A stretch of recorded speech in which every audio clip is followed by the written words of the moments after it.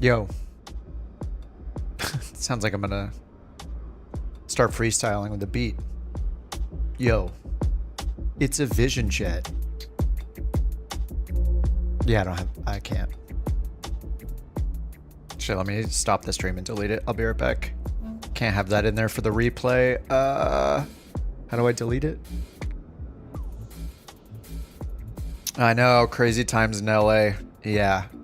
Well, LA, I mean, I can't fault them for the mistake. They're under insane pressure, but they accidentally sent out like an emergency phone alert to literally everyone in the entire county, I guess. So I thought I was going to have to evacuate, but we're okay. Can somebody test the new bork bot? I hope I didn't mess it up. It might be messed up. I'm trying to make my own bot, or, you know, use streamer bot to configure all the commands manually. Someone can get a free bork report. Oh, it's not working. Oh, it was working.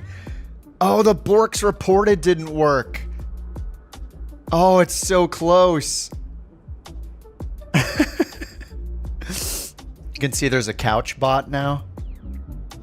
All right, so the borks reported. This one has the ability to keep track. Thank you for the excitement in the bork command, for the excitement. This one has like so many capabilities, so I'm making it so it actually remembers how many bork reports each person has filed. But apparently my message isn't working.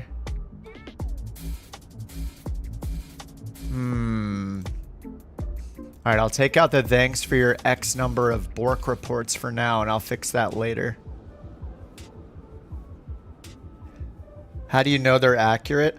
I don't. I may need to make a mod command called "that wasn't a bork" or exclamation fake bork, and then it will need to remove the bork away from the bork reporter and then time them out for 1 hour or something to punish them for their fake bork report. Which I could code. I could code that in. Somebody could be put in the corner for a fake bork report. Bork honor system. The bork report is whenever the puppy is heard in the background, a bork report can be filed once every 60 seconds. And the first person to file the bork report will get credit for reporting the bork. And I've been working on the bot to try to... I had Streamlabs doing it, but now I have it so I'm using StreamerBot, which is like bot software that runs on your computer, and you have to configure every command. Anyway, yes, that's you know, it's becoming a thing. Another thing that's now a thing because I switched to it. Well, I'm slowly switching over to it. Is a route command. So every time I get a route, I will type exclamation route and put the route in. And if anybody types exclamation route, it will read the route back. So I'll be able to put the flight plans in there. Right now it has a fake route, but that'll have like a 10-second cooldown or whatever. Where do I find all this free time? I mean, as we know, the mountain funds this whole thing. So all day long, I just work on this, you know, and all night. I just have no, yeah, I don't have a job, so.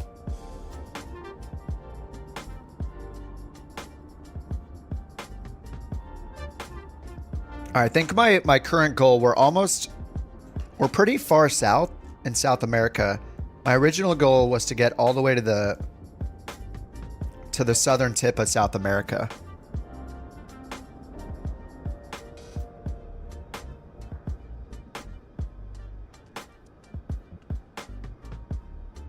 Oh, the job command isn't working. Oh, I see what I did wrong. Ooh, thank you for trying the job command. Hold on, I know what I did wrong. Command was triggered. Job command. Okay, the job command should be fixed now. Geez, Streamlabs, not yet. Check your VA application. Yeah, sure. As long as your name is in the VA application, we can accept it. Big Old Bear. Oh, we know. I know Big Old Bear. He's in the Couch Club. Accepted. Gibson, accepted. And who's Air Bernie? If you could... The hard part is when we look at this list, it's so hard to know who is who. So if you guys can make it your YouTube/Discord name as your company name, like Campbell Farms did, that helps a lot. Then we don't have to put our like 4-digit code in there. So whoever Air Bernie is, please change your company name. Yeah, we're trying to figure out what to do with the on-air, the airline, the on-air couch captains, because the FBOs are in progress. So if I... Actually, can I manage the VA? I wonder if this stream will bring up the management window when I open it. Let's see. Because it opens in a separate window, which is kind of weird. I don't think it does show that. What if I do this? No, it doesn't. Done with NeoFly? Not like forever, but... yeah, not forever, but NeoFly is... just doesn't have these features in it. Anyway, the FBOs are in progress. At least our home base in the US is going to be KDVN, which is Davenport, which is another name for a couch. Somebody suggested that before, so there we go, the Davenport. What's up, Grumpy Batman? Learning a lot? Heck yeah. Level 7? Nice. Yeah, I've switched to do mods now because I put so much time into the regular Flight Sim 1.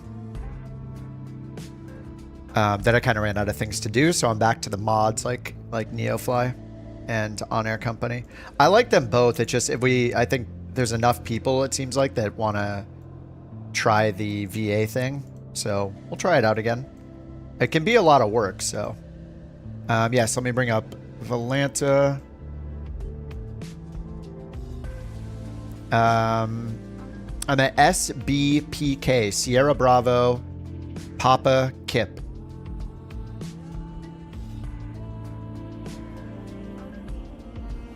Let me get that going.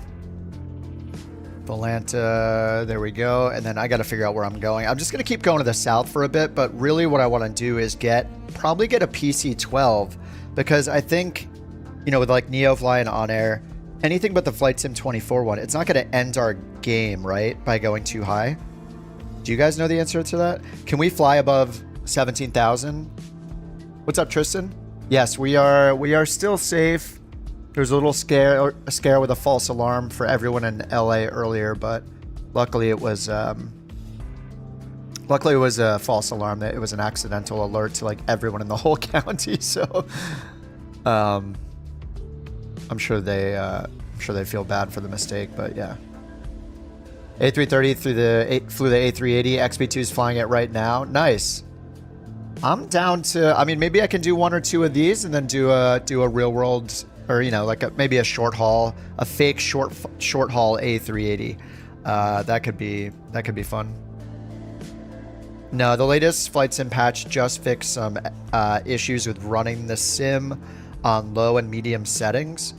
It looks like it was targeted at Xbox users. Did I think I'd do a vacuum? Oh, yeah.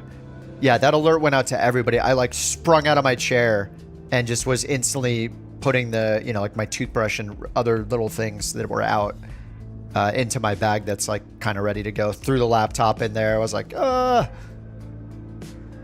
my heart was like, you haven't moved around this much in like months since the release day of Flight Sim 2024. I was like, yeah, I haven't. This is a lot of work moving. Yeah, but everybody in LA was like, got the same alert. So yeah. All right, let me see if the job command works now. I'm learning the new bot. Am I off work? Yeah, I work a 9 to 5. How do I like Beyond ATC? I like it. I prefer it over other options out there. I mean, it's $30, so you can try them both. I mean, you can't try Beyond ATC, unfortunately. Man, what is wrong with the job command? Anyway, it's a learning.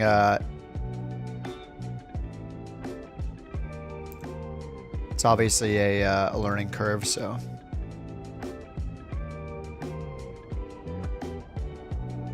Maybe it doesn't let me use my own commands. I don't know.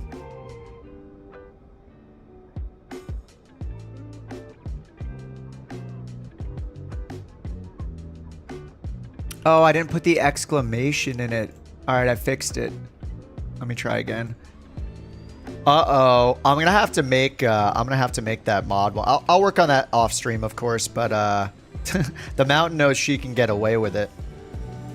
There, and as more jobs of mine are known, yeah, and I like that it's CouchBot. You know, I guess I should promote CouchBot here.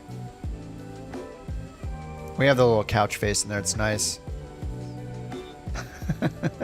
What time? It's 5:52 p.m. right now. What's up, Tim? By the way, sorry I didn't say hi earlier. Bork report 39.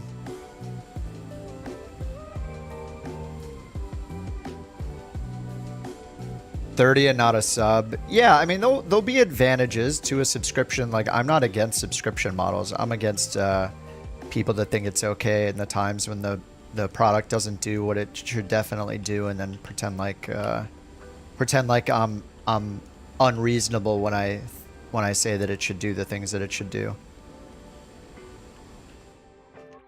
39 reports. Maybe I'll have to reset it later. I'll take the mountains away once.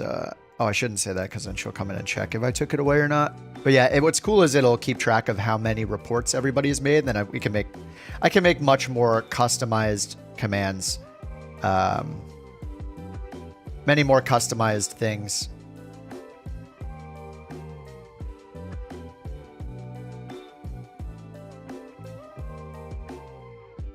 Yeah, it's $30. Yeah. The only other cost is if you optionally choose to pay for premium voices. So it's totally up to you.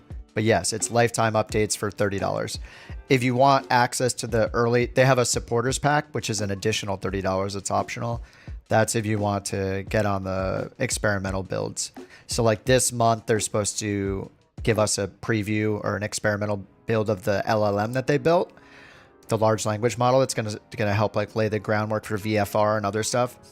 That is supposed to come to the supporters pack this month. So I paid for the supporters pack. So you'll see it on my stream when it's out. But yeah, you can just get, I don't have any special access. I just paid for it. Which is also why every time I talk about Beyond ATC, I don't have to tell you that they gave it to me and worry about getting in trouble legally or whatever. Legally and with YouTube for people being like, wait a minute. You didn't tell me that you received it for free, and therefore I should know that when you're talking praise about it. Apparently that's I don't know if it's true or not, but yeah, all the recent streams of certain ATC products seems like that might be the case, but I'm not sure. How many kilos? Let's find out. Yes, let's get the flight going. Whoa. Is that 2 legs? Oh yeah, well, that's going way north. I want to go south. What's oh, this is 11,000. 1 leg, 11,000 for taking 3 is this a medical? This is a medical transport. This is a good one. All right, I accept the medical transport. Let's go to our jobs. From above, LA looks like an entire civilization built between a couple mountains. Yeah, pretty much. All right, here's the medical one. I will fly this in the Vision Jet. Oh, good. I was talking about you to my wife. She showed me what's going on in California in your area. Can you tell there's a fire? Yes. Yeah, we can tell there's a fire. I mean, we've been able to see the fires, and we've, you know, mattering how bad the smoke is that day. Sometimes they're obscured. But yeah, we are able to see the fires. Right now it's pretty cloudy, and I mean, they're moving and stuff. So like, yeah. I wonder if your streamer evacuated. Yeah, not yet. We thought for a moment, I thought I was going to be. Okay, let's load the passengers, do the sim brief dispatch. Let's bring up sim brief.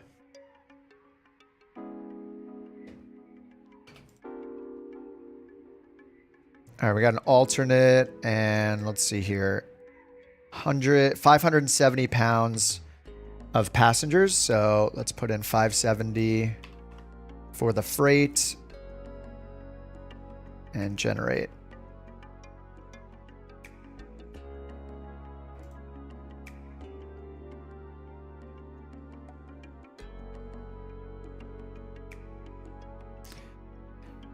All right, 6063 Echo, 30,000 feet. Let me get beyond ATC going. I want some background sound. And then, yeah, 30,000 feet. We need 1,400 pounds of fuel. And then here is the route. Let me try the new route command. If it's broken, then I messed it up. So I put the route in the chat. And from now on, every I think it's a 30-second cooldown, somebody can use the route command to read back the route. The bot will remember the route and tell you if you don't know the route and you want it again. It's making my life a little easier. As long as I remember to use the route command, it will work. Okay, so let's go ahead and do that. Got the Volanta going. Bork report. Well, what I'm gonna do is I'm gonna make the bork punishment command, so it'll be usable by mods and myself. And if I didn't hear a bork and no one else heard a bork, or I could even make it so if like 3 other people say no bork, then it punishes the person who claimed there was a bork. That would be pretty fun. Yeah, we need a no bork or bork lie command. And then that person will be timed out for 30 minutes or something like that as punishment.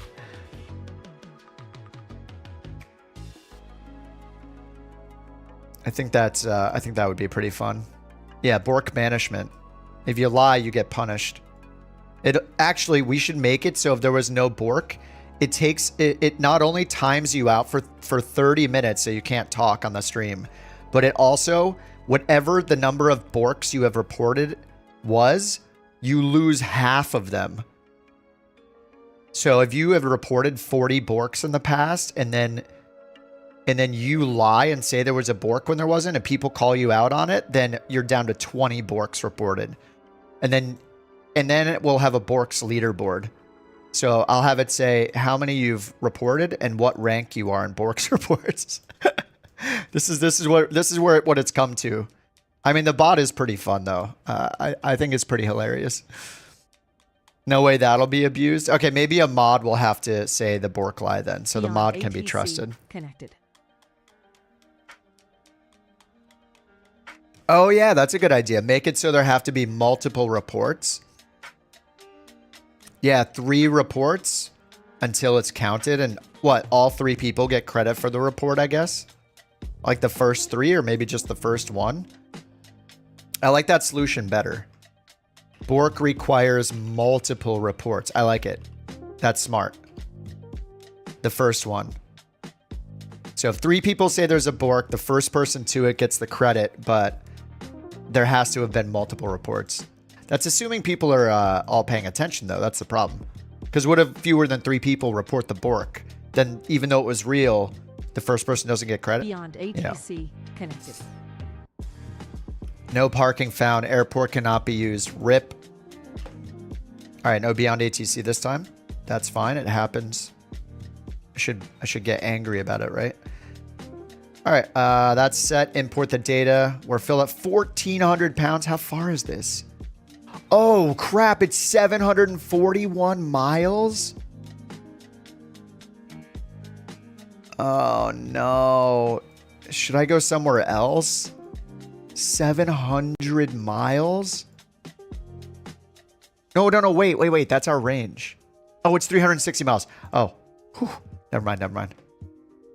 Pretty sure you have more than 3. Yeah, it could be. Yeah, we could try it. All right, I'm going to go back to... I'm just going to go minus 12 hours. We're going to go back to UTC 1400. Let's do that. Ready? Yes, ready if we have to evacuate. Yes. All right, start the tracking. There's the time changed.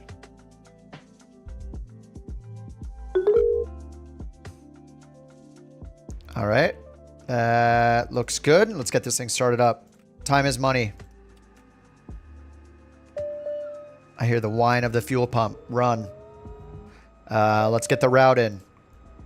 Initialize fuel. Speed run. Accept. Fine. Sim brief. Import the route. This one has no departure, but it does have an arrival.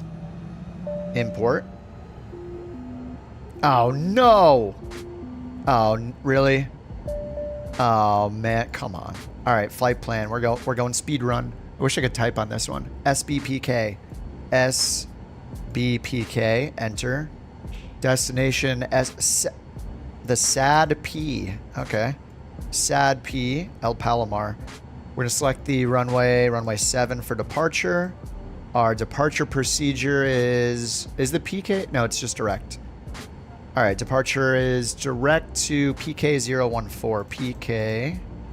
PK014. Enter. Actually, I'm going to put in the arrival. The UGIM 8 Zulu. UGIM 8 Zulu. Transition is the UGIMI. Load. What? There's no arrival. All these arrivals don't work in South America. I don't understand. Let's see if it works over here. So we're going SBPK to the SAD P. Add the arrival. 8Z.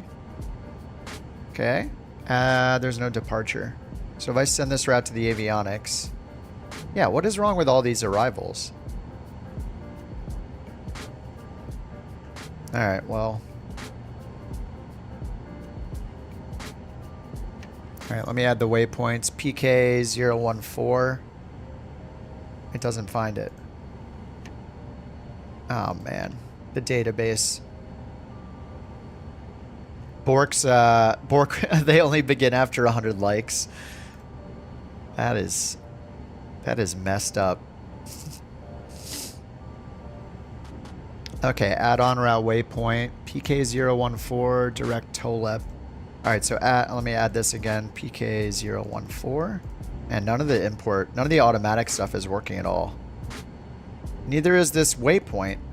Okay, let's try TOLEP. TOLEP. It's not. Oh, there we go. Okay, we got TOLEP that time. En route TOLEP. Where'd the button go? What? Is it the arrival removing it? Where's the add en route waypoint button? It just disappeared. You have to like do this. What is going on with the G3000? I'm so confused. All right, we're gonna load an airway, the 661 exiting at CRR. Load. After CRR, we're entering the 792 airway. 792. 792. Exiting at Dagus. At Dagus, we're entering the UL 405. So much for speed running. And that one goes to Gimme. You gimme bork reports. And we're expecting runway 17. Here it shows 35. I'm gonna listen to the EFB in the game because it auto chooses a runway based on the weather, I'm pretty sure. Okay, so that's fine. Alright, and then do we have any charts? We have charts for SAD P. I'll get those going in a bit. Alright, let's get our MFD full screen. Flaps. Let's get our oxygen going. And the pitch trim going. Oh, a bork count. I can definitely add that in cruise. Bork. How about just exclamation borks? Oh, I'll do borks or bork count if you want to type more. I'll make one of those when we get to cruise. I'm going to become a bot expert. We're going to have the coolest bot that has nothing to do with aviation. It has everything to do with puppy borks. It just makes sense. All right, altimeter 1013. And it said we're going to go to 30,000 feet, so I'm going to get that set.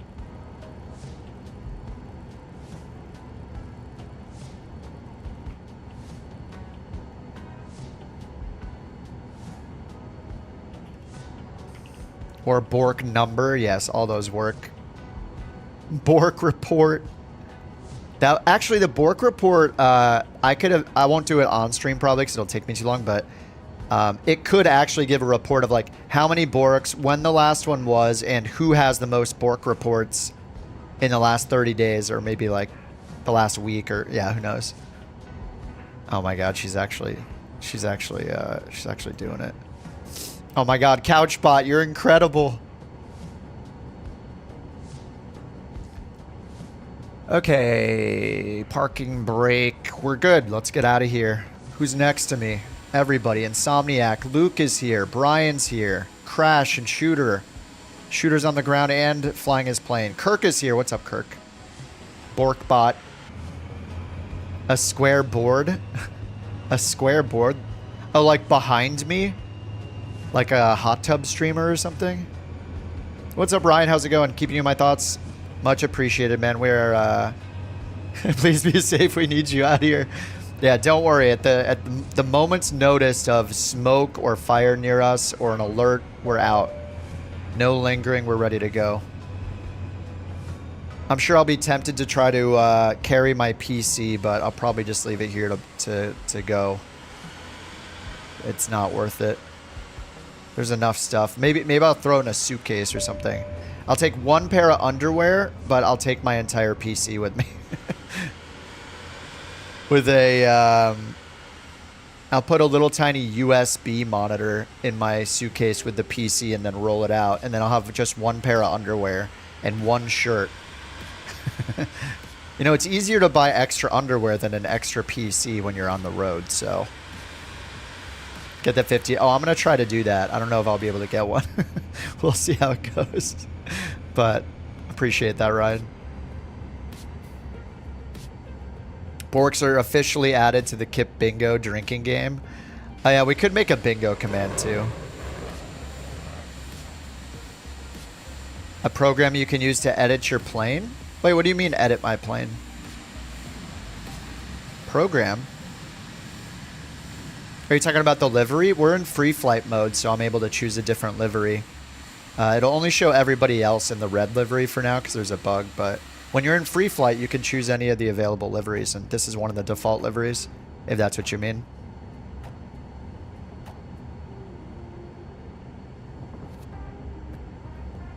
Okay, we're supposed to take off from runway 07.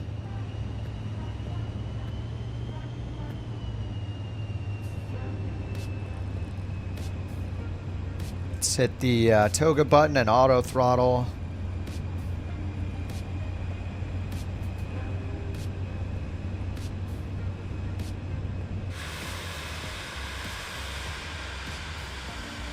Why are so many people submitting them? Whenever they hear the bork. When they hear the dog bark, they submit a bork report. You know, we got a lot, there's a lot to do. There's a lot of downtime when you're using autopilot on every flight through the whole cruise phase, so, you know.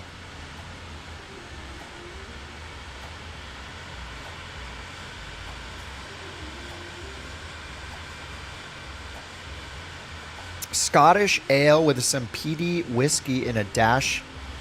What's Galliano? Whatever it is, it sounds good.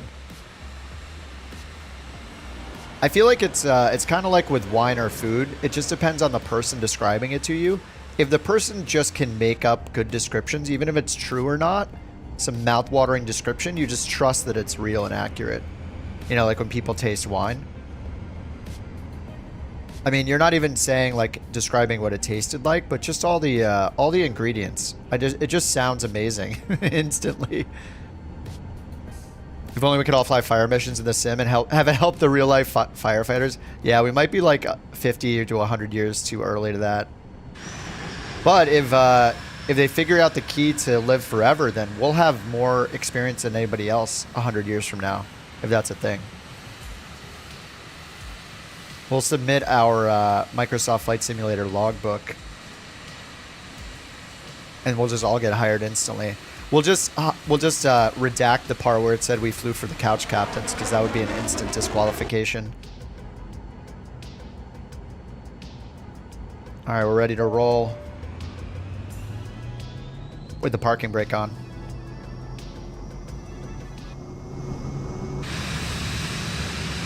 I kind of like the blue on this. I normally don't like blue and red on liveries. This blue looks very nice.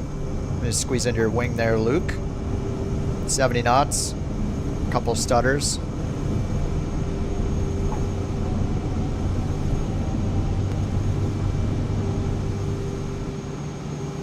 Gear up. Both of them. All three of them. 1 mile. Beautiful. All tucked in. Let's get that 115 knots. 500 AGL. Alright, flaps up. Flaps indicated up. Yaw dampers on automatically. Let's go flight level change. Then we can get climb thrust automatically. And now let's hit nav mode, and I'm going to turn around for our course.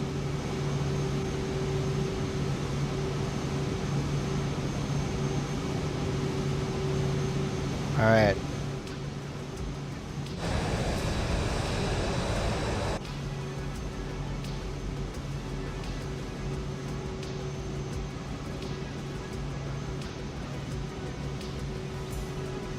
Yes, there's a new route command. I'm learning to make the bot myself. Well, there's this great software. I heard about it. I'm sure I don't even actually, I'm not sure if I knew about it before. Anyway, it's called StreamerBot, and it just runs on your computer. So, but you have to configure every single command and all the logic for all the commands. Like, it's extremely powerful. So, anyway, yeah, I've been learning about it the last few days, and even over the weekend I was learning about it a bit, trying to figure it out. The hard part is testing it, because if there's not an active stream, it's kind of limited in what you can do. So, all right, let's do heading mode with the FMS on in the background. But yeah, it's pretty cool. It's you know, it's really limited by your imagination.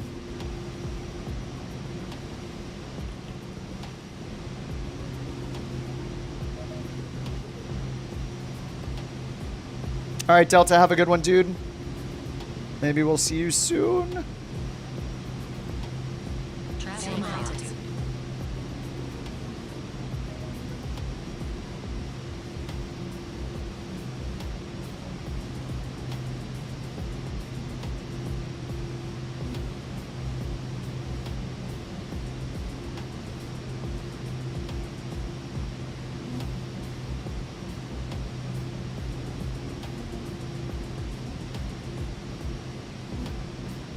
I promise.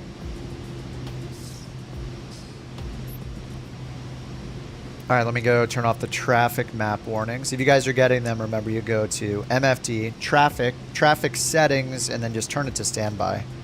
That'll get rid of the traffic though. So I guess you could operate it and then turn the traffic display off maybe, but that kind of, that doesn't do it.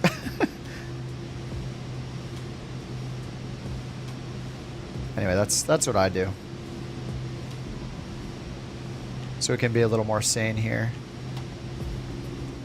All right, and let me pull some charts up on the left. Actually, how did I do it before? I did the map over here before, which was kind of nice, with a full screen chart on the right. Because if I do that, then... Oh, you know what? Maybe... Actually, let me try it the other way. Let me do full screen map here, and then over here do the chart, just because the chart kind of fits nicely in this... Okay, so it's pulling in the airport diagram, but I kind of want the arrival. So that would be the you give me 8 Zulu. See, whenever it's landscape, though, it feels so much better to have it on this screen. But I really love having the VNAV profile, and I'm really used to looking at it over here. So with that over there, I think I can right-click this one. Oh, no, I can't. So yeah, to move the chart independently from the map, I have to have this highlighted using the top knob, and then I can right click and zoom it or pan it. And then we're going to, I don't know which waypoint gets us there. Yeah, I think I might like the map better here than the chart over here. So I could turn this one to the map, home map, and then move to the right. I'll lose the VNAV, but we'll be able to see the top of descent marker. So then over here, when I load the chart, I can use this to zoom and pan the chart all the time. And then the map, because it's over here, this knob on the first touchscreen will take control of the map zoom level. So I can do that without clicking more buttons. It's kind of nice. What's up, Bio? Yeah, we're good. If you work from home, why do you live in LA? Because the weather and everything you could possibly want is in LA. I mean, LA could be like its own country. It's so huge. At least its own state. Yeah, I mean, there's everything here. Like, you got your pick of like a million airports. You got the beach, you got the snow. You got suburbs and parks and mountains. You got cities, and you know, there's just so much in LA. I realize that I stay inside all the time, but you know, there was a time when I left the house. But yeah, I didn't know that I would like LA as much as I do. It's one of those things that until you're there, it's, you know, you have an opinion about it, even though you've never like spent tons of time there or lived there or anything like that. So it's, which I did before I moved here. But yeah, California should be Canada's 11th province. Wasn't it somebody said something like they're inviting like Washington and Oregon and California to join Canada or something like that? Yeah, close to the servers. See? That's the thinking. Absolutely.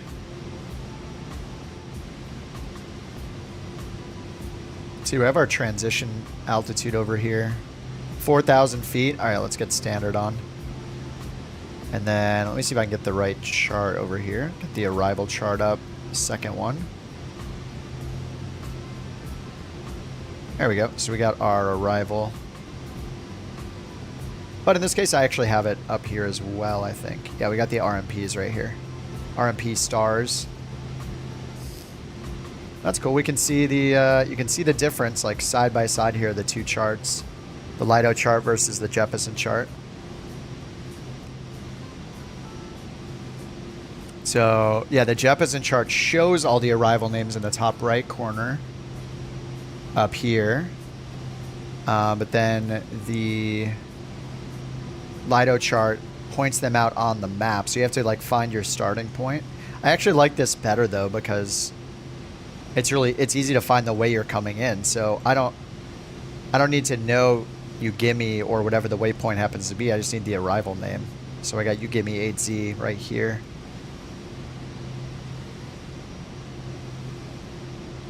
And then down here we got the transition altitude 3000, transition level given by ATC.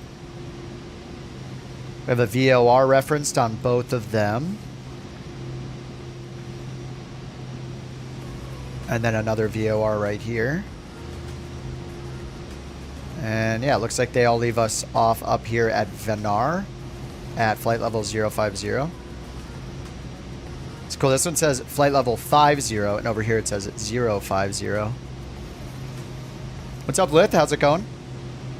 Not a big city person, happy in the boonies. Yeah, I've lived in all sorts of different sized cities, and I kind of like them all for different reasons, I guess. But yeah, I wasn't a big city person either. I mean, LA is very spread out, like in general, most, you know, so it's not like big city feel like Chicago or something. But yeah, I get it.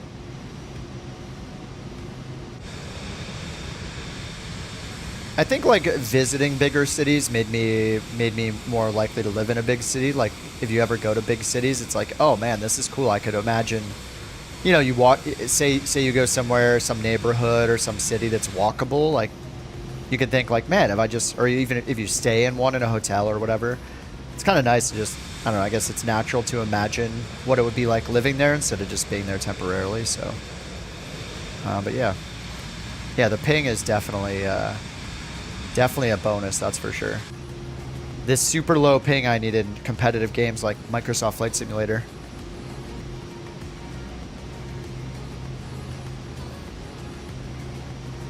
All right, I will sync the heading bug. We're going to Tolep, still climbing here.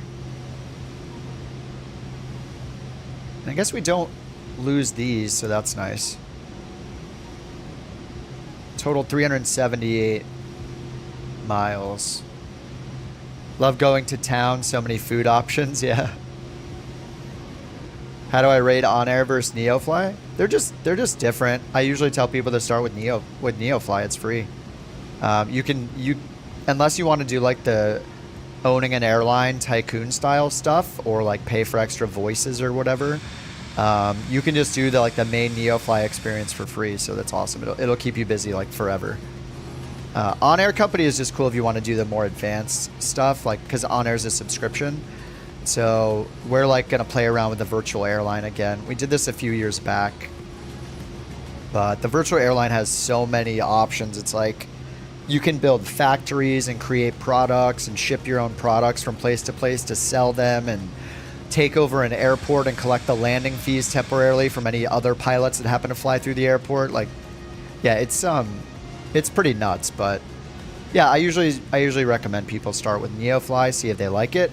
If they outgrow it, or they really like some of the features that OnAir has, then try the OnAir trial and decide if you want to pay for it after that. But yeah, they're both incredible.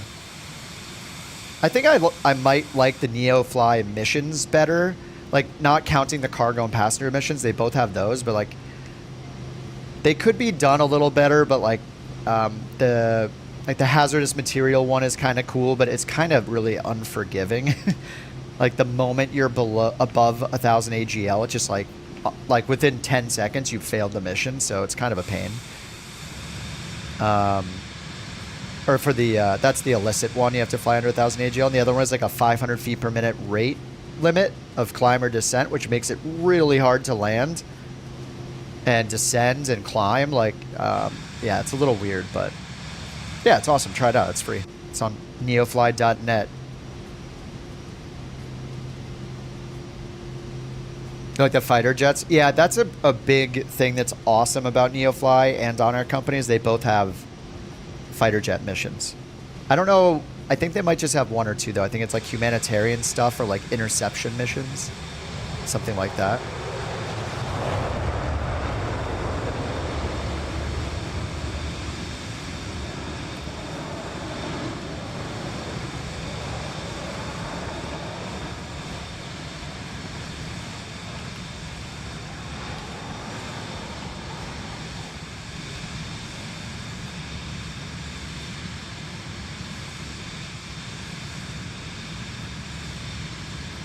How long is the flight? I think it's like... Oh, we're still climbing, so it's hard to tell. Let's see what SimBrief said real quick. SimBrief says an hour and 55 minutes in the air. So once we get to cruise, I'll use time acceleration. If I use it the whole time, then I risk landing and having the plane held. So I'll probably use 2x once we get up. Flybys, air show. Yeah, air show would be so cool. Like, what if with the air show there was like a preset number of waypoints you had to fly over? That would be really cool. You have full permissions to do anything. Does it actually let you, though? You should just, like, you could try something and see if it works. If it does, I'll figure it out, but I don't know if you actually do have the permissions or not. Let me check. Did it make you a manager by default? The power. I'll check real quick, but it shouldn't be the case. You can accept pending applications. Oh, really? Maybe it made you a manager. Let me double check.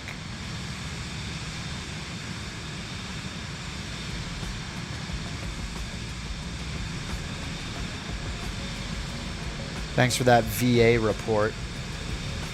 Yeah, try it. It might just show you but not let you do anything, you know?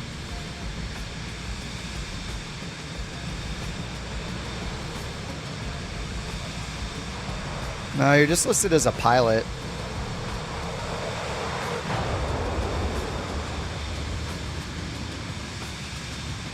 I see a few of you guys sent in your applications It would be awesome if you could edit your company in your settings and change your company name to... Can you try renting? Yeah, as long as it's cheap. The company only has like so much money right now. You could lease one. You could try leasing a place near near Davenport, Iowa. KDVN is our default. Or like making an FBO, or you could try to accept a... You could try accepting a invitation or a join request. Yeah, it shouldn't work though. It's weird that it shows you. It might be showing you, but not like let you, you know.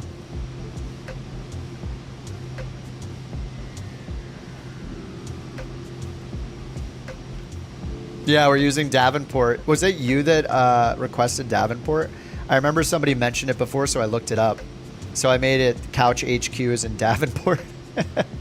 It might have been you, Kirk, when we were talking about different words or airports that were about comfort. I also found one in Indiana called Mount Comfort and added that. Started building an FBO there. But we can build FBOs all over the world. It just matters how much money we have to spend on them, but yeah.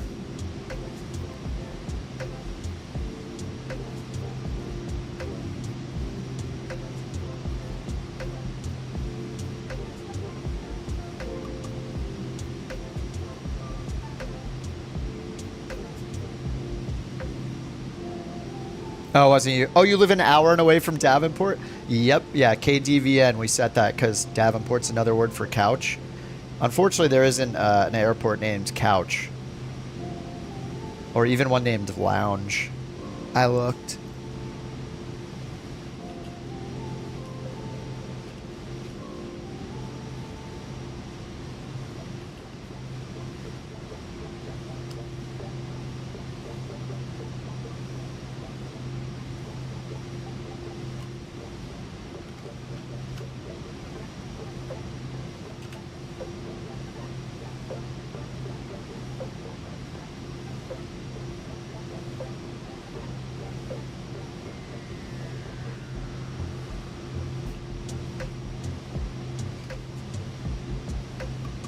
All right, let me try the bork's command. Yes, there we go. All right, we got the total bork report. It's got many aliases, so it can be just borks, bork count, bork report, bork number sign. 60-second cooldown. There we go. Bam. Total bork reports. I'll expand that later on to show like who submitted the last bork report and who is the bork report leader. These are the things we do in cruise. Sim rate sound. It's part of OnAir Company actually. Yeah, an OnAir Company during the flight tracking. Let me bring up OnAir real quick. During the flight tracking here, if I go to flight data, it shows my current sim rate sound, and there's a checkbox right here. I know it's really tiny, but there's a little checkbox that says play sound on change. You got your approach clearance 110 miles. Yep, that's been a... Wait, you got the clearance? Normally I get a vector. Yeah, I think there's some bugs for sure. Total borks for all time. Total borks for the stream. Yeah, that's doable too. I can definitely do that. So bork report, total all time, total for stream, most reports all time, most reports this stream, last reported by and when. Yeah, all those things are possible.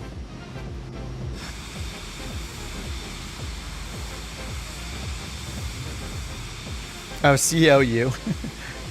Close enough for couch. A bork's when just a bark, when the dog barks. Bork, bark. You could type bark if you want, it'll still work. You know, just silly bot commands. The puppy barking has become a part of the stream, whether I like it or not, and, you know, we're just going to embrace it. It would be great for both me and the mountain if the bork command was no longer a thing. But for now, it seems like it needs to be a thing. Oh, you do get a pop-up. Okay, cool. That's weird that it shows you. All right, puppy, see ya. Post updates in my YouTube community posts. I usually just save that kind of stuff for Discord.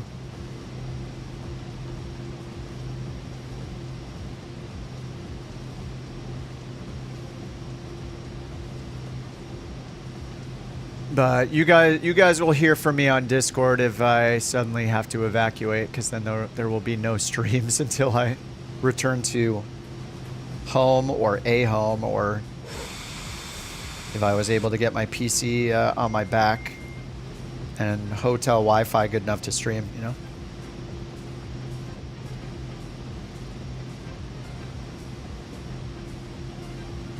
All right, we're still at 26,000 and climbing. Are you joined just to know if I'm evacuated? Thanks, Eric.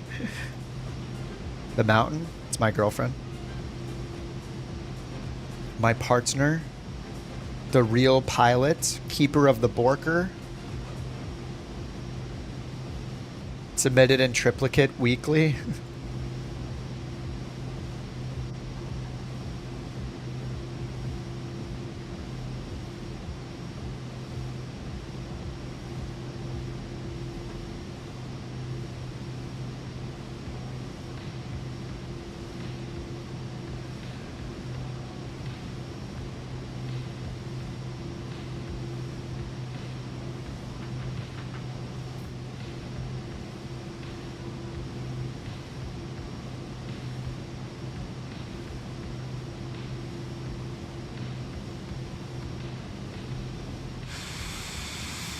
Wait, Couch Airport? Where's that?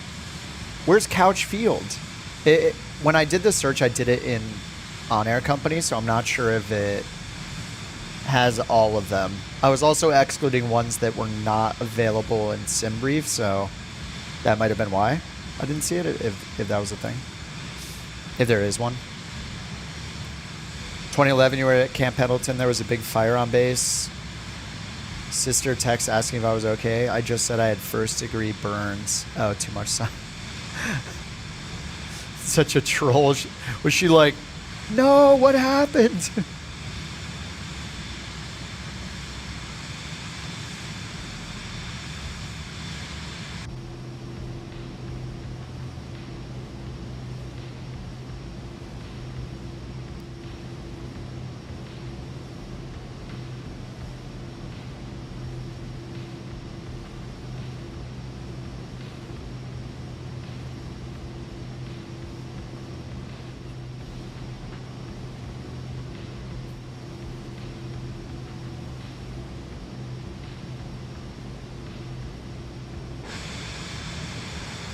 She was freaking out. Oh, she's a registered nurse. Got a good laugh. She didn't remember her burn order. That's a brotherly thing to do for sure. A sibling thing to do.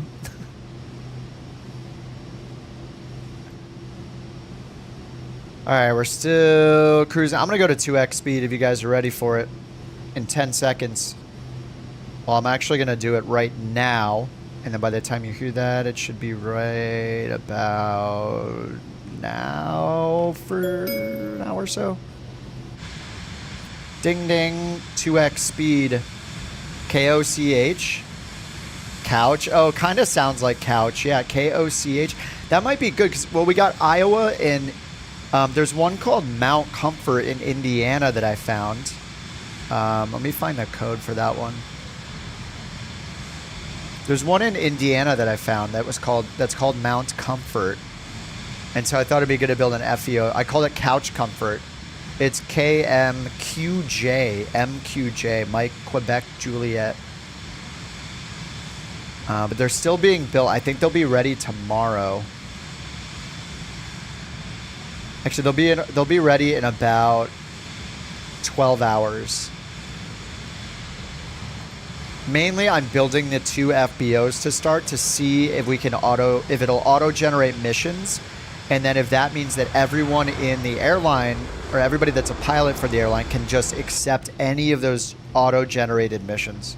See you, puppy. That's right by where you live, really? Mount Comfort, really? No way. Wait, we picked like 20 minutes. Dude, both airports that we picked are right next to somebody. That's crazy. What's up, Ed? Can you change the plane's livery that you own in the career? You can use any livery. Sorry. Are you talking about, if you're talking about career mode, if you're talking about career mode in Flight Sim 24, the built-in career mode, then no, not yet. In these career mode apps that we're using, we can use whatever livery we want. But no, not yet in career mode. Hopefully they'll add that at some point. They're supposed to have a livery creator. Couchfield is a GA airport. Wait, what is Couchfield? Let me look up. I could look up Couchfield. But anyway, Mount Comfort and Davenport Municipal will both have FBOs in about 12 hours. So that'll be like early tomorrow morning for me. And the idea is, like, whenever you build an FBO in OnAir Company, you can do what are called FBO queries. They're really just missions generated by your FBO or jobs generated by your FBO. So I put them at 2 airports. You can actually just make 1 airport. What's up, Raccoon? You could pretty much put them at 1 airport, and then when the FBO is built, you can tell it to start generating jobs for you. And it will make the jobs in any direction you specify, like a cardinal direction. So you can say, like, generate jobs to the southeast, and it'll do that.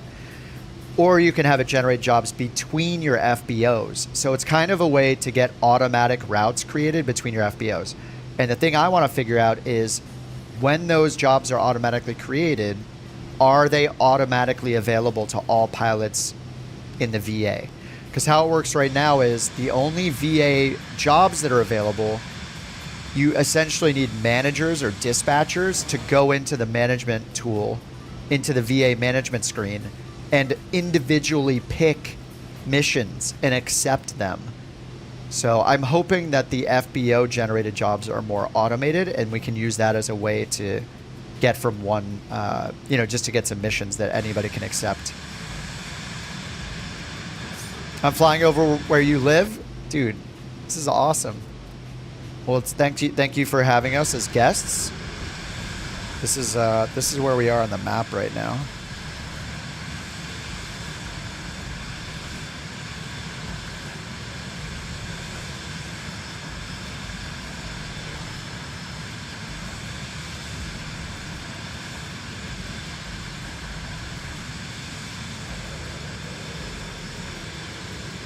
You can create routes. Yeah, I think we can do regular routes, yeah. Yeah, we have to wait for the FBOs to be created, I think. Business, custom regular routes. Create new route. Leaking your address. Yes, his house is right. It's right there. See that tree? It's under the right wing now. It was over there.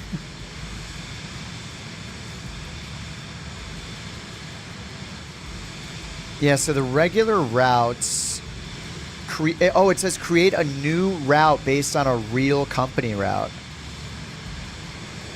So if I choose KDVN, we can find real routes. Oh yeah. There are real routes.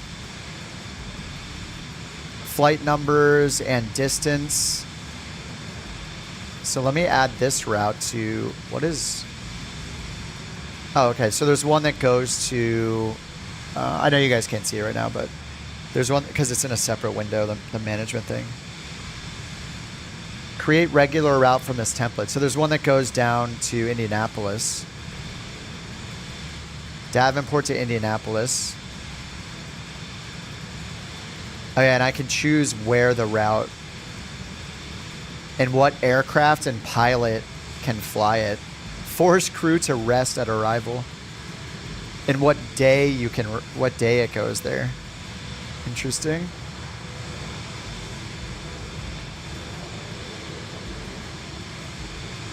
Automatically set optimal prices. You can put tickets offered for sale. Yeah, it's kind of nuts how many options there are. This is why OnAir is insane, and why when we first started talking about it, I was like, do we want to do this? Because I can go up here, custom. This is what I was just looking at. Custom regular routes. create a new route, and now you can pick it based on a real world route. So I can put in Davenport and search the routes, and then we can find somewhere that we want to be able to fly to regularly. So say we want to fly Davenport to Indianapolis. This is a pretty short route, 226 miles. Create a route based on this, and then look, it gives you cargo and passenger heat maps. It is crazy. So we can generate it. I can give a color for the route. So let's say purple for passengers. Passenger heat map. And then you can say how many seats do you offer. So I guess in a... Oh, it's not letting me. Select an aircraft. Oh, there's a Vision Jet. Okay, there we go. Okay, so I can select the Vision Jet and say any pilot can fly it. I hope. Save. Activate route. Yeah, this is insane. Custom regular routes. Yeah, there's a regular route. So I don't know if this is going to appear for the VA though. But if I generate this for the VA, maybe it'll show up. So yeah, let me delete this one. And then I'll generate it in the other window and see what happens.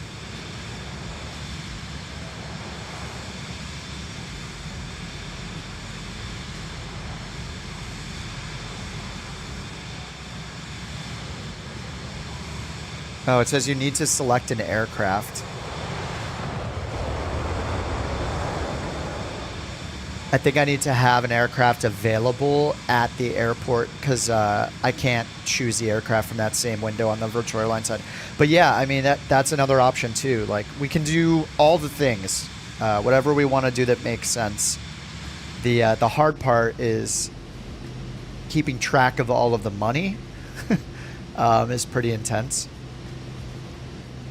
I think maybe the aircraft needs to have it. Or at least maybe it needs to be stored at that airport.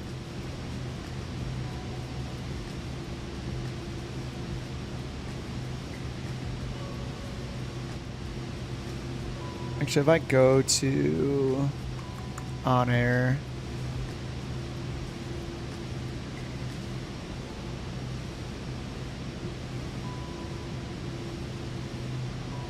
Yeah, it's just showing the wrong window. It's really annoying because there's two windows. A whole new window, a whole new version of OnAir opens. It looks pretty much the same, but it's for managing the VA.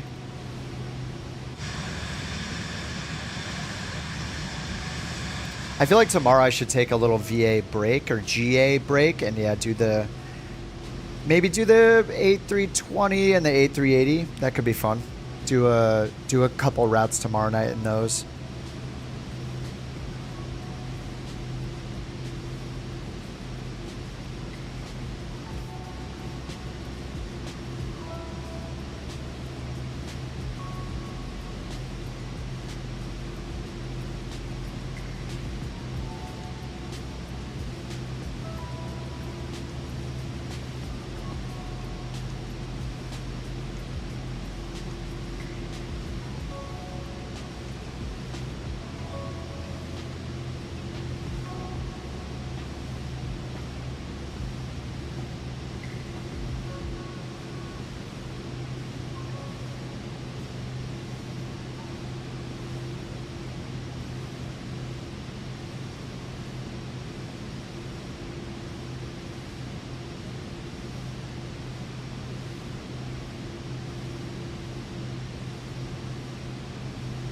What's the appropriate time to turn on the ice protection? The one real world route pilot I saw flight on YouTube, or real world Vision Jet pilot I saw, said that at any point when they're under 10 degrees positive outside air temperature, they turn on the engine anti-ice. So that would be now. And even if they're on the ground, I saw them turn on engine anti-ice and leave it on literally the entire flight. But because I've been flying it so long without the engine anti-ice on when it's cold and it hasn't broke, sim rule wise, it seems to not matter. I don't even know if the engine anti-ice has any there's any damage ever to the engine. But the wing and stabilizer anti-ice, you'll definitely see the wing accumulate ice and the stabilizer accumulate ice on the wings. And that, if you have the icing modeling stuff turned on, you definitely want to, like, when you see that, turn that one on.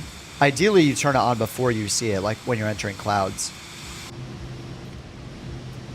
I know with the airliners, there's an outside air temperature or a static air temperature lower limit, where once it's colder than -40, so in this case it is colder than -40, you don't turn on anti-ice because it's so cold that there's like not a risk of the ice forming on the leading edges or anything like that. So it's like not a risk because it's just so cold. That I guess like maybe icing wouldn't even be present at that time. I'm not sure. But the simple answer is turn it on when it's under 10 degrees Celsius, positive, and when you're going through visible moisture. So clouds, rain, snow, etc. So, and you can just like in the sim, it's very forgiving, right? So you can just turn all three of them on if you want. So that's why in the very first tutorial, I just said, just turn on all three of these when you're going through ice or you're about to go through icing conditions or visible moisture, because then it'll just you'll be protected and it's not really gonna have any negative effects having it on the whole time. Law Dog, thanks for joining the Couch Captains. Oh, that's what I am working on redoing the bot so it pulls up the right chair type, because for new Couch Captains it should pull up a stool, but for month 2 Couch Captains it should pull up the lawn chair, but right now it's just doing the lawn chair every time. But you know, I'm sorry to say you have a stool instead of a lawn chair for now, but it's going to be uncomfortable, but hopefully you'll upgrade to a lawn chair next month. Thanks for joining, Law Dog. When am I going to switch from the Vision Jet? Oh yeah, that's a good question. That's what I want to figure out actually, is if I can get like a PC-12. I kind of want to fly a PC-12 because I don't know if it will end the flight above 17,000 feet. I think it might just be a career mode thing. So since we're not using the built-in career mode, maybe I can get one of those and fly it around and do some good cargo or passenger flights with it.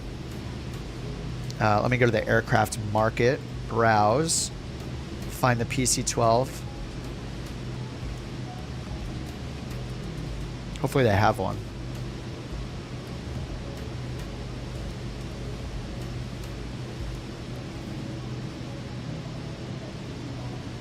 So PC-12, there is a PC-12 right here, and let's see if I click compatible add-ons, will it show? It does show the PC-12 NGX cargo.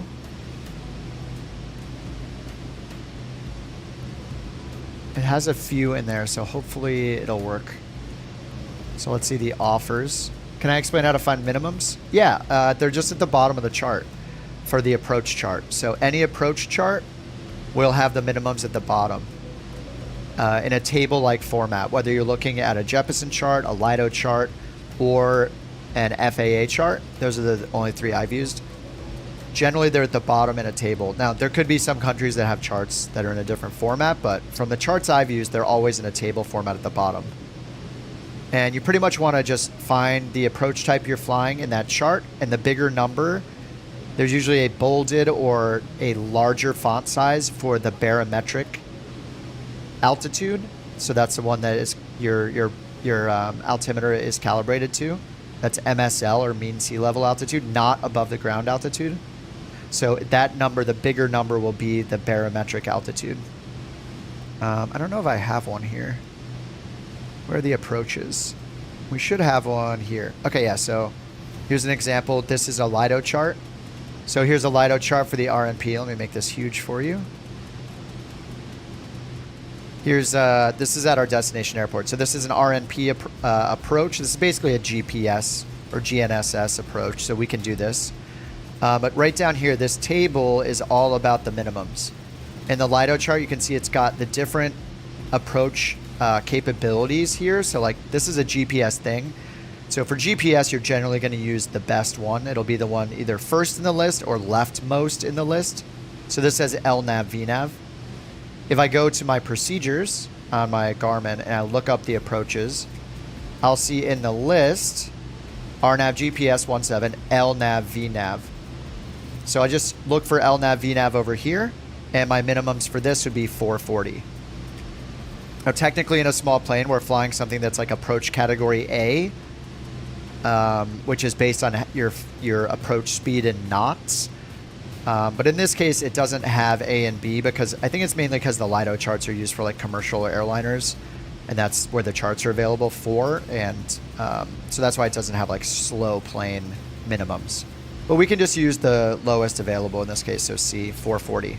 So if you're flying the Vision Jet or whatever you're flying, you go to the minimum section, wherever it may be. If you're flying an airliner, there may be dedicated knobs up here to set your minimums. The G1000, you hit the timer ref button. If you're putting the approach in, there's usually a spot to put in the minimums, like right here for convenience when you're loading the approach. Or after the fact, you can find the minimums button wherever it might be and then set those minimums. So I just type in 440 in this case, and that's the approach I'm doing. There will not be an FAA chart available in South America because these are only for the United States, but it would look very similar to that. But yeah, you look up the minimums at the bottom. Minimums in the FAA are the same. They'll be down at the bottom in a grid. It'll just flip the two grid axes. So horizontally, you will have the type of approach, and vertically, you'll have the plane approach speed class. But you'll be able to figure it out on any of them. And same with the Jeppesen. So if I bring up the Jeppesen approach instead, you'll see that's also in a grid at the bottom. So go chart selection, approach. What was that? RNP. So here again, they're just slightly different, but you can find the minimums at the bottom. So it's more similar to LIDO. It's got it in a vertical format. Like this is the LNAV VNAV approach. So then we have 438 is the decision altitude. Right after the decision altitude, they'll have the height. So this is our barometric altitude on our altimeter. This is our height above the ground. Generally, you're going to use the barometric one for your minimums. The height above the ground is something you'll use in an airliner with a Cat 2 or a Cat 3 ILS approach. But it's really there for reference if you're not flying an airliner. So if you're flying in really high altitude, the minimum is basically like 2,200 feet. But then here it'll say like 350 feet above the ground, just so you know that reference, how high you are above the ground. Jeppesen ILS. Here's a Jeppesen ILS, same thing. ILS, straight in landing runway 17. It puts them in the same place. Same format, decision altitude, decision height. Sometimes it'll be like an MDA instead. So DA and MDA, it's like decision versus minimum descent altitude and height. DA is more loose. It's more based, what it sounds like, it's a decision. And you can kind of continue slightly below this while you're making the decision to continue or to abort the landing. Whereas an MDA is very strict and you cannot descend below the MDA on the approach. So if you see MDA, that means an actual minimum. And if you see DA, it's a little more loose. I believe you can use the autopilot like 50 feet below a DA on an approach. I'm not sure if it's like a company policy thing or an FAA thing or how it works in the rest of the world, but yeah, it's just generally you have more time to make a decision before you commit or not. Whereas the MDA is like, nope, do not go below that altitude period until you see the runway environment.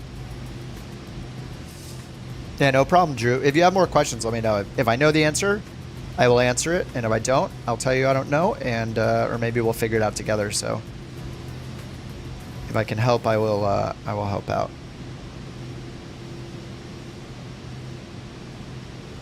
MDA without vertical guidance.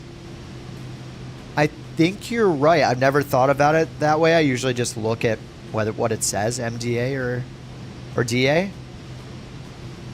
But I think you're right, yeah, because in this case, this is a localizer approach, so MDA. And then I believe if we look at an RNP approach, we'll get an MDA on something like an LNAV approach, yeah, which doesn't have official vertical guidance. So yes, yeah, I think you are right, yep. Because here's an LNAV lateral only. It's essentially like more like a VOR approach than a localizer approach. But yeah, MDA, and then over here, DA for LNAV, VNAV. And LPV would also be a DA, not an MDA.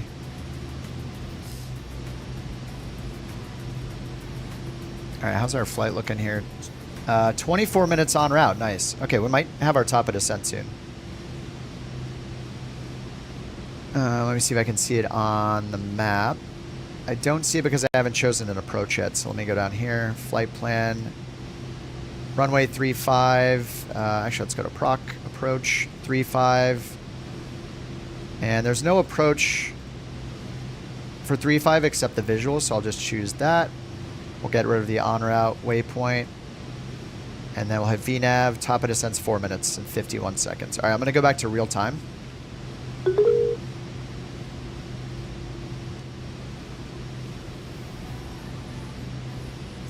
Kirk.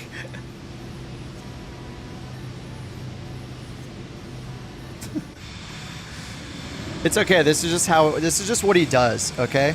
Don't even worry about it, you know?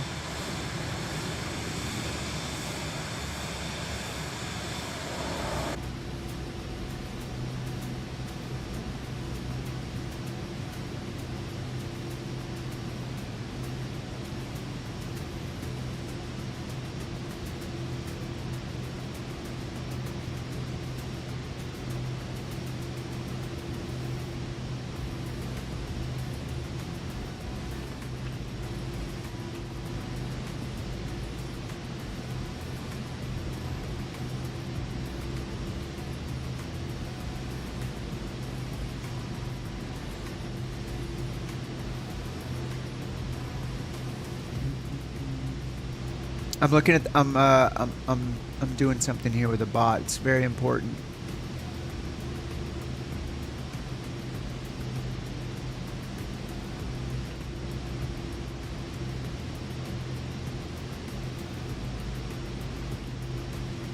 I'm gonna test something, okay? Don't call me out. I know there's not a bork. Is it gonna say how many bork reports I've made? Yes. I know it says 1 reports, and that's not grammatically correct. But, you know, I'm not an expert.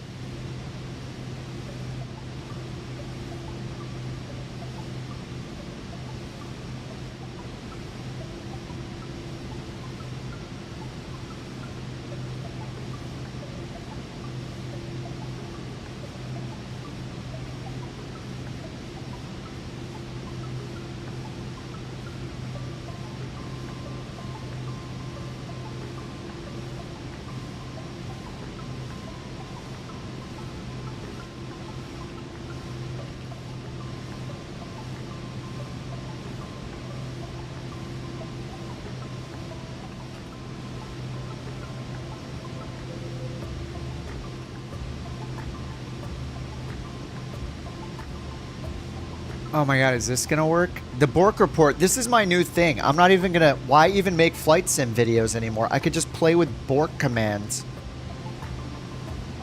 I wonder if it gives me a pass. Oh no, I broke it. This is how you know that I'm not technically savvy enough. It should... Actually, thanks for typing that, Lith, because I want to make sure it enforces the cooldown. It looks like it does.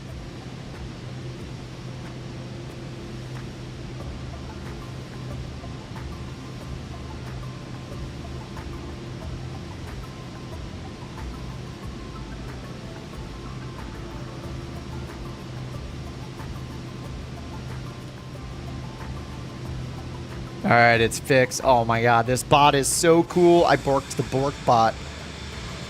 It's too much fun. Oh my god, Steven, you're here, dude. No, don't hope that we're well. We are glad to hear that you are well, dude. Holy crap, man. I don't know if you heard, but you probably heard from other friends in LA, but they sent out an LA-wide alert to evacuate to everybody in LA by accident. Collectively made everybody's heart jump. Dude, it's so awesome that you're safe, man. It sounds so stressful. Glad you're safe and in a spot where you can bring up YouTube and chill out for a bit. Good to hear, dude. I was DMing you and not hearing back, and I was like, oh crap, oh crap.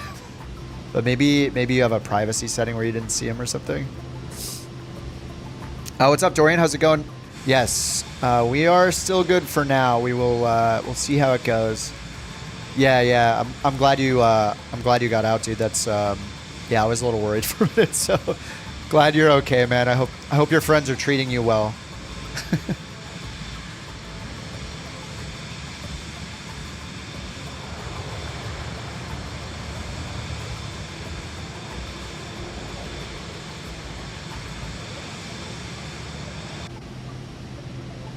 Still spreading? It is. It's still, as far as I know, still 0% contained. And unfortunately, there's a new one to the northwest of the original Palisades fire that I think they're trying to focus on. But yeah, there's like a second one over they called it the Kenneth fire, northwest of the Palisades fire that they're now dealing with. And there are so many helicopters right now. I'm just looking in that area. There are, it looks like 13 helicopters, one of which is a Chinook, just over those two fires to the like near Santa Monica in the Palisades. Yeah, it's but pretty much all of LA is still under the red flag warning for the next 24 hours or so. It's crazy, man. It's the photos coming out of there are just horrifying. Yeah, Eaton is spreading. I think it was getting pushed up back into the mountains. They don't know how it started. They're investigating it, I think, is the last thing they said, but yeah, not great. Oh, I missed the top of descent as usual. Just here talking. All right, let me start the descent. All right, I'll catch up to the VNAV profile here. And let's just see what our MSA is. Minimum safe altitude for landing here is 3,000. So I'll just bring it down to 3,000 for now, and maybe we'll get a visual. Snurg, thanks for joining the Couch Captains. Much appreciated. Thank you very much. Again, I'm sorry, but you don't actually have that cool of a chair that just pulled up. You just have you have the starter Couch Captain stool. We did get them at a discount, so the quality is not very good. I apologize for that, but you know, we all got to start somewhere. 2 Canadian tankers. Yeah, I saw earlier, like when I checked it, I saw the two. They're the Vikings, right? Is the 415 the one that we have this in the sim now? The Super Scoopers. They were going back and forth, but yeah, Canada is helping out a lot. Thank you, Canadian friends. I think they're from. Their call signs, I think, showed they're from Quebec, or at least the company is in Quebec. But yeah, it's insane. Yeah, the big yellow ones. All right, we hit the top of descent on our way down. We're just making it up ourselves. Let me check the METAR. We'll see what we got here for weather. 050 at 6. I guess we could do... We want 1.7 or... We want 3.5. 3.5 versus 1.7. What is the magnetic variation? You know, we have charts for this, so let me use the charts here instead of these charts. I'm going to do this and this, my normal setup, and then we have our tablet for our charts. So if I go to the charts and look at, let's say, the RNP for 1.7, or let's just do the ILS, should show me magnetic variation right here, 9 degrees west. West is best, so that means you add. So that means we add 9 to whatever it's reporting for the wind direction on the METAR. So it'd be what? 159? 159 at 6. So 060 at 6 roughly. So do we want an 11 degree difference or 110 degree difference, or a 3.5 would be 17, 35 minus 17 is 18. So yeah, RMP 17 would be better. All right, let's do the ILS. So I'm gonna go in here, edit the approach, change for the ILS. We'll just use Yankee, PAL, load and activate. And that's gonna turn us automatically towards PAL, and then we'll pull up the VOR Yankee 17. So this one says DME required. The Zulu says DME required. So what is the difference? The minimum's here. VOR DME. Oh, this is just a VOR approach, isn't it? Oh, these are, oh, whoops, these are both VOR approaches. For some reason in my brain, I was thinking this is an ILS approach. I chose the wrong one, and I chose the VOR approach over here too. Let's do the ILS instead. This is what I meant to do. There we go. Okay, ILS Yankee. What's the difference between the ILS Yankee and the ILS Zulu? So ILS Yankee is Cat 1 DME or LOC DME, 350 feet with DME required. And it has DME as part of the localizer. The Zulu is DME required. Okay, this one has VANAR as the initial approach fix. 350 minimums with DME required. Okay, this one goes over the airport and does a reversal. So the Yankee would be better. This one goes over the airport, outbound, and turns around. So if I don't want to do the turnaround, I could go here and just do the Zulu instead. And I don't exactly know how far that is, but I'm just kind of picking it. Okay, yeah, it's up here to the north. Okay, so this one will give us, we'll turn for the approach instead of flying over, going outbound and turning around. So the difference between the Yankee and the Zulu approach is just which initial approach fix is available. But they both, I would assume they're both going to use the same localizer frequency. So we got 1105 on the Yankee, and I mean, it's for the same runway, so it would be weird if it didn't. 1105. So let's go down here. Radios, make sure 1105 is set, which it is. And then we can identify that. Once we get closer, it'll show the identifier over here where it says nav1 DME, and we'll get PR is the identifier that we should see.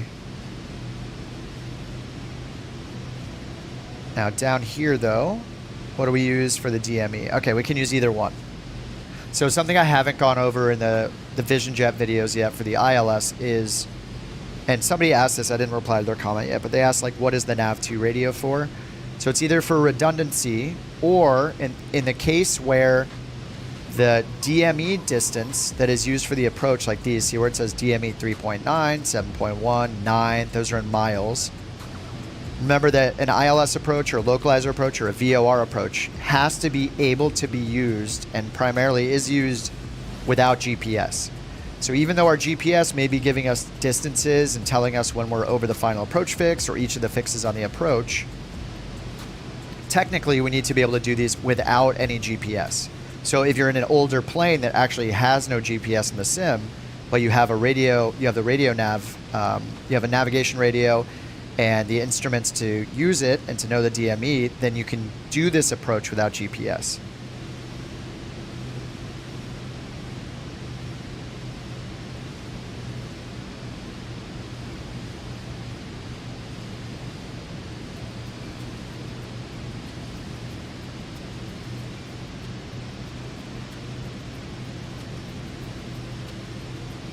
Okay, so sorry about that. So this other one here, basically what this is showing is that in this case, we do not need to use our nav2 radio to monitor the DME unless we want to. We'll do it just to show it because it is another redundancy. So we have 110.5 is PR. That's the identifier we'll see down here in a little bit. That lets us know, it lets us identify that we're tuned into the correct VOR. You can actually listen to that, and that's what these dots and dashes are right here. It's Morse code that spells PR. So this is P, and this is R in Morse code. The Garmin is smart enough to listen to it and translate it for us into letters and show us those letters, though. So we don't have to listen in to the audio using the radios. And then what we would do is, look at the DME measurement to know when we're at each of these waypoints. So we know that after 10 DME to PR, then we can start our descent. Or after 9 DME, we can descend from 2,900 down to 2,300. And then at DME 7.1, when we're 7.1 miles distance from the navigation aid, then we'll know that we should have the glide slope down to the runway, the vertical guidance. In gray, it is showing that optionally for this one, this isn't always the case, optionally for this one, we can tune into this PAL, which is the El Palomar VOR. So the localizer is giving us DME, but also this VOR is going to give us DME. So we go down here, go to our nav2 radio. Instead of just having the same one tuned twice, I can go ahead and tune in 1152 XFIR. So now we have 1105, that's the localizer, 1152, that's the VOR. And we can monitor at the same time both of the DME distances when they show up. There'll be one here and one here. Actually, I think I need to hit bearing 2. Yep, to get this one on. So we are seeing nav1 frequency and DME, and already because the VOR has a longer range in this case, we're getting the DME for the VOR for PAL. So we can actually monitor both of them at the same time. So as we're going across the waypoints, we should see DME 10.0 and then DME 10.5 at the same time from number 1 and number 2. Anyway, that's what we use the DME for.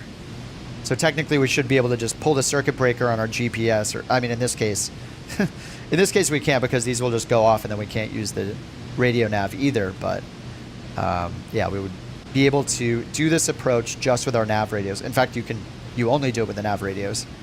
The GPS is there for monitoring though, just like it warns us. Just extra information. How does Kirk have enough fuel? He's probably got, if I was flying a fighter jet, I would turn on unlimited fuel. What's up, Captain J?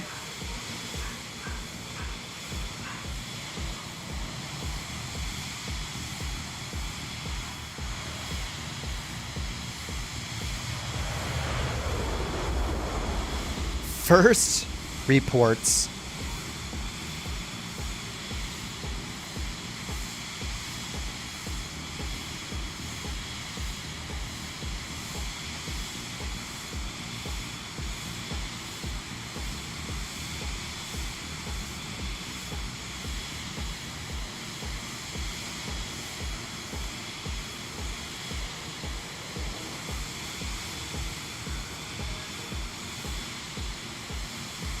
Thank you for that bork report.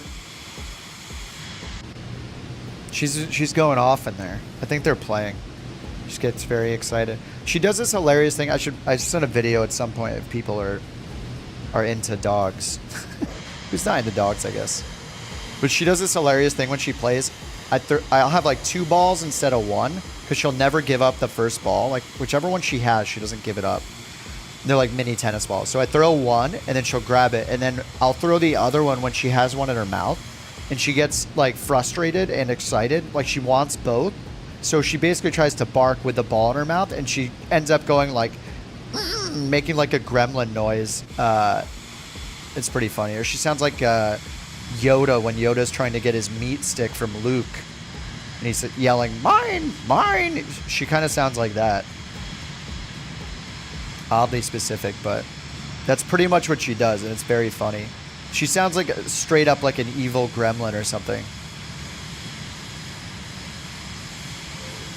Because she wants to like play tug of war with the ball. She still doesn't understand. She just needs to drop it. Oh yeah, I keep distracting myself so much. I wanted to look at the available. Okay, here's the rent price. Leasing price for a PC-12, $19,000. So I need 57,000, roughly 60,000 credits to rent the PC-12, to lease the PC-12 for 3 weeks. And so I need 60K. I'll have 60K after this flight. My goal is actually to to do two things. Like, one is keep my KIP pilot here in South America and keep flying wherever I want with my one plane. But then I want to have an employee that I hire, and you can't have the employee actually do the flight, but you pretend to be them. You like Scott Bakula into their body. You know what I mean? I'm sure you guys get the reference. You just Scott Bakula into their body, and then you are the pilot all of a sudden, wherever they happen to be existing. So I want that employee pilot to be up in the United States. Oh, what now? The mountain she got beat to it. She got beat to it by Kirk. See, that's why there's a minute cooldown. So only the first person can get it. I know it's so silly, but I mean, what else are we going to do in cruise? Sit here listening to me, like, just talk about something? I mean, we could ignore me and just do the bot commands. It's just way more fun and valuable.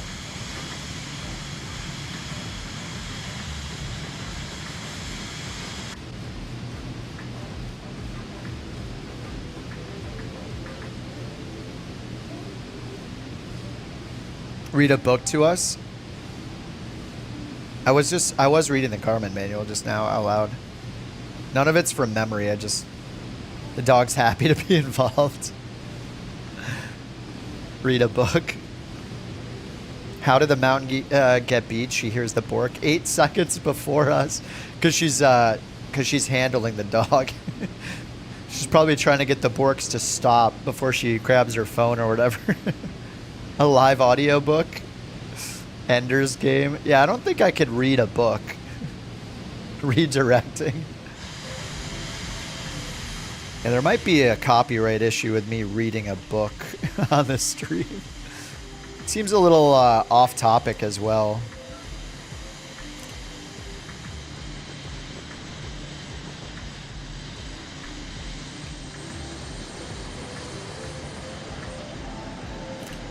A manual.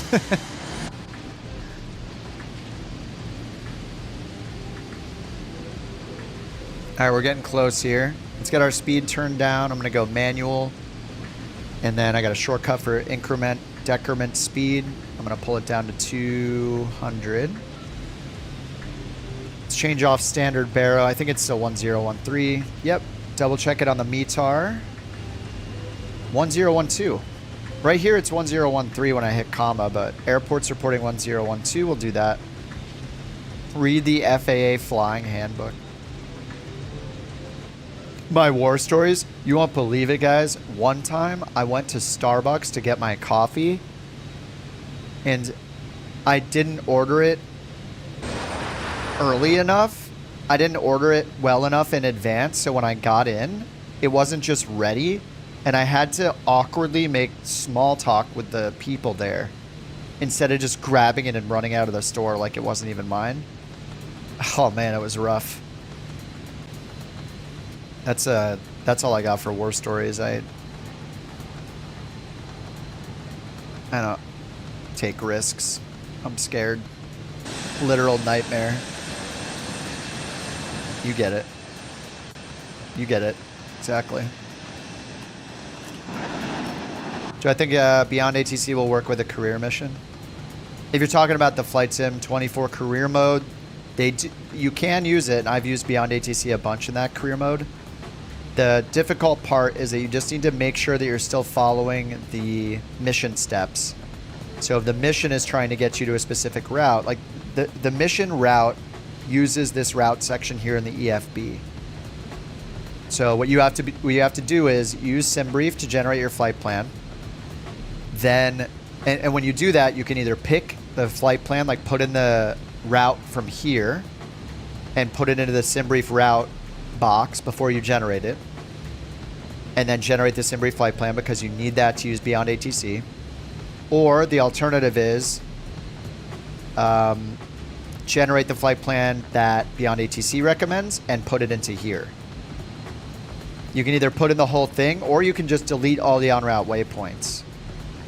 But I did use it a bunch. The other risk though, wait, before you buy it, the other risk, like if that's the only time you're going to use it is career mode. Beyond ATC only works if first SimBrief has to know the airport codes. In career mode, you may be flying to some really small airports that are not in the SimBrief database. And therefore, you can't use Beyond ATC because it's not in SimBrief. Even if it's in SimBrief, Beyond ATC requires that the airport has defined parking spaces in the simulator data.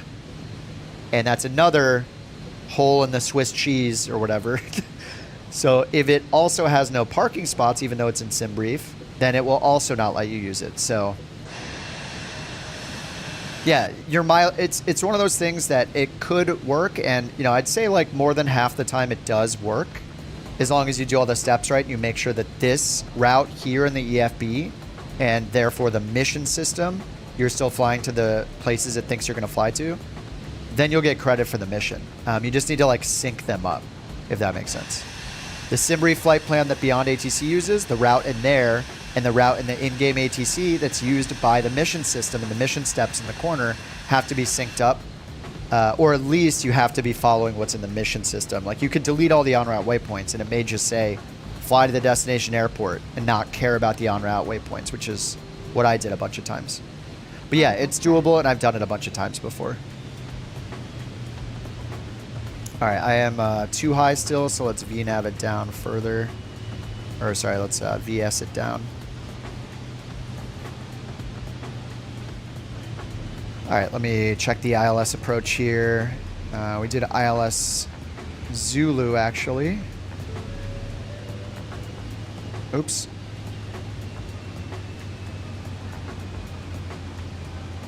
Bottom altitude's 2,300. All right, sterile cockpit, no music, 2,300. We're making the turn for the airport.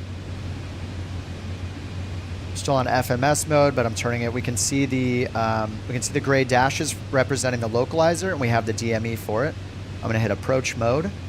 This is the one time where approach mode before you get on final approach course is important, because that will automatically switch our nav source to localizer.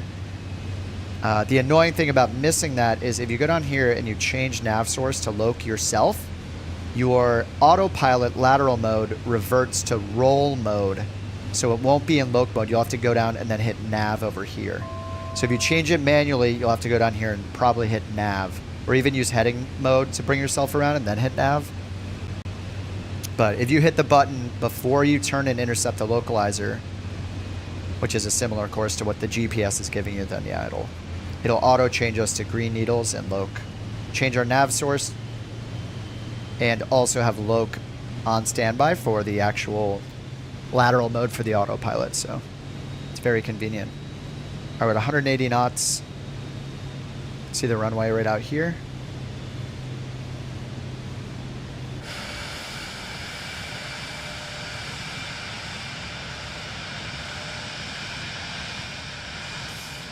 Airliner pilot license. Wait, what do you mean in camping? All right, should hit the loc right. In 1 mile actually. Oh, this is kind of, yeah, we have to finish the turn. We have to get to the actual IAF. When we cross the IAF, that's when it's going to change the mode for us.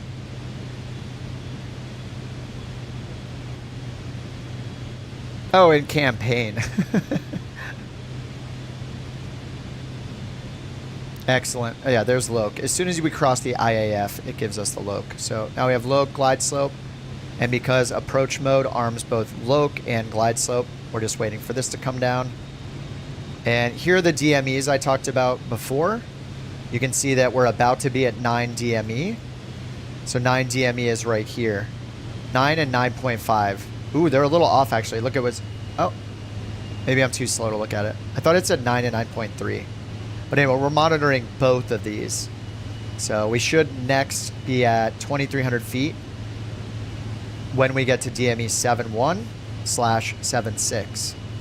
So again, if we didn't have GPS and we didn't know that we were 0.6 miles from that waypoint, then we would use the DME. We should use the DME. Like GPS is just for, like they say, just for monitoring. So here comes 7.1 in a second. Look, 7.1, 2,300 feet, 7.4. Ooh. Yeah, this one's off a little bit. Maybe it's because I didn't dial in a radial. No, that... Is that... No. Doesn't matter what radial we're on. I think it's just showing DME to the... Yeah, it doesn't matter which radial we're on. All right, let's bring the manual auto throttle speed down to 150 so we can get gear and flaps out. Something that's nice about GPS is the run. You can get the runway distance, like the runway threshold is 5.1 miles. With DME here, we can only get to the missed approach point, which is 0.2 miles.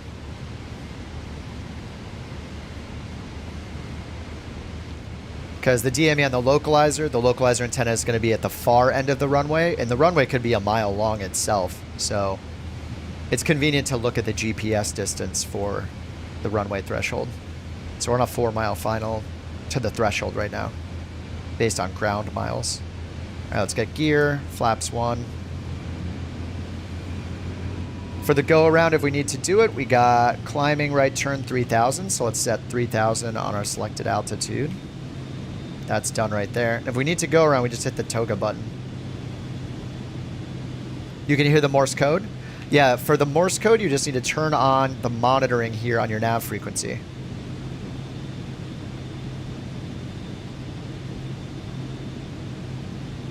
Not hearing it. Turning that on should let me hear it. That's how you do it. All right, let's get full flaps. And I'm going to pull the auto throttle out. Remember, autopilot is still bugged, so it's going to disconnect us at 400 feet above the ground. We're at 600 above the ground. We can take this down to 350. Oh, I didn't put in the new minimum, so I'll have to say it myself. Yeah, if you turn on monitoring on your nav radio, you will hear what the nav radio hears. And that's usually the Morse code. When you're tuned into a VOR, a localizer, it's going to be the Morse code. And if you have something that's not a Garmin, which will listen to it and translate the letters for you, then you would need to listen to that as your only way of identifying that you're tuned into the right navigation aid. So that's why those little dots and dashes up here are really helpful. You'll see them all over the place. Under all those frequencies, you'll see dots and dashes, so you can just match them by listening. You don't need to know Morse code, how to spell with Morse code. You can just reference the dots and dashes.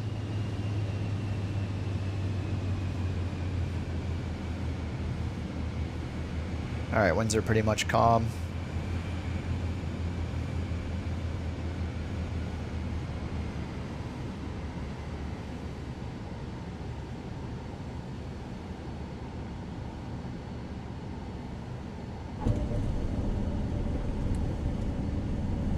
Oh, Corpo's on the job too.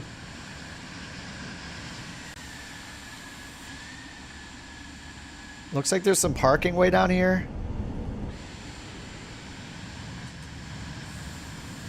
Or is it over there?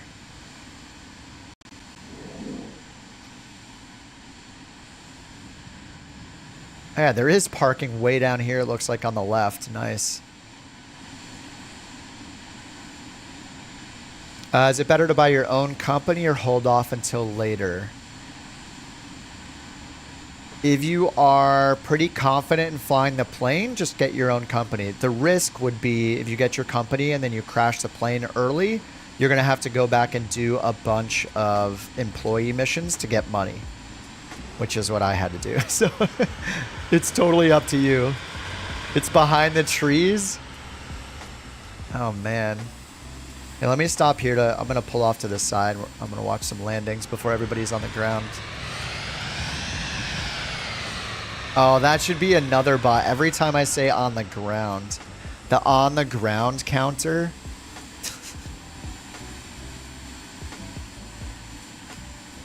Every time I say it, not as a marketing thing, because I'm such a marketing person with this stream. And oh, there are sheep. Rich has landed. Someday I'll be able to see all the incredible livery. I bet it won't take that long. Like, I bet by summertime, there will be the livery store open where everybody's got liveries, and there are just tons and tons of liveries being sold individually for like 49 cents or 99 cents or something like that. He said the thing. Anyone recommend GSX Pro? I would prioritize things that you use every single flight throughout the whole duration of the flight. So somebody the other day asked me, should I get Beyond ATC first or GSX first? My recommendation was Beyond ATC first, because it's something you will use pretty much every single flight for the entire flight. Whereas GSX is cool, but it's more of like a vanity thing. Like it doesn't, the pushback is really nice, to be fair. But besides that, it doesn't really do much, right? It's just like a visual thing. The pushback is nice, but it is a lot to add to the sim. It's tons of files, liveries, like, you know, or tons of like 3D models and files and, you know, globalized like graphics and all that kind of stuff. So I think it's cool, but it doesn't really add that much. Like, it doesn't make the flight much better for me personally. So I'm just like, it's nice, and it's cool, but for me, I don't personally need it. You know, I would rather have the performance and have like fewer files being loaded. And but that said, a lot of people really love GSX. Like if you want passengers in every plane, at least for the foreseeable future, you're going to have to use GSX. We do have passenger loading in some of the default planes now. I'm hoping that aircraft creators will be able to use the default avatars in their plane now. That would be really cool because the default avatars look great. There's a huge variety of them. Yeah, the pushback's really nice, but I mean, you can get like a pushback tool that does the same thing. And if you're flying an airliner, most of them have their own pushback buttons in the EFB. But yeah, you know, it's your money. You might as well, you know, if it looks good to you and you want to try it, and you're not going to miss the money if you don't like it or something, just try it. It's not bad. Like a lot of people really like GSX. Oh, it doesn't work in career. Why are we just in dirt here? Luke's name checks out right now flying the Atlas. It is cool.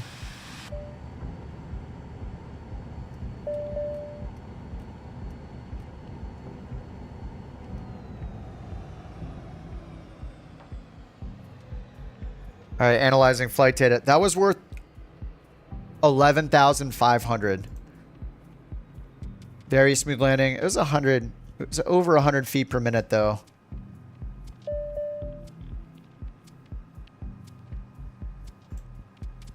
Now, I kind of have enough money to already get a PC-12 in the States, and I think hire an employee and fly some routes from Davenport, which is going to be our Couch Captain's HQ to start. We'll need an HQ in Europe and Canada and, you know, every continent, but for now, I just built an FBO at Davenport because it's got to be couch related. So I still got power, but if we lost power, the UPS wouldn't help me anyway because the internet would probably be dead. So, but yeah, we have power. Restart career mode? Yeah.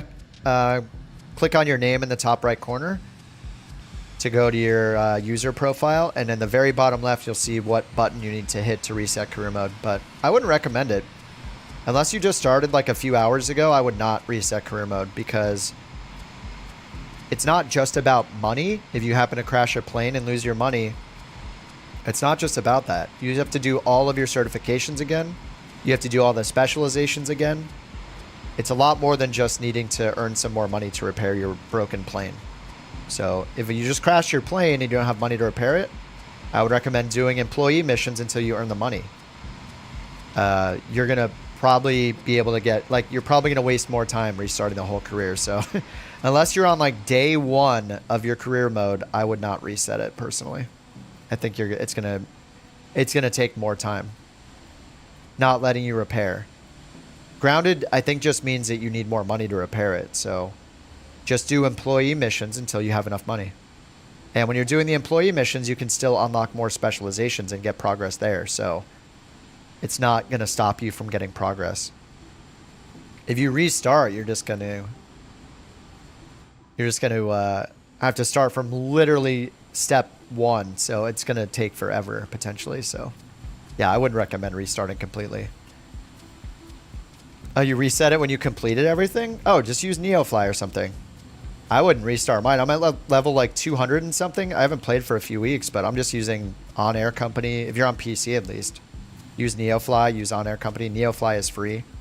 Do a career mode there. Keep flying. And when there are updates to the Flight Sim 24 career mode, go back to it. That's my plan. Yeah, couch related. The Sofa. Oh, we don't have a plane called the Sofa King. You're right. Oh my God. How haven't we done that? How do I not? Oh my God, dude. Rejects. You're a genius. How do I not have like a membership tier called the Sofa King? The Sofa Kings. They're couch captains and Sofa Kings. Oh my God.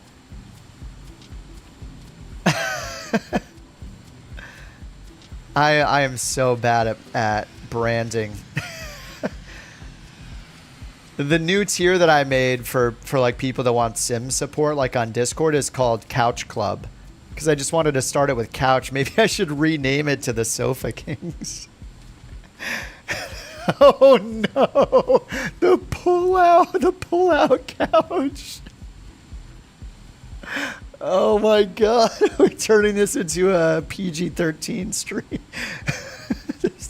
Oh my God. Oh, good. Oh. Oh my God, dude. Yikes. I mean, that's funny. That's funny. All right. All right. We made the 11,000. Let's see.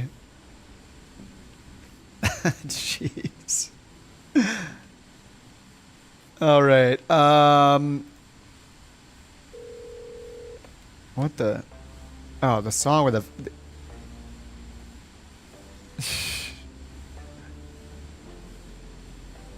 That's ridiculous.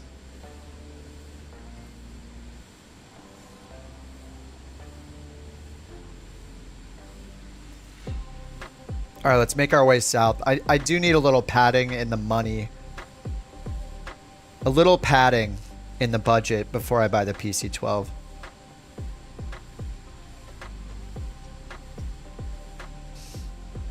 And I also do not know how much I'll have to pay in wear and tear costs and stuff when I return the plane that's leased. That's a little scary. It might just take all my earnings. I don't really know what to expect.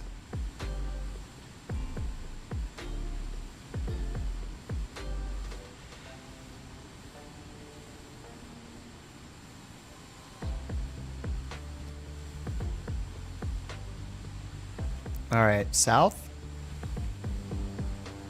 I have it limited to 600 miles. I'm going to limit it to 400 miles and 1,000 pounds, maybe. That should clean up the list.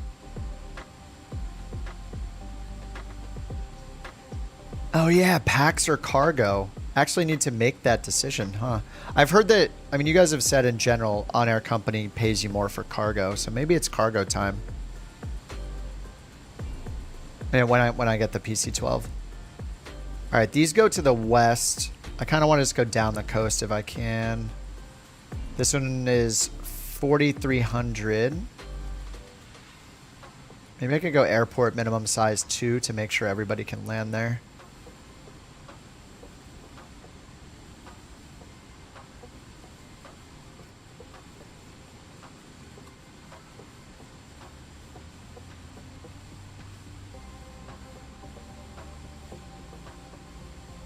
Oh no, the cat. Yeah, dude, pull-out couches are dangerous. At least, I don't know how the newer ones are really. I think they're also kind of dangerous. All the metal, like when you fold that thing up. Oh, I look every time when I'm folding that up, just in case there's something in there.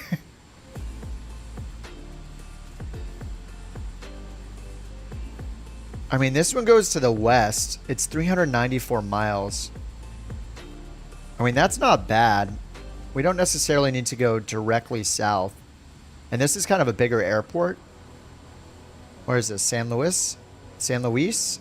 For 16,000? I mean, I want the money. Let's go to SAOU. I think that sounds good. SAOU. Fragile cargo missions. In OnAir Company, they're a lot more forgiving than they are in Neofly. Neofly is like too touchy, I think. But yeah, you can do like the medical and fragile ones and not even worry about the criteria. All right, let's prepare it. 4 passengers, sim brief dispatch. Chili with Frito. Oh, that sounds delicious, dude. I would eat that. Definitely. This looks like a route. All right, let's put in the right payload, though. 760 pounds for the passengers. Okay, generating. All right, 30,000 feet again, because we're going westbound. Here is the route. This is a long one.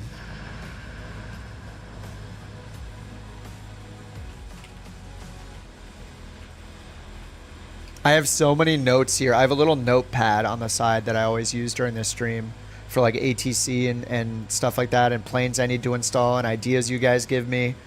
Thank you for all the ideas. But I have, yeah, I have a sheet of things to add to the Bork report.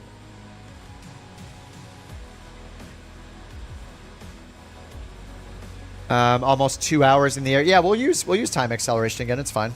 Hour and 42 minutes. This is actually less time than the last one. The last one was closer to 2. Oh yeah, this will be cool. I mean, I'm gonna earn like, what was it, 15,000 credits? I need it. Shooter, have a good one, dude. Good night yourself. The Beanbag Barons. Oh, that's a good one too. Beanbag Barons. The Sofa Kings. Oh my god, the beanbag and a pull-out couch for the better badges is going to be hilarious. Oh my, how did I not think of Sofa King? I need to pause there. How did I not think of Sofa King? I am so bad at the marketing branding stuff. You guys are so smart with that stuff. I'm just, what a missed opportunity. A recliner. We do have the regular couch looks like a recliner, but it doesn't have a recliner kicked out. We could totally do like the lazy boy thing. One with a recliner actually kicked out. Cuz it's got the recliner down. Yeah, the chair gets better and the facial hair gets longer, which I realize not everybody has or wants facial hair. But it's just supposed to be another thing that changes with each chair. But it could change. Instead of facial hair, there's like a crown, right? For the Sofa King. Or like the recliner, like there's a beverage in the recliner cup holder with the legs kicked out. You guys are coming up with great ideas. Okay, so we got the flight plan. Let me pull in the fuel recommendation. Almost 1,300 pounds of fuel. We have about 400 extra.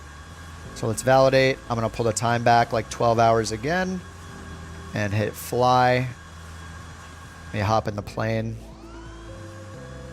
The Antonov has arrived again. You love to see it every time, though. I love to see it every time. Start tracking. Did someone say beverage?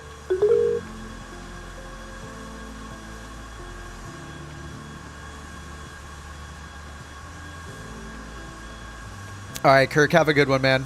Nice to see you, dude. Almost 10, need to get some sleep. Tomorrow's a stressful day at work.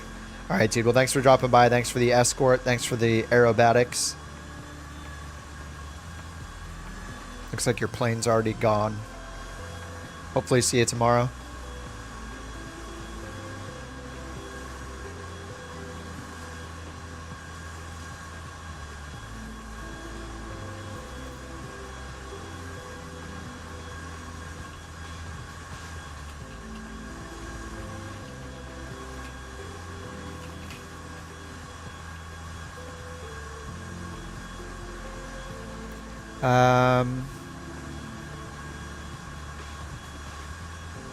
All right, it's all tracking. Let's get this thing started. It's all loaded and tracked. Fuel pressure low. Whoops, I left the... Maybe the battery doesn't die on this. It looks like maybe the battery doesn't die, which is very nice. Yep, it's starting the engine. Sweet.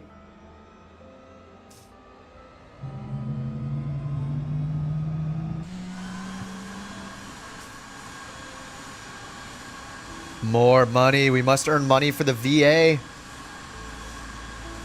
What's cool about the VA, of course it's this advanced. You can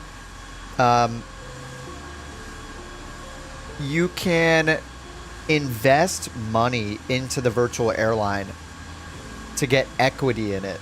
And then as the VA managers, you can periodically pay out dividends from the profits of the airline to the shareholders. It's hilarious.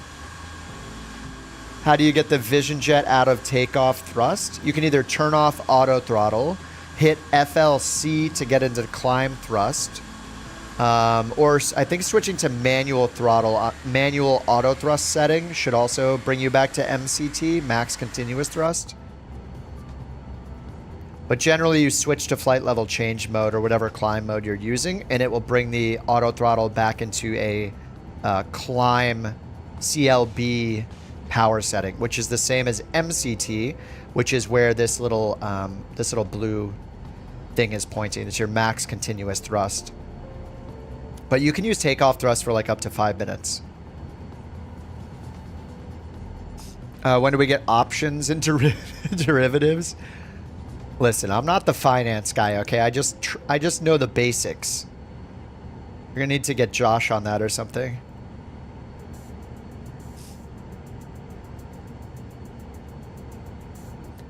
All right, looks like the altimeter is now 1013 or QNH 1013. Let's get our source back to FMS. I'm gonna go over here and turn these VORs off and the bearings off, just to clean this up a bit. All right, let's see if the flight plan import works this time. I'm hoping it does. This is another long one. Yes. All right, let's review this. We got runway 17 is what SimBrief recommends. Actually, if I go here, I'm just going to check. I believe when I put these in, it's going to give us the recommended runways. So we got SAD P. I'm going to start the new flight with Volanta.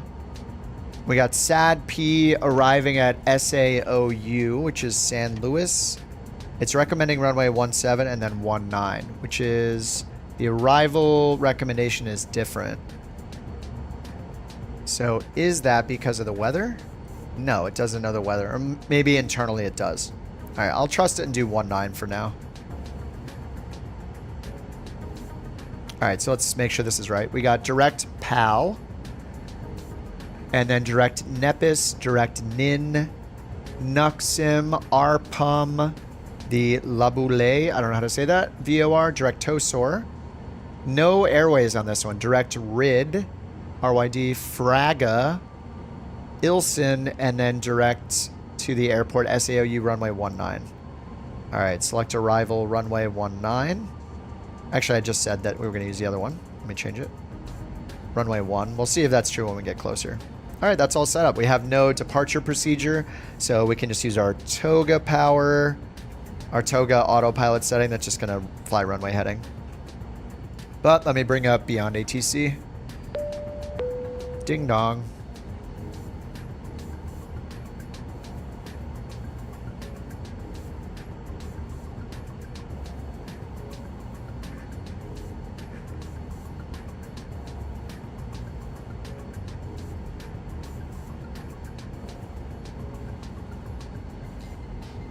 Batman, Snurg, and Georgie, thanks for joining the Discord. Welcome. Glad to have you. Gambling sim? We'll have to do bork points equal gambling points. I don't know. Oh, no parking spot found again. Yeah, I should have known that because we couldn't get here with Beyond ATC. All right, let's reset our pitch trim. I'm just going to... We just fly and do whatever we want. Pitch trim to 6. Let's get the oxygen and bleed on. Let's reset the fuel because we refueled. So utilities, initialization. And then I'll do the FOB sync again. Weight and balance. Maybe later we'll do weight and balance stuff when they fix the EFB. That'll actually be really fun to get accurate weights in here. Yes, you can start Beyond ATC in any phase of flight. When you start it, if it detects you're not on the ground, it will ask you, are you in climb, cruise, descent? Yes, you can. Oh, I see what you're saying. If you're in climb. I don't think so. I think right now, hopefully they change this, but right now it basically wants to be able to get you from parking spot to parking spot. So if it doesn't have the parking spot data in the sim, it won't let you use it. But I really hope they change that. So yeah, you can use it en route. When they do VFR support, I bet we'll get that, because VFR, you should be able to just call up the controller and just say, hey, I'm at the GA parking. I wanna depart VFR to the west or whatever, with no sim brief. I don't know if it's still going to require sim brief though. We'll see. Yeah, like picking up IFR in the air. Yeah, unfortunately you cannot. I'm pretty sure, I haven't even tried it, but I'm pretty sure as soon as you start Beyond ATC, because that error happens during the initialization when it's loading in the flight plan and looking at all the data from sim brief, and then it's looking at all the data from the flight sim scenery in the simulator data, and it's erroring when it doesn't find a parking spot available in the sim airport scenery data. So I think no matter what, it's just going to show that even if we're in the air, because it's looking up the same information. So yeah, I don't think it'll work yet. All right, I think we're good to go. Let's go to runway 17. I'm going to set my heading bug to 170 as a reminder. 170. And we got toga set. Lights are on, and let's go find runway 17. And we do have charts here. Ooh, we have charts at both airports. Beautiful. So I can bring up the ground chart. Let me make this a little smaller. All right, ground chart. We are... It looks like we're at the... Is this the military apron? Is there another one? Wait, is this the arrival? SAOU? SADP ground chart. All right, this is it. So I think we're over here at the military apron, and there's another one like hidden by the trees over there. So we're going towards runway 35. It wants us to go to 17. I think we're too lazy, right? We should just take off on 35. Who wants to go 7,000 feet or so to runway 17? Not me. The couch captains take off on the unpreferred runway because we're lazy.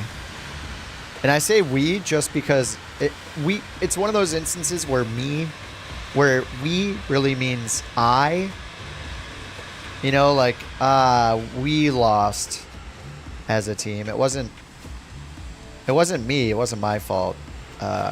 We lost.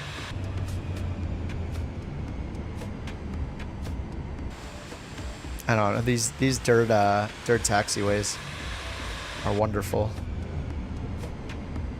Yeah, I don't really want to go all the way to the other end. We'll just take off here on 3.5. The windsock looks pretty dead anyway. Yeah, it's like barely moving. It's like less than 3 knots. A taxi distance filter. Yeah. Some of the ones you get in career mode are ridiculous.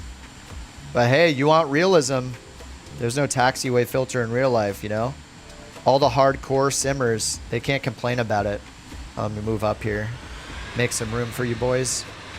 Boys and girls and any A380 orcas that might be with us. Ooh, Agile. What is that, the one? Is it the 117?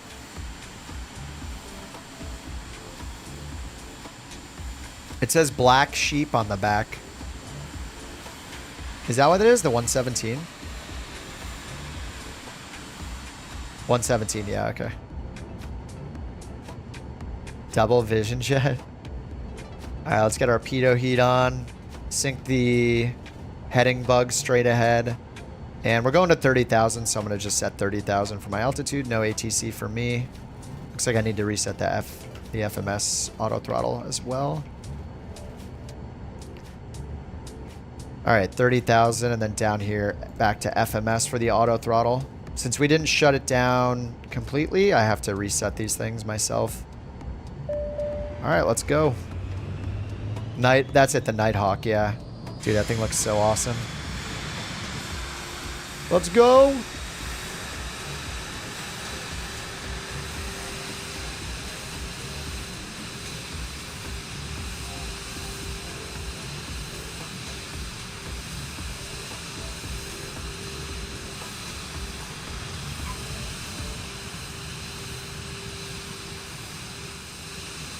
Gear up.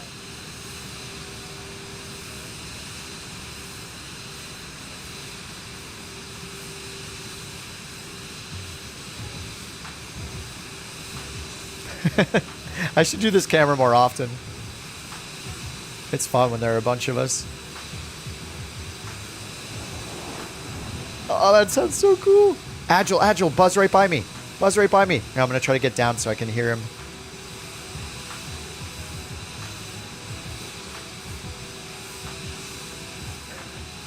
America. It's beautiful. Buy the Cirrus with 710k cash for VIP. Yeah, it's the private charter missions, yeah. If you are doing the 172, you're going to be so excited for the Vision Jet. It's so nice. It's so nice that I'm not even doing career mode in Flight Sim 24, like the default one, and I'm flying it.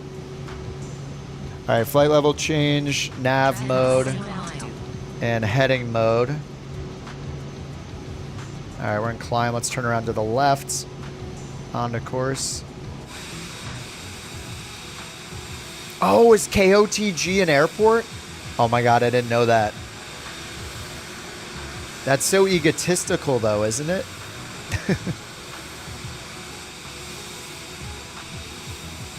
Is there like a CCX airport? KCCX or anything CCX for couch captains? What the heck? Kip Johnson? Who is this Kip Johnson? There can only be one Kip. You at least have to put 2 P's in your name. Is your name actually Kip?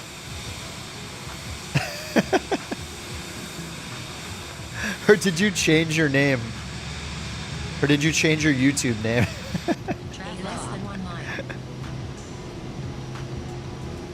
KCCL.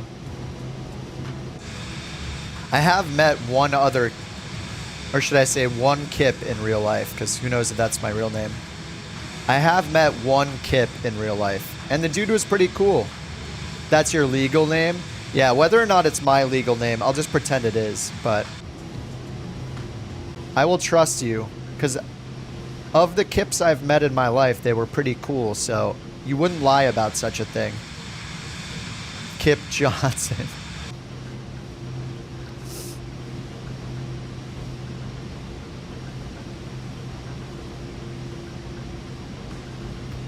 There's an airport called Bork. Bork, Bork Airport. Alright, we are turning direct Nepis. That is our second waypoint en route. We're going up to 30,000. Let's turn off our traffic warnings here. Traffic settings, standby.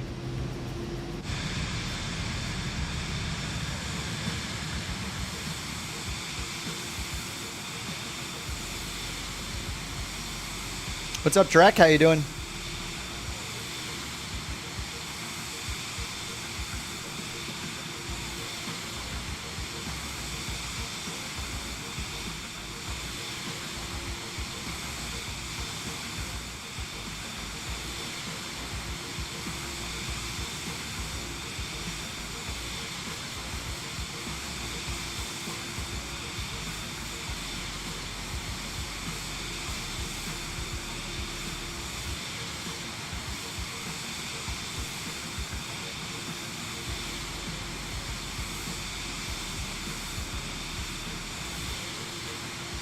Coming up with all these bot ideas. Like when somebody chats for the first time, there should be a random, just a small chance, maybe like, I don't know, maybe like a 20% chance that the couch bot says hello to them.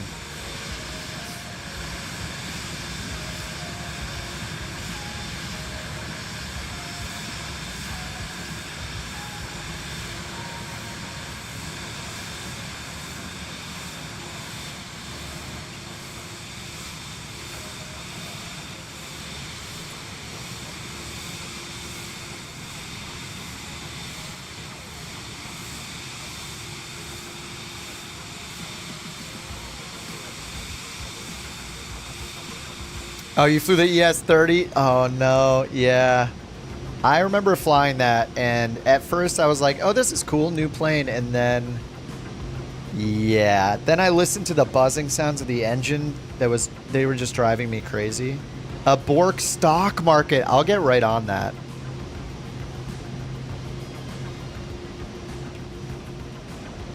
Thanks for warning me to not buy that.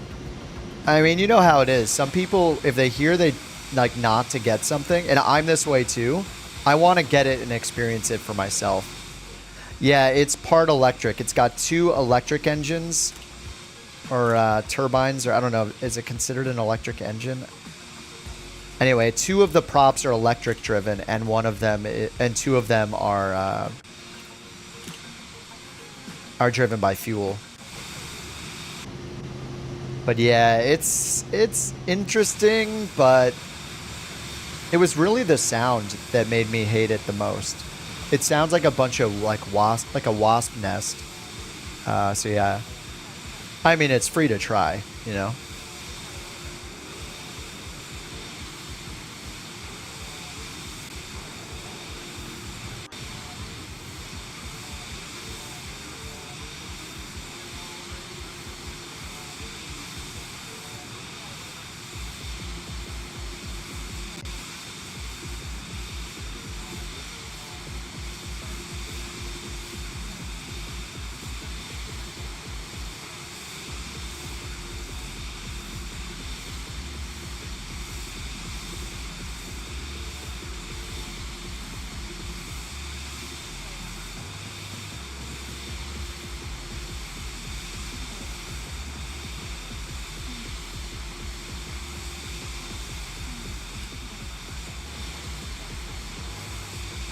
It switched off in mid-flight. You could restart it, but it didn't react to any inputs.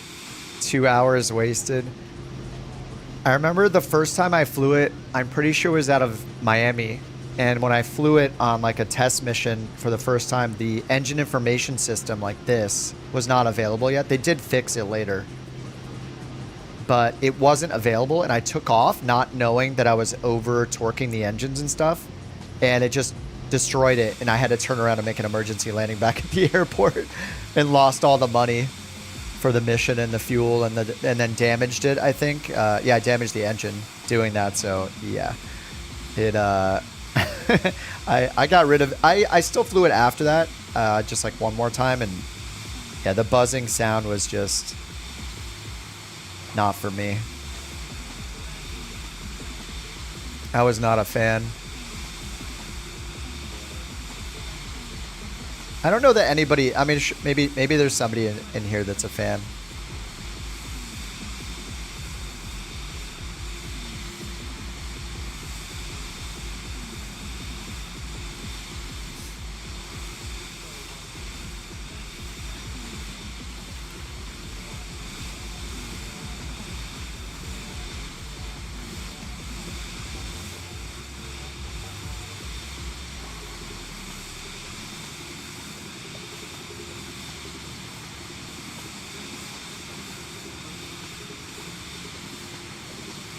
Yeah, I do live in LA, yep.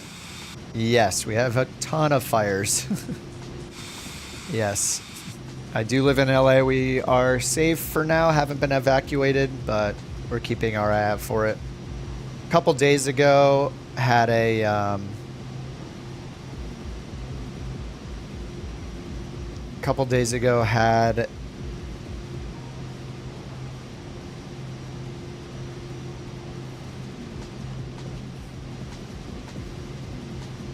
what's it called? Power surge, and that took the stream down temporarily. But yeah, we're okay for now. But you know, we're just keeping an eye on it.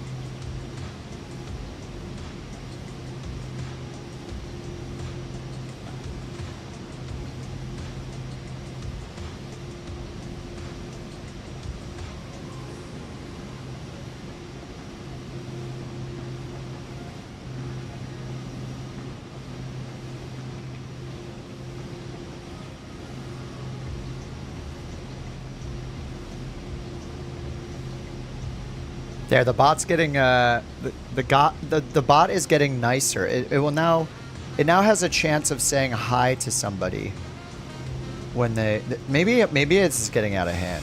I mean, it's a nice couch, you know. It's a nice couch.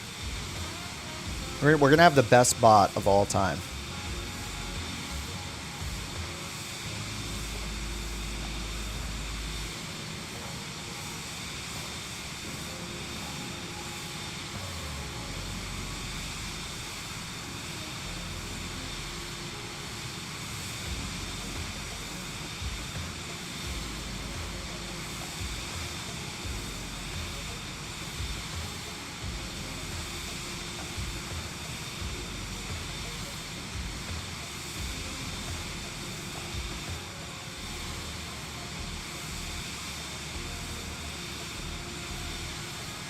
Hello, Couchbot. Interesting if the live weather would show the fires. There is, I mentioned this before. What's my name or ID in OnAir? It's KOTG. What's going on, Dan?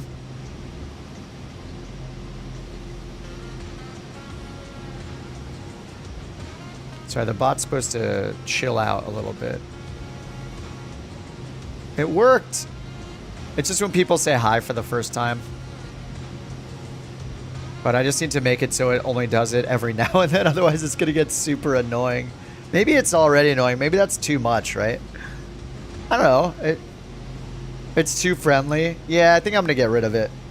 Sorry, I'm just learning stuff here. Yeah, we're going to get rid of it. Because I already say hi to people, so we don't need the bot to say hi to people, too. And we say hi to people. See you, Kip Johnson. Thanks for dropping in.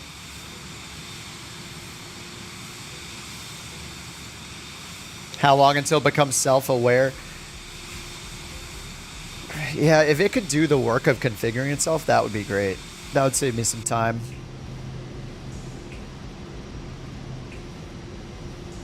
I'm gonna work on it over time, and it's gonna end up doing all the alerts and everything, because it can basically do anything you think of. So it's incredible. It'll be able to like the route command, for example. I can't make that route command in other, like, the free bots and stuff. I need to kind of make it work myself. So yeah, it's great. Watch Duty, yes, that's what I'm using. Yep, it's a really good app. Absolutely. I upgraded to show the it's a non-profit, it said, so happy to throw them some money to upgrade for more features, and it'll show where all the firefighting traffic is. I mean, living in California, like, I should probably have it anyway. How does multiplayer work? Make sure you're on the same server, Dale. So go to your settings, under general settings, and then under online. Make sure you have the same multiplayer server chosen. And then the second step is on the free flight map, go to free flight. And in the top right corner, there's a button that says Flight Conditions.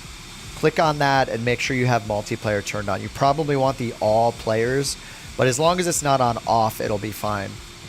And then the last thing to know is if you have real time... Oh, my live weather got turned off again. Dude, this is an on-air problem. My live weather got turned off. I guess it looks about the same anyway. The last thing is that if you have real time turned on up here in the weather menu, then you will only see other people that have real time turned on. If you want to see everybody, either change the time to wherever you want it, like I do, like turning the sun on basically, making it daytime. Or if you want to be near real time but still see everybody, just hit the minus button one time to move it back 1 minute from real time. Then you'll pretty much still be in real time, but this checkbox won't be on anymore. So therefore you should see everybody else up here. So with all of those things, it should work. And you can rewind the stream to listen to all that again and go through the steps on your own. I'm sure I said it too quickly, but just rewind the stream, and then you can hit the live, or it says live in the corner to get back to the live part of the stream. What's up, Conkers? What's up, Native? Yeah, no problem, Dale. Channel I won't say bought an AI voice bot that learns from the content. Why won't you say the channel? Do we not like this person? They bought an AI voice bot that learns from the content and chimes in. How does it learn from the content? Like it watches the stream and what's said on it? What kind of things timed out? Huh? Why would you get timed out? Unless they have like an offensive username.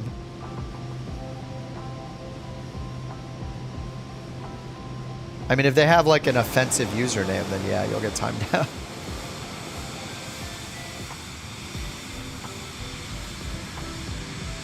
I mean, we talk about other streamers on my stream all the time. I don't care.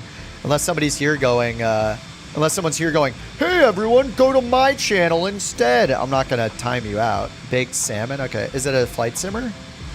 I don't know. I don't know every YouTuber in the world, so.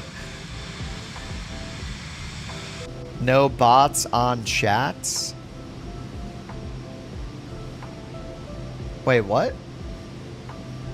You think you corrupted flight? Wait, I don't understand, Native. What do you mean no bots on chats? VIP is back. Do you mean, wait, you don't mean VIP, you mean the private charter, right? There's no VIP missions. Or they gotta get rid of that icon, dude. The VIP icon isn't just for VIP missions, it's also for private charter missions. Private charter? Yeah. I think they fixed it on Monday? Tuesday, maybe? A lot of streamers don't like promoting other channels. I mean, I don't know, I guess so, but what do they get? I just don't care. Like, I have ABC7's YouTube channel up on the side to monitor the fires here in LA. Do I care if you guys leave and go watch ABC7? No. What am I going to do? Hold you hostage on my channel? Like, if there are cool YouTubers that you want people to know about that are, you know, related to what we're talking about, I don't care if they get mentioned. Like, as long as it's not an advertisement that's like, hey, why are you guys here? You should go click this link and watch my YouTube channel instead. Like, that's rude, but to pretend like other YouTubers don't exist and other YouTubers who are amazing don't exist is immature. So yes, we talk about other YouTubers. I talk about XP all the time and V1 streams all the time and Captain Canada's, and I try to shout out people here that make videos that I know about, like Ben and Bandit, and you know, they're bad baked salmon recipes. Not like most streamers. It just, yeah, I don't know. It's just, people get weird with that stuff when they shouldn't be. Like, what are you going to do? Hold somebody hostage on your stream? They're going to find out that there are other YouTubers they're interested in. Let them go. Who cares? That's the problem with making streaming a job. And if it's a full-time job to where the point that you're so successful that you could basically retire, then you should not worry about it. If it's a full-time job where you have to try to like prevent people from talking about other streamers, or the fact that other internet websites exist to do stuff on, or that books exist in the world and they might do that rather than watch your stream and like try to hold them hostage. It's just like, maybe you shouldn't be streaming. Like it sounds like, yeah, it's just like, dude, who cares? Like, come on. Maybe you shouldn't put yourself in a position where you're threatened by every other YouTuber in the world, of which there are probably a billion. I think it just comes along when you make it your job, when you maybe can barely make it your job and you do anyway. That's a risk that I would never take. Yeah, it's the same thing with like people at Say Intentions, from what you guys have said in chat, banning you from talking about Beyond ATC. That doesn't make Beyond ATC not exist. It just makes you look like an a-hole. It makes you look unsecure, which is as bad as telling people not to use your product. Like, yeah, you're causing the damage yourself. If you're just a normal person, like, you will probably attract normal people. It's not a competition, and it shouldn't be a competition. It should, especially in such a niche community as the one that we're in. It's not about that. It's just about being a genuine person. All right, Corpo, have a good one. Hey, thanks for the escort. Thanks for the escort, dude.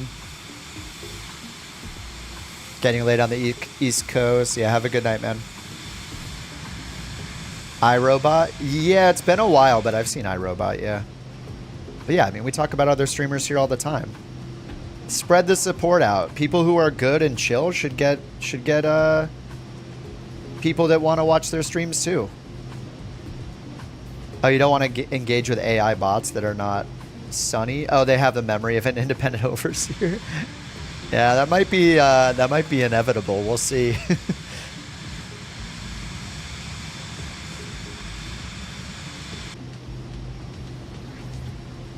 Beyond ATC did not load and climb or... Yeah, no error. Yeah. I imagine they'll get rid of that eventually, because it just needs to be flexible enough where the parking spot doesn't matter, because it's basically making a plan for what ATC is going to do the whole route, I think. Like scripting it out, essentially, right? Like it may still change parts of that script. Like it changes your arrival runway and your arrival and your approach, rather. Your approach and your arrival can change dynamically, but it comes up with a plan at the beginning. So yeah, if they can make it so it doesn't matter that there's a parking spot later, that would be really cool. Because then we could, and they may need to do that for like VFR, and if they make it so you don't need sim brief, which is how Say Intentions did it. Flight sim's not always gonna have parking. Yeah, exactly.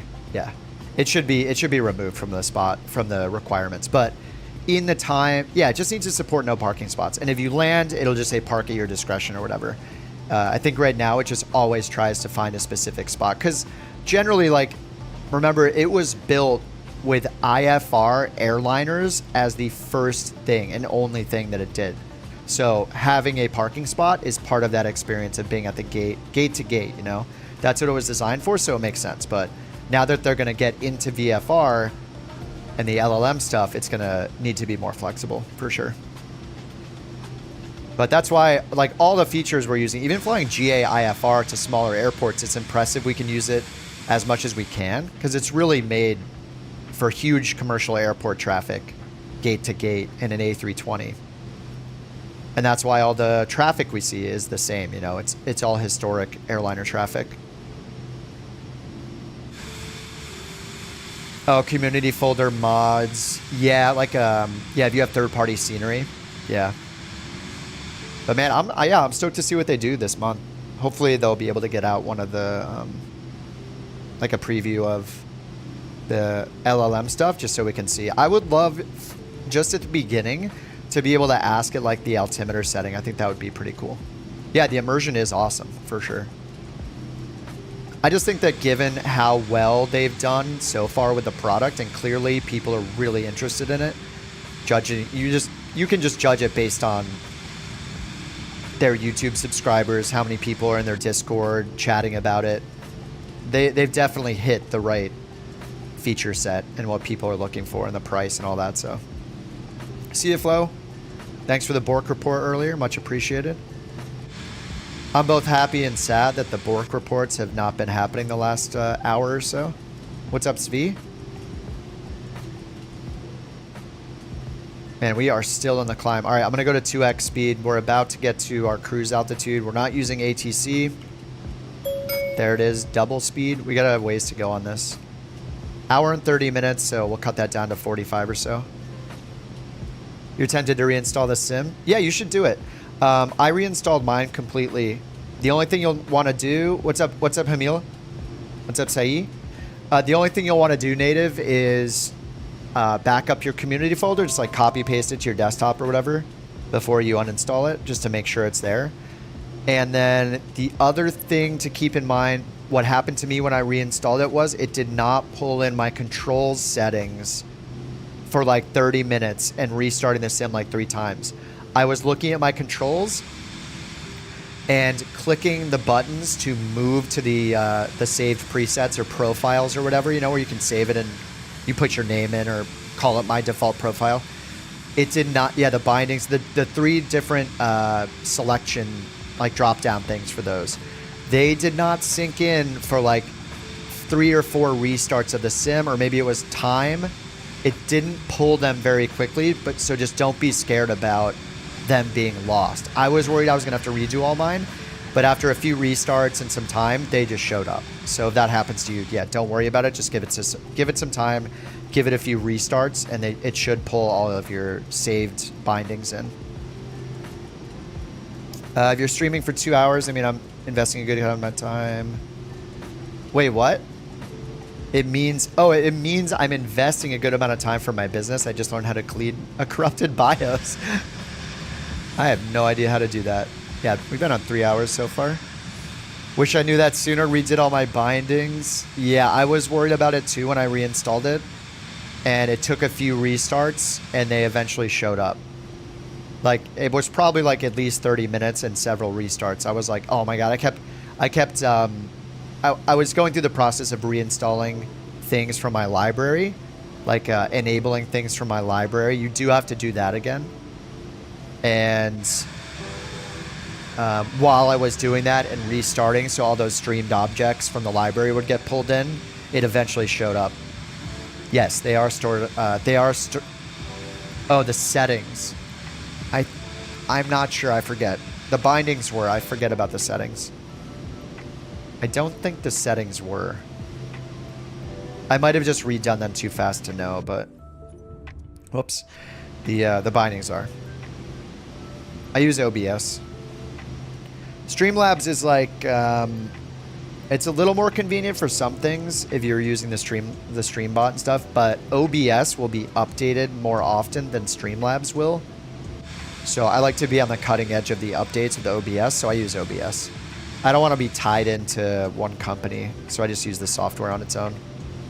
Though I do use Streamlabs for the alerts right now, but I am learning how to use StreamerBot, which runs on your PC. It's much more powerful, but it's got a high learning curve. So far, yeah. StreamerBot lets you use your own bot name. So now I have CouchBot that I made, and it's really cool. If you're nerdy and you want to configure stuff yourself, it's pretty cool. I'm just like at the surface level. I just started using it, but we have like the new bork command and stuff that works how I want it to because of it. So yeah, it's fun. We have a new route command where it'll store the route, and I can store the route in it. So yeah, it's powerful like that. But yeah, get started. If you're getting started, Streamlabs is fine. It'll do some of the work for you if you use their software, or at least their bot. OBS has a learning curve. Yeah, then use Streamlabs to start. It's fine. Some people use Streamlabs. It'll work for you until you don't know what you might need later. You don't know the limitations, right? So you just use it. It's going to work for you. And then later on, if you run into something you can't do, then you'll Google it or ask about it, and then you'll try to find your next solution. Then maybe it's OBS on its own. Maybe it's StreamerBot, like what I'm looking at. Stream Elements bot? Yeah, I've been using the Stream Elements bot for a while. It's fine. If it works, you give some donations in OnAir. You can put equity in the VA and OnAir Company.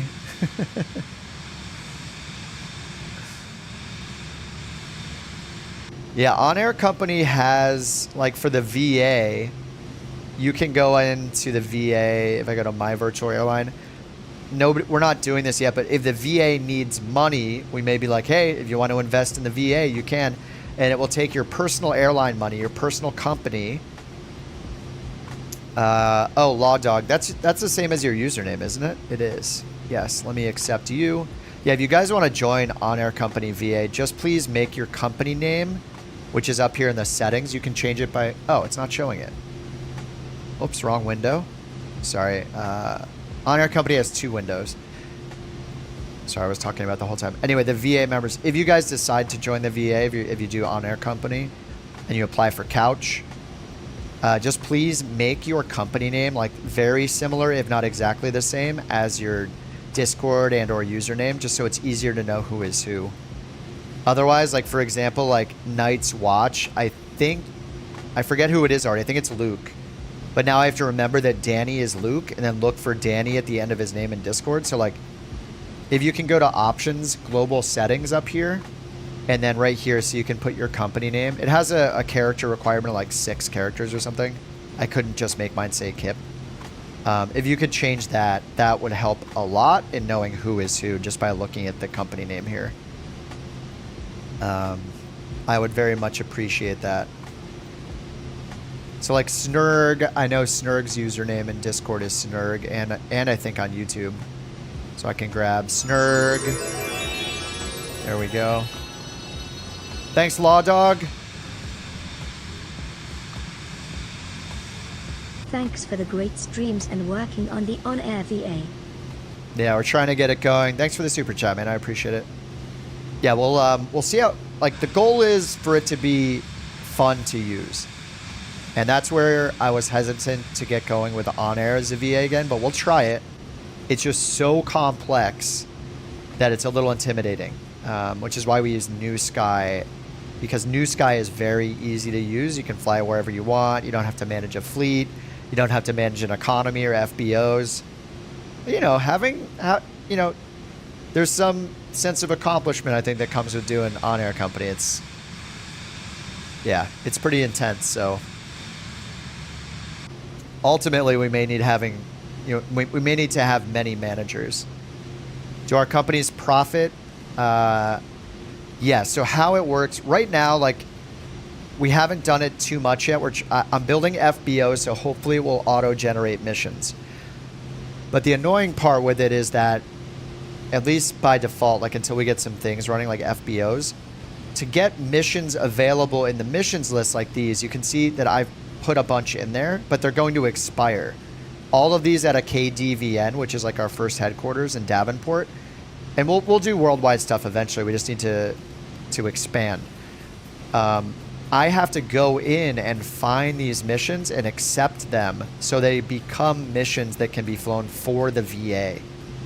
So when you go to this little button up here for the pending missions, or charter jobs button, this little bullseye icon up here, it will include the available VA missions. But right now I have to go in, or a manager like me, or just me or Jack right now, we have to go in and search for and pick individual missions. So what we're doing is building FBOs, which should generate missions automatically. That FBO will be done tonight. It'll be done in about, I think it's about 10 hours.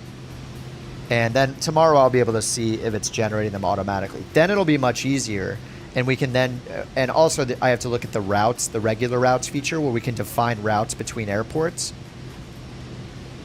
But yeah, there's a lot. The goal is to make it so anybody can come in here and find the regular routes or the FBO queries, and they'll just be available to run at any time. By default, the VA missions, when you choose a VA mission and accept it, and then fly it as a pilot, your company makes a certain percentage, and another percentage is given to the VA's bank account to use for things like buying huge planes, FBOs, buying tie downs, buying fuel, all the stuff that we'll be able to share, or building factories, all sorts of stuff. which will, we'll do that when we can. Anyway, the default percentage is that the VA takes, I think it was like 90% or something like that. I've changed it so it takes 50% right now. I think what might be more fair is maybe like 30% to start. I mean, we can all decide as a group. But yeah, over time we'll figure out how to participate in the VA more. So right now, like, even though you're accepted into the VA, there's only a few VA missions out of Davenport right now. Whenever you fly a mission and find one like you normally do, it'll just be for your company. The only way you participate in the VA is by going to the pending jobs and finding jobs that have been provided by the VA. So here you can see this one says, if I point at the I, it says this job is provided by your VA. And then you can expand it and click the fly button to fly that job. You can see that it's not assigned to anybody. So when you choose to fly it, it'll assign it to you. You'll pick that job up. But yeah, for now, you'll just be doing whatever jobs you want as you normally do. You're in the UK. So there's a couple options here. Until we get an FBO out there, until we make an FBO like somewhere in Europe or in the UK, there won't be any jobs for the VA generated out there. Well, there are if we go and we manually choose jobs out of the airport you happen to be in, but that's not like sustainable. We don't want to be manually picking the jobs. What I plan on doing is hiring an employee and leasing another plane that I use just for the VA, because you can fly as any employee that you have for your company.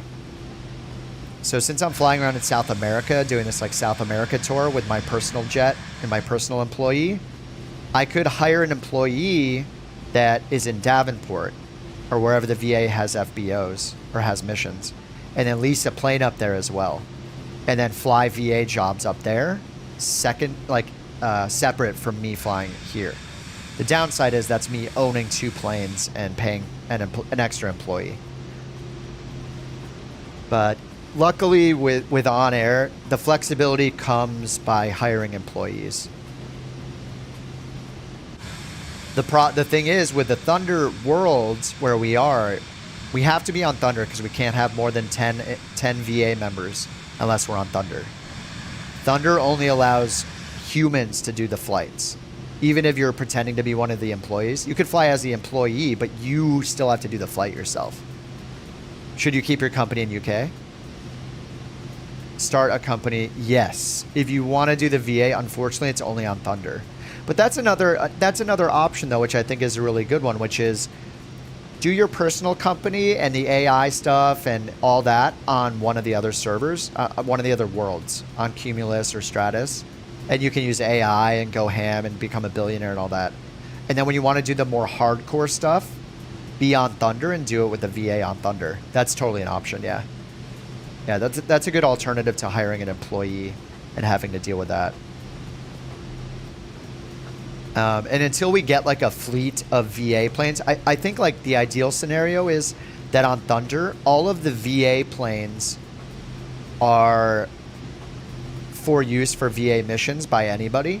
So you could have just you as an employee on Thunder and own 0 planes yourself. And whenever you want to do Thunder stuff, you hop over to Thunder and do VA stuff over there by taking any VA plane that's available at that airport, And we'll eventually, we could have hubs all over the place, but you can transfer your company, yes. I believe you can only transfer up, though. So, like, if I go to my company, whoops, I just hit the wrong button.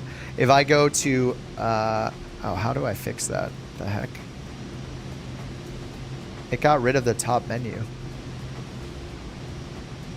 What? How did I get rid of the top menu? Oh, I was on the wrong window. Oh my God. Okay, so if I go to My Company, World Transfer is an option under the My Company dropdown. You can see that you can transfer to another world. It may give you a warning. Oh yeah, I can transfer down as well. And then, yeah, you should be on challenging mode. So to participate, you have to be on Thunder in the challenging mode. If you move from Stratus or Cumulus up to Thunder, it might take a ton of your money away because the earnings on Thunder are much, much less. It's like it's pretty harsh compared to the other worlds. So you might just want to make a new company on Thunder. And honestly, since we're just starting the VA, it might be risky for you to move your company there and then move it back. You might end up losing a ton of credits. Like if we don't end up using the VA, like say we do this for a month and we all hate it and we really don't want to do it anymore, we dissolve the VA, I wouldn't want you to lose a ton of credits because of transferring. It's totally up to you, but for now I wouldn't recommend it since we're on like day 2 of the VA. We don't even have any planes or anything. So it's totally up to you, but yeah, I wouldn't take the risk. I would just make a new company. I don't know what happens either if you bring something to Thunder planes. No, I think you have to transfer your whole company.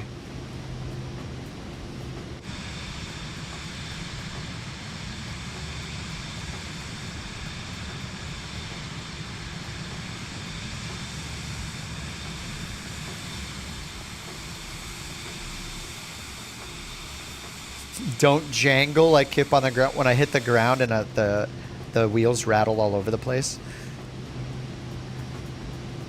36 minutes en route. Okay, so let's check the METAR, which we do not have. SAOU, no METAR, and we're not on real world. So let's see if there's a frequency. There's no ATIS frequency. Right now we have a headwind facing 288. So any northwest or west facing, any west facing runway would be preferable if the winds are similar to how they are now, but you know, they'll probably change by the time we get to the ground. Simbrief recommended runway 19. So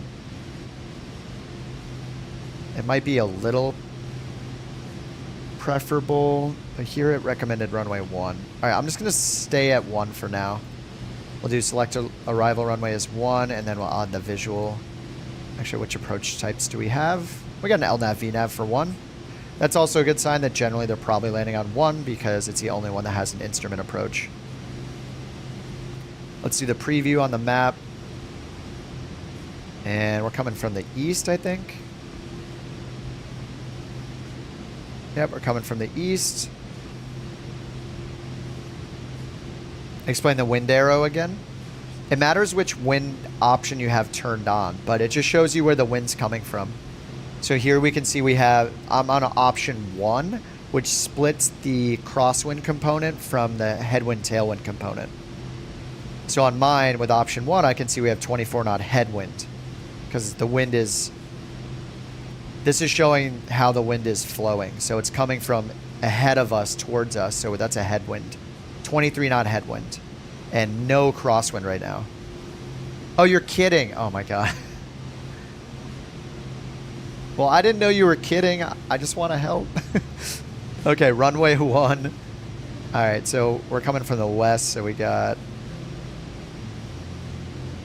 vectors. Oh, nice. This one's to the east. It's probably going to be that one. The other one's to the west, so we'll do Ilsen, which is already part of our. It's already part of our en route waypoints. So we might have double Ilsen. Okay, it removed it. So we had Ilsen at the end of our en route section, and it auto removed it when we chose it as the initial approach fix. Sorry. Oh, you didn't even know you could see that? Yeah, go to, well, it matters your avionics. I'm on the G3000. If you're on the G1000, you use the soft buttons on the bottom here to go to PFD options.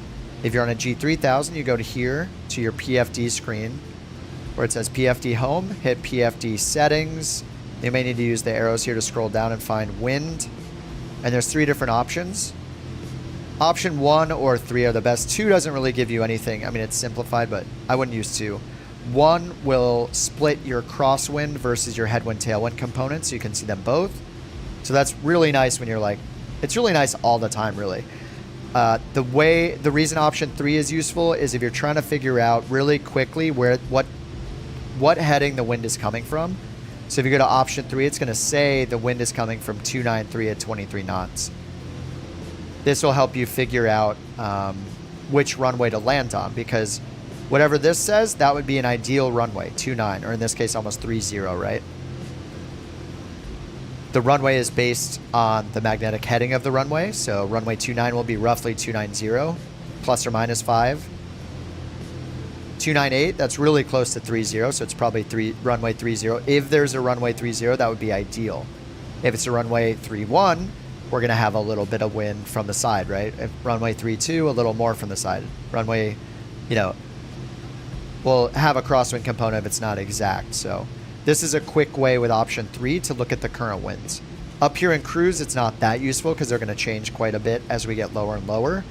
But as you're approaching an airport, if you have no weather information, you have no ATIS, you have no idea which runway it's landing on, the two things that you can go by is number 1, changing to number 3 on the wind option and knowing exactly where the winds are coming from, using that as to estimate which runway is probably better. Excuse me. And then the other one is what instrument approaches are available, if any. So in this case, runway 1 is the only approach that's available. But, oh no, there's a VOR DME. So you can see there are no instrument approaches for 19. We only have the visual. So most likely they are landing on runway 1 more often because they have a whole instrument approach designed for it. So that's going to be a more likely runway. But if the winds are really bad as you get closer and you see that on the wind indicator, you might want to switch your runway, mattering which plane you're in. If you're in a smaller plane, especially. Speaking Latin, oh, which part? I can simplify it. Well, just start with the wind thing. Like if you're flying to an airport, the first thing to know is planes want to take off and land into the wind. We want a headwind blowing at the plane because it's like getting free lift, free wind to lift the plane. So it's easier to land because the wind helps the plane stay afloat because of the lift it provides over the wings. And as we're slowed down, our ground speed is slowed down by that wind too. So we're moving slower across the ground, even though there's more wind blowing over the wings, right? So with a headwind, we have more less landing distances required and less takeoff distances required. We're basically getting free lift because of wind blowing at us. So we want the wind to blow at us. And knowing that when you get near an airport or you're departing from an airport, that's why the wind sock and the wind information is so important, is ideally you want to take off and land into the wind. So you want the wind sock blowing right at your plane, ideally. More often than not, though, it's going to be pointing towards your plane somewhat, but also to the side somewhat. And that's why you have a little bit of a crosswind and a little bit of a headwind on most approaches. If it's absolutely perfectly blowing right at you and lined up with the runway heading, then that's ideal. And then the next thing to know is runway numbers are based on their heading, their magnetic heading. So if there's a runway 29 at the airport we're flying to, then the runway heading is roughly 290. So if I fly 290, I'll be pretty much parallel with the runway, not counting wind blowing us off course and stuff.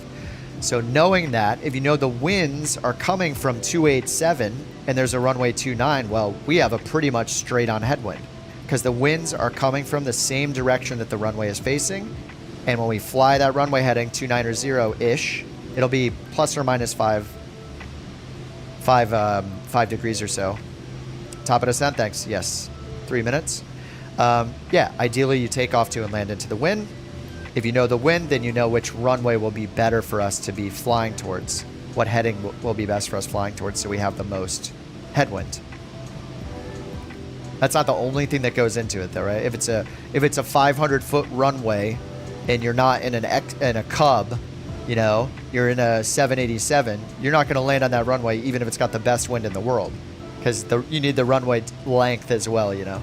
But that's one of the main factors is the wind.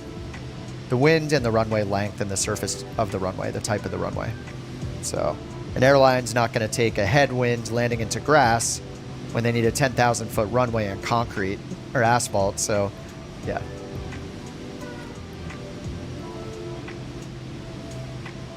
Okay, top of descent. We have our bottom altitude on the approach here. The final approach fix, we got 3890, so I'll bring it down to 3800. and hit VNAV, and it'll start our descent for us. VNAV is armed. We see the word path right here. 3,800. Vertical track. Vertical track means 1 minute till top of descent. All right, 3,800. Double check that down here. 3,890. It'll hold us at 3,890. But it needs to be able to get there. So 3,800 is the closest we can get. I don't like this song. Sorry. Grand Caravan, first career mode mission, 25 knot crosswind. Yes. 25 knot crosswind, just use, oh, you've already done it, yeah. Yeah, if you guys ever do that, use 1 notch of flaps, not 2. Heavy winds use less flaps. Less than full flaps. Heavy crosswind. Practice landing with the engine off. I actually don't know what, I don't know what OnAir Company will do if I turn my engines off in the middle of the flight, actually.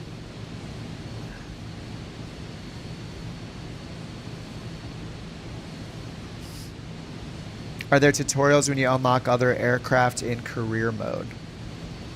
There are tutorials next to each certification that you get. So when you earn your, say, instrument rating, your night rating, or your airliner transport pilot rating, when you go into all of those in the certification section, on the left side there will be tutorials relevant to it. So you can do the tutorials if you want. You can also find them under the activities screen from the very main flight sim menu, like where you choose career mode and free flight and all that. You can go to activities and like flight training to find them all. VIP missions, not VIP missions, but private charter missions they did fix. Private VIP missions have never been on there really, and they still are not on there, except like 1 or 2 you might find in the middle of China or something. But the private charter missions that were broken when the new year hit, those are fixed now. Those are back. So you can fly Vision Jet and other stuff, private charter. But not charter VIP. Yeah.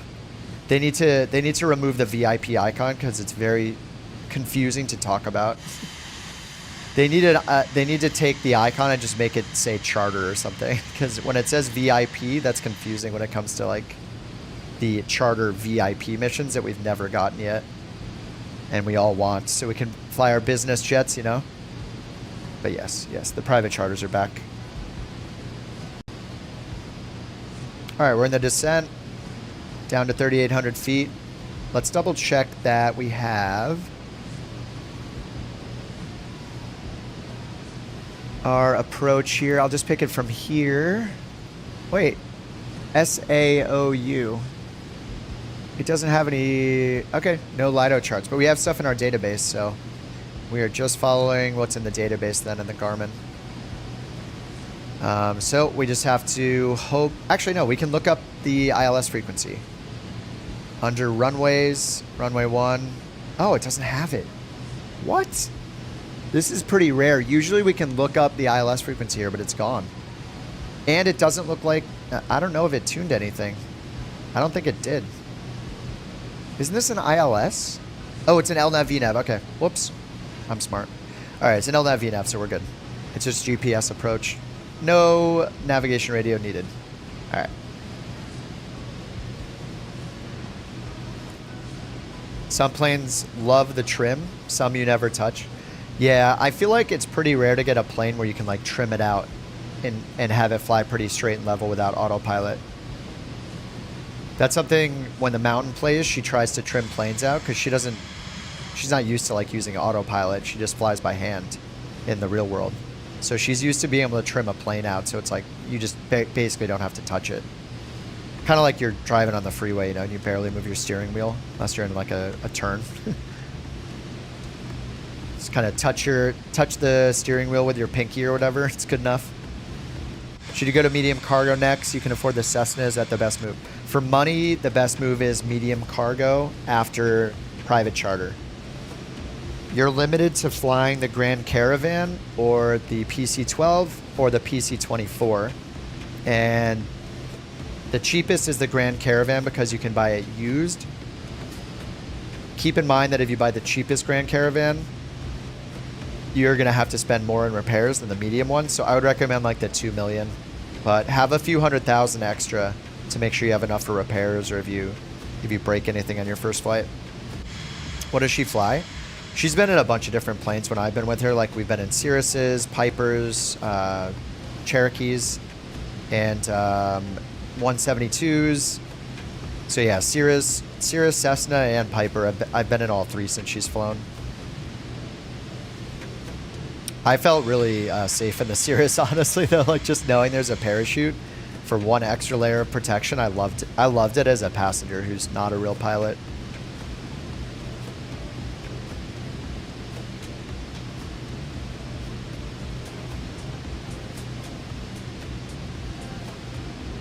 You legit flew the 172 only trimming. You didn't know it had autopilot. Yeah, the 172 in the sim is really decked out. The G1000 is pretty insane. Your Caravan is nothing but a nightmare of piling up repairs. You keep having to go back to the 172.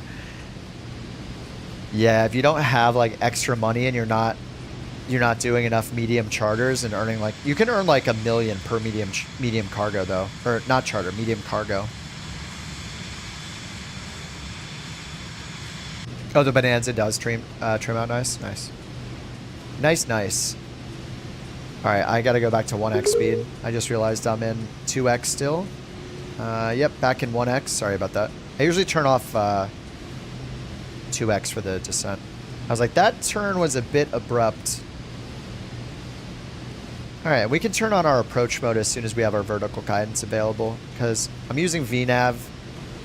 Usually I tell people to like wait until they're on the final approach course to turn on the vertical guidance because you want to make sure that the vertical guidance is above you. But even if I see it below me, I know VNav in this case because we're using an initial approach fix and then we're making the turn. We got 2 more waypoints. Like I know we're going to eventually be below the vertical guidance and not capture it too early.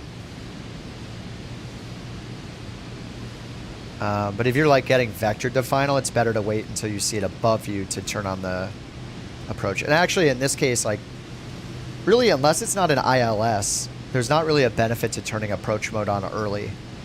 Approach mode for the ILS will do that localizer switch for you, which is great. So I would definitely use it early for an ILS, but you can wait for a GPS because it's just changing it.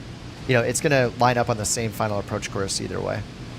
This is a G3000, but they're very similar. I mean, if you use the G1000, you're going to, any of the Garmins help you learn any of the other Garmins because it's all going to be like the same terminology, the same labels and stuff. They're just slightly different like form factors and screen sizes. Some of the UI is touchscreen versus not. But this is the G3000, which has touchscreen down here. So you don't hit anything up here. These are not touchscreens. You use the touchscreen controllers, GTCs, down here. So these can't be clicked. In the PC-12 and the PC-24, the Honeywell Avionics are touchscreen on the screens themselves. And there's also a Garmin called the GTN 750 and 650, which are touchscreens, and you can get mods for those. There's a free mod called the PMS 50. There's a free version and a paid version. So you can use that in older planes that have like the GNS 530 and 430, which are little tiny ones. Yeah, the Garmin's, I think the reason why they don't have these touchscreen is because they don't want your fingerprints all over it, potentially getting dirty and hiding the information. Seems to be like a Garmin thing, except for the GTN. Love the PC-24. It's pretty fun. Yeah, I like it. Helicopter cargo is pretty good. In career mode, 100K for 5 minutes of work. Oh man, someday I'll do the helicopter ones. Yeah, I have a bunch of tutorials on anything that's Garmin. I definitely have a bunch of tutorials on. The G3, I mostly did the G1000 and the 530 and 430. The Vision Jet are, I think, maybe my second G3000. I have an old TBM G3000 video.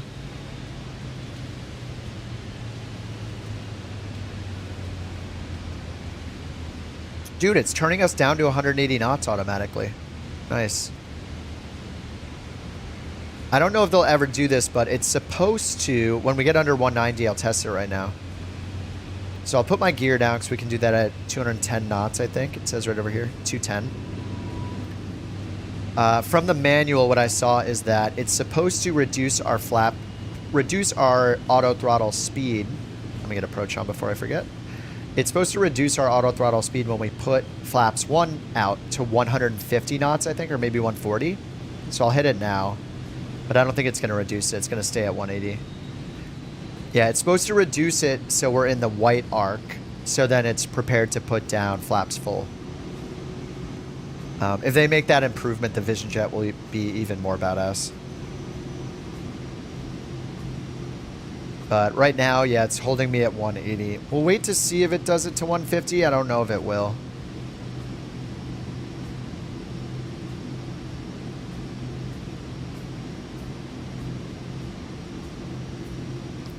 $180, turning final. So I just have it on auto throttle and FMS mode, so the computer, our flight management system's doing all the work. You're scared to fly a massive passenger jet? Fly the Vision and feel like a moron?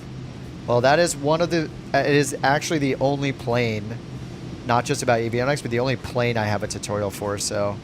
Yeah, the Vision Jet is so fun. Like, it has so much technology in it.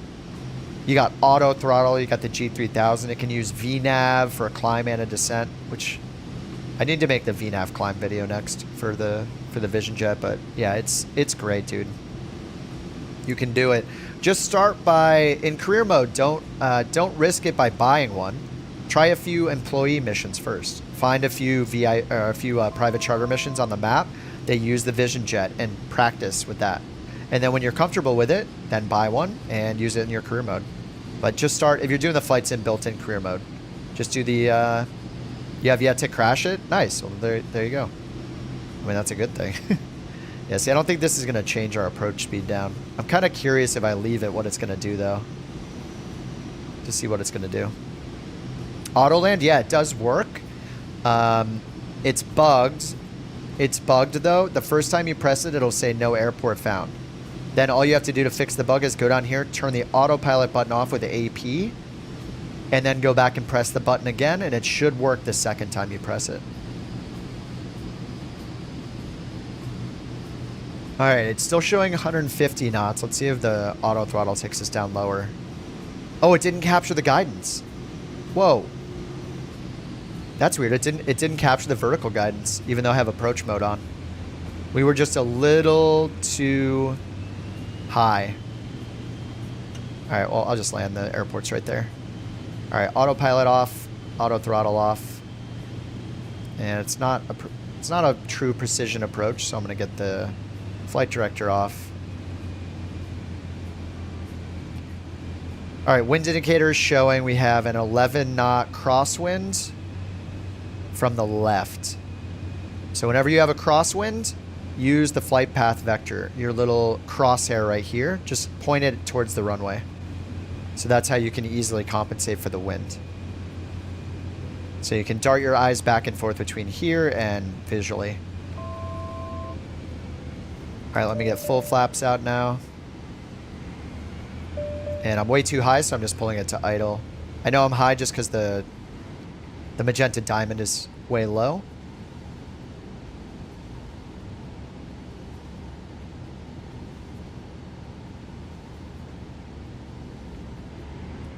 All right, now I need to speed up a little.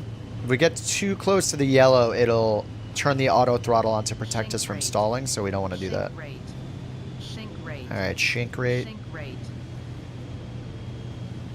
And we still got a 10 knot wind from the left, so. And once we get lined up, we'll need right rudder, or right before we land, we'll need right rudder to compensate. So right rudder, roll to the left, and then that'll let us land with the wheels lined up with the runway. Crosswind's right down here. See how it says 8?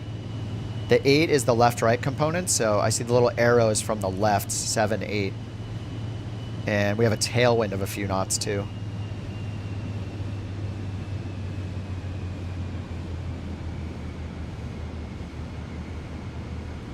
All right, I am idle.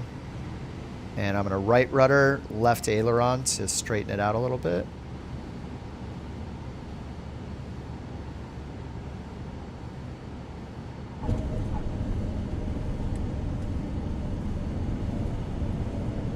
All right, sweet.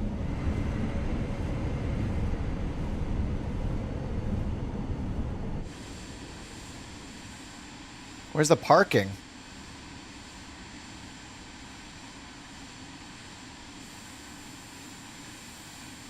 What's up, Dirty?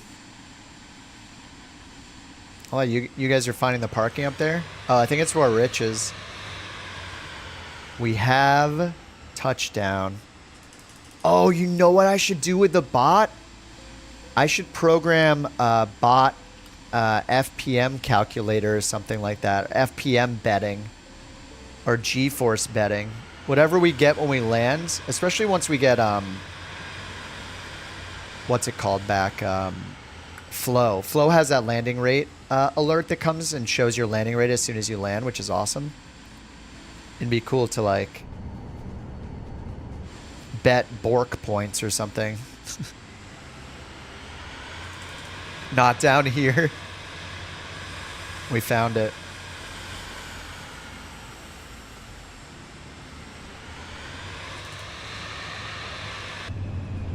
Trying to do a fast taxi. Probe heat off. OnAir Company lets us taxi up to 39 knots.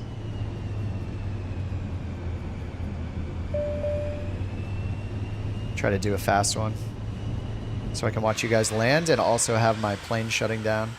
All right, Agile and Blaster on their way in still.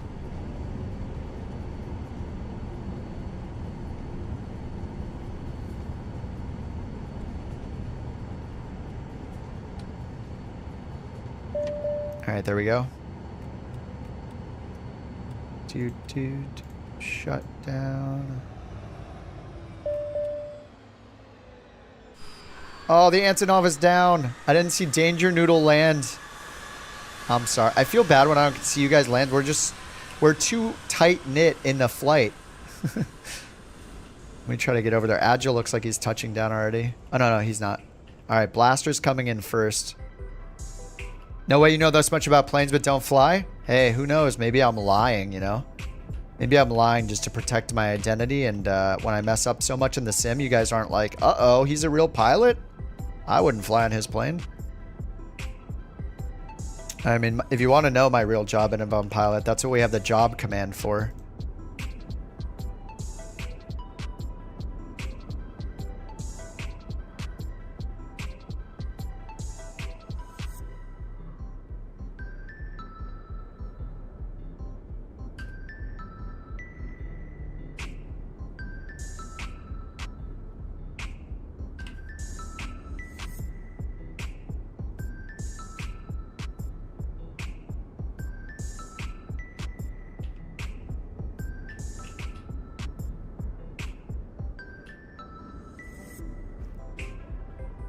A380 pilot. That's why I live in LA. That's why we have the Orca A380, the incredible Orca livery. Thought it was getting dark out. Professional foot model.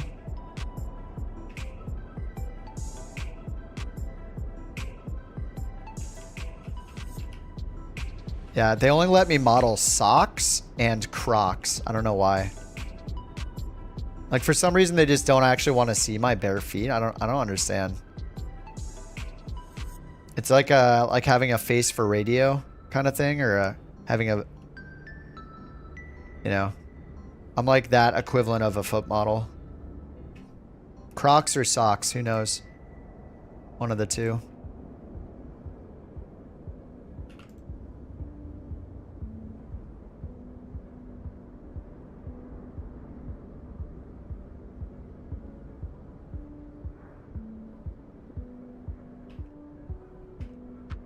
All right, Luke, bring it in. The big boy.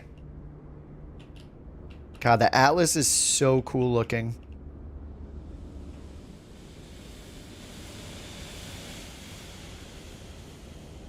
What's premium Snapchat? Great voice for foot modeling.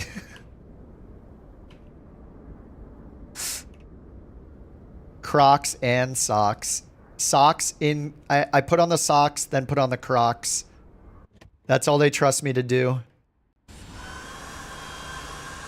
That's the only value my feet have. I'll try not to think about it. It's going to make me sad.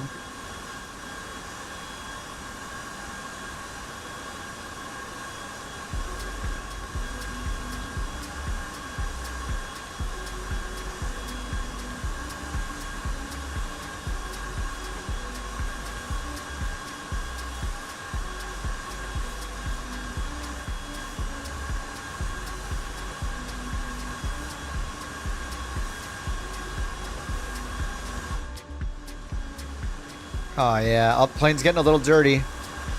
See, this is the other really cool thing about flying, like with the OnAir Company and NeoFly right now, is you see the plane get dirty like in real time. I'm not going back to the hangar and out. Like I guess it does. I guess it does do that in the regular career mode, but it's nice like not having like we get right back in the same plane without reloading anywhere, which is the coolest thing. What's up, Rich? What's up, Noodle? It's a nice plane you got there. He flew the Antonov in shorts.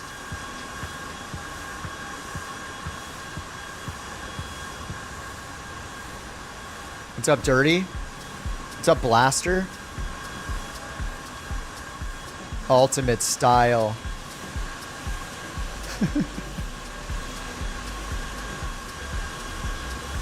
Alright, we're gonna do more flights.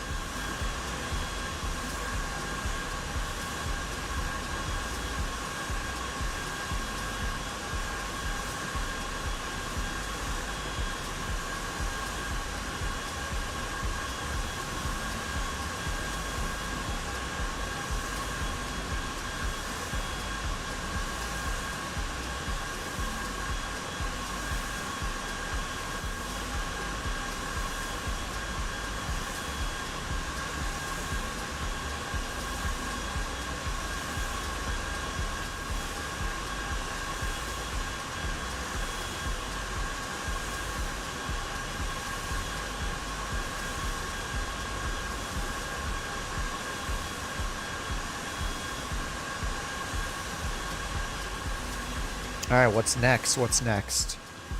What's next? What's next?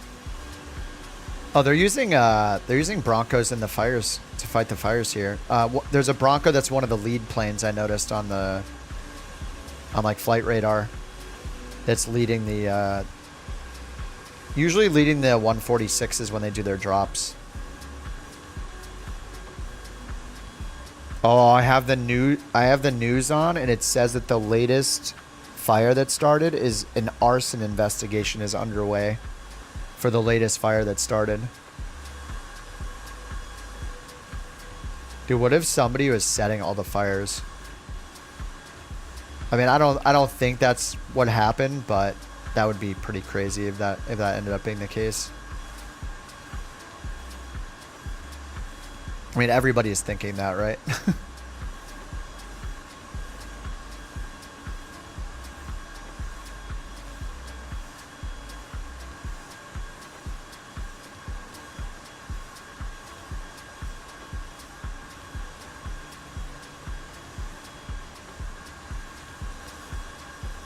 All right, let's check our earnings. Ooh, that was smooth.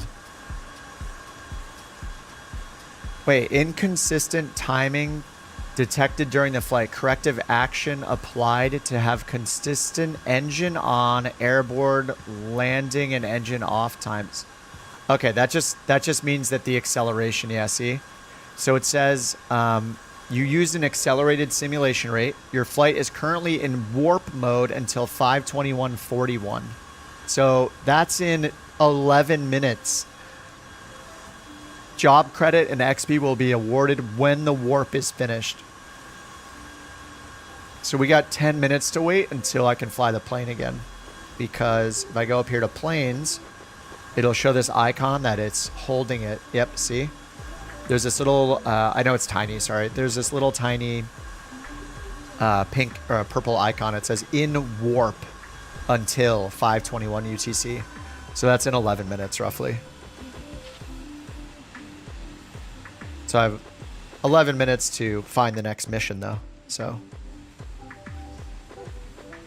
it's not the worst. Like if you time it right, then you use just enough acceleration to get down, get it powered off, and then start looking for the next flight, look for your next job, take a restroom break, whatever you need to do, grab a snack, check on your VA, all that kind of stuff. And then, 10 minutes, 11 minutes, I mean, it'll be ready to fly again then.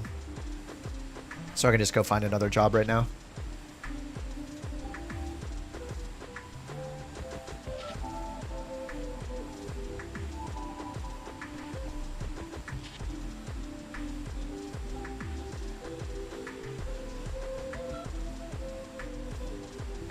All right, where are all the jobs? What happened? Are there no jobs available from this airport? Or is it not showing it because of the warp?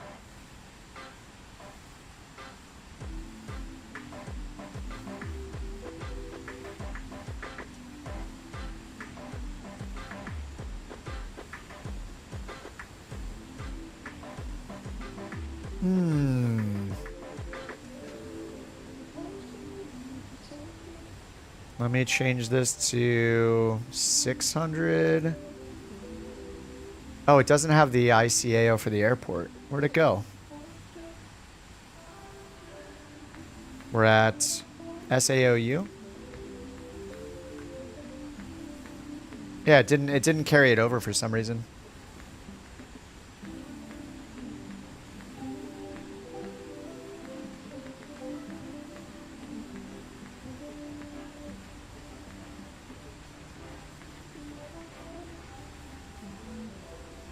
All right, continuing south. Oh my God. So this column right here with the colored circles is very nice to sort by. This is earnings per 1,000 pounds per mile. So it's kind of taking into account how efficient, how much you're earning based on how long it's going to take you to do the flight, essentially.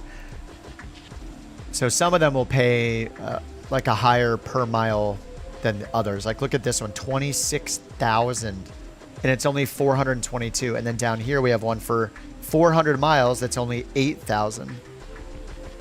It's also based on the mission type. Like this is a medical one, but I want to fly to the south,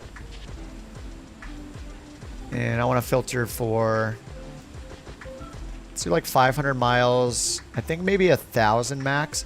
This this limit here of how much weight that it puts in, it's usually good to make that a little lower because you'll need extra payload availability for fuel.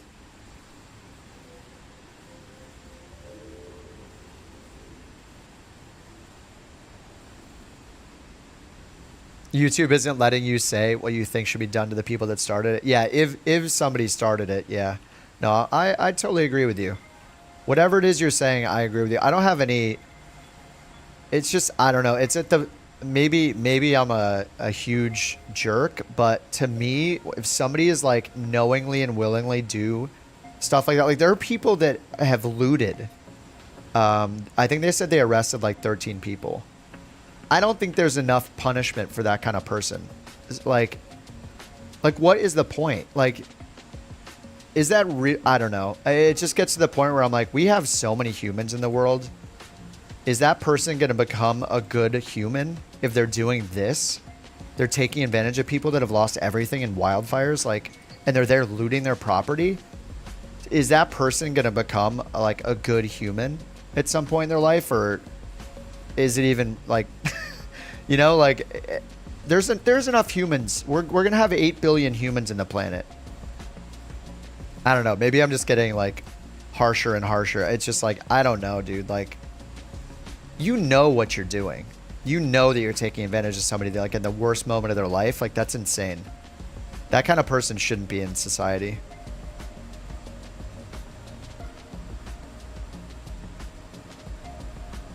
Like, is the jail time going to be enough? I don't know if there's enough jail time. Like, just give them 100 years. Like, 100 years.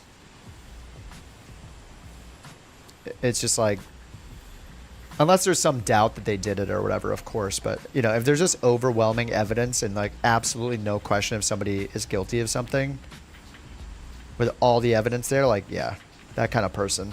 Ugh. Can't believe people like that exist. Ooh, this one looks pretty good. All right, I think this one looks good. It's down to a more major airport, and it's taking us close to the mountains, which will probably be really, really cool looking. Yeah, all right, I'm going to do this one. It's only 7,500, but it's pretty far, but I do want to make my way all the way down. This one's 468 miles. It's going to be a far one. Unexpected error in a 4-hour flight. Yeah, if you... I'm sorry, man, that sucks. It's happened to me. If you're on PC, here, 2 commands for you. Actually, just one for now. Just download NeoFly and do it. It's free. If you're on PC, just get NeoFly for free and try it out. If you're frustrated with a career mode, there are bugs. I've run into them. I did spend a ton of time doing it to grind through it, but if you're frustrated to the point where you're like don't want to play anymore, just try NeoFly. It's not sponsored or anything. It's free. I don't even have a referral code, nothing like that. It's a free career mode app. It's been around for years. I'm using one called OnAir Company, which is a free trial with a paid subscription, like an annual subscription thing, but you can start with NeoFly for free, like if you're frustrated.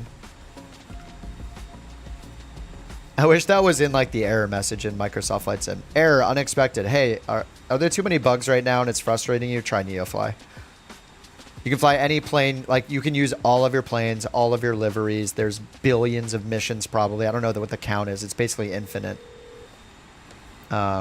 You can even do fighter jet missions if you want, helicopter missions. Like, yeah, it's a good time. Be warned, the interface will take some getting used to. It's not the most intuitive thing. You may need to like Google or ask and hear how to do things, but it's worth putting the time in for a session or two until you get used to the UI. It's not beautiful. It will be a little confusing.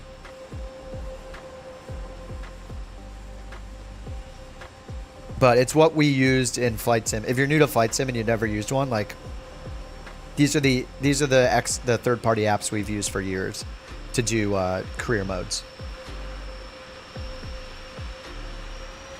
We happen to be doing this one in OnAir Company, which is a bit more advanced and a paid add-on, but we can do like virtual airline stuff in it, which is cool. We're giving it a shot. We're just kind of starting out again. Hooked on NeoFly, bought the add-ons. Yeah, it's really, really good, and I love that. Like you could literally use it for so long, like forever, without buying anything if you don't want to. But if you get to that point where you're like, yeah, you want to support the developer, you want some of the add-ons because you've done tons, and you want to do AI pilots or whatever. Yeah, it's great. All right, we have a four surgeon specialists to transport 394 miles. Still waiting for the plane to be available, though. It is 3 minutes until it's available.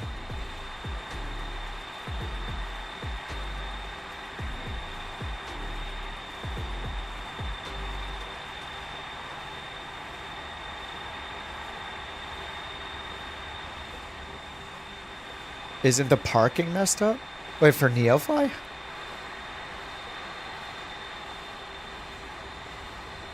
What's up, Randall? All right, a couple minutes here. My plane will be available.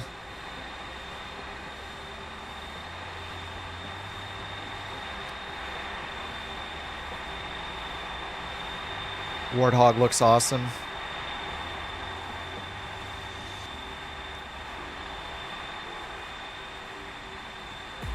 Trying to get to parking is messed up. I haven't had NeoFly require me to get to a specific parking spot. Maybe I'm in. Time to get some crouches in.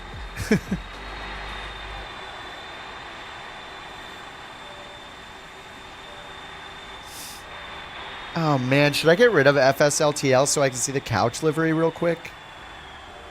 I think I should do that. I have 3 minutes, right? I have a couple minutes. Let me restart the sim without FSLTL to see if we can see the couch liveries, because it's just too majestic.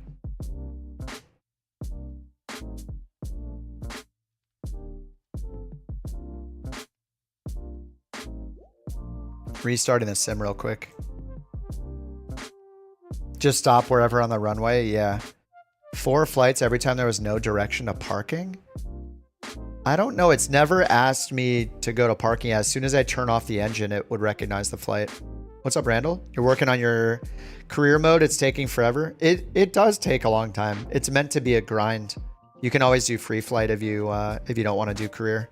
Fly any plane you want anywhere in the world. Or do some of the photography stuff, or do the weekly challenge league stuff. But yeah, career mode is meant to be a grind. It's gonna feel like you're flying the same plane for way too long. I mean, that's what it's you know, it's trying to emulate the real life of a real pilot that has to fly the same plane over and over and over and over and over again.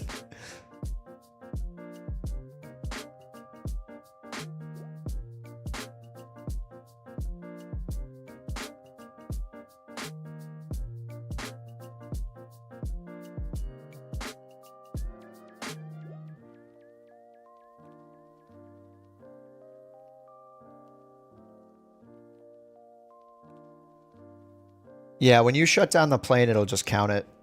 As far as I know, Neofly and OnAir, neither of them care about where you are when you're on the ground. They just check to see that you're in the vicinity of where you're supposed to be and that you're on the ground, and then you're good. Like, it doesn't know anything about the runways or the parking spots as far as I know. I don't think it ever directs you to a parking spot. So when you just shut down the plane, usually that just means the engines have to stop, and sometimes the batteries need to be off.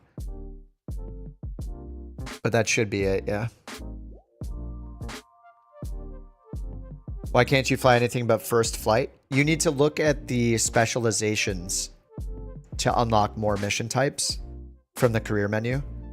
So back out from the mission list and go to like the headquarters, and then click specializations. And when you click through each specialization, it will tell you what the requirements are. So some of the requirements will be like, you need to go to certifications and get your night rating, your instrument rating, your turboprop endorsement, your jet engine endorsement. Those are, you know, real things that like real pilots need to do. They need to get tested on different planes, right? Until they can fly them. And then each time you finish those objectives, it'll unlock a new mission type. So then you can do, you know, sightseeing, then you can do, you know, aerial advertising and banner towing, you know, all that kind of stuff. Firefighting, whatever. It is a grind. It's meant to be a grind. But if you want to do something, if you just want to do any flight in any plane, you can always go to free flight mode and just do whatever you want. But unfortunately, you can't just like hop in and do any firefighting mission. You have to grind that through career mode. It'd be nice if anybody could just do any mission outside of career mode if they want. But yeah. Cargo transport, yeah. Yeah, just click the specialization and look at the bullet points it gives you. Yeah, some of them are like, do 10 soft field landings. You know, it's totally a grind. I spent all of like November and December doing it on stream for hours and hours, like every day. But yeah, it's a grind.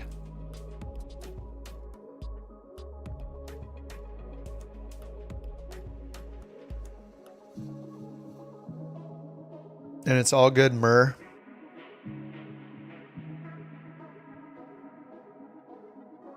Try to answer. I'll answer anything I know the answer to. I'm here to help and have a beverage while I fly virtual airplanes.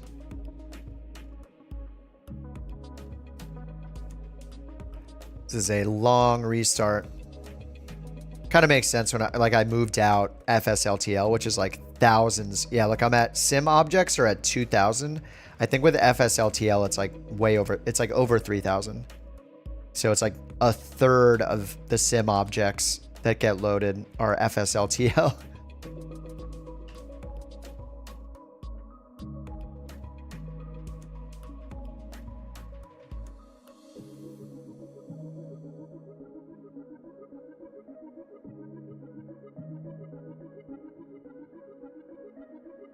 I hope I have the A380 installed. I think I installed everything.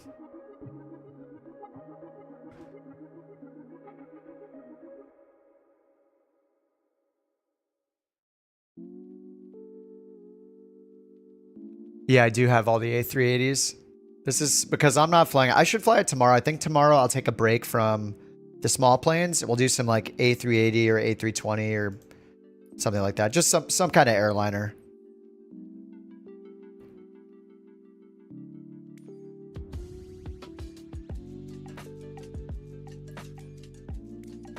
Switch to the let's do the white one.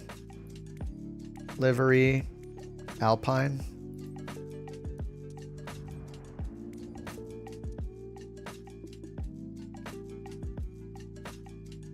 All right, and the plane's ready. SAOU. Parking. Daytime.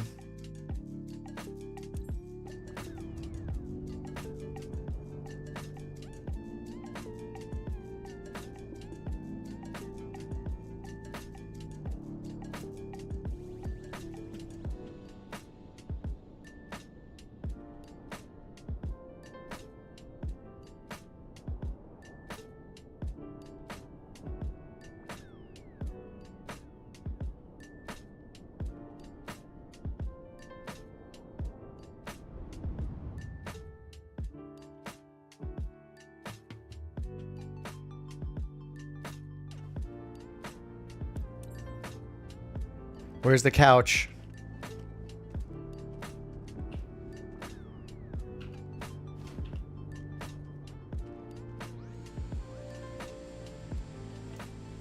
Hopefully Jules still here and I didn't just restart for no reason. No, it doesn't show it. Why? I have the livery. Oh, come on. So yeah, maybe it wasn't FSLTL messing with it. Unless it's like still loading it in or something. Yeah, it says Couch Orca. Oh, I have it installed. Man, what a bummer. Alright, well I tried, Jewel. It's not doing the matching. Alright, ready to we can prepare the plane now. Alright, we got 3. Oh, I thought we had 4 passengers. 3 executives to SAZY, S-A-Z-Y. Alright, sim brief.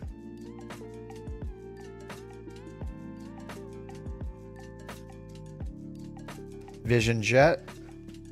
I uninstalled the model, so I could use ATC, I just can't use traffic injection.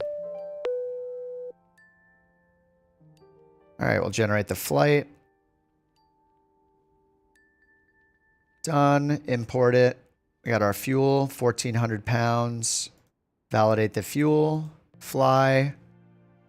Oh yeah, it's I need to turn off traffic. Oh yeah, it just says traffic won't be used. 30,000 feet, and let me grab the route.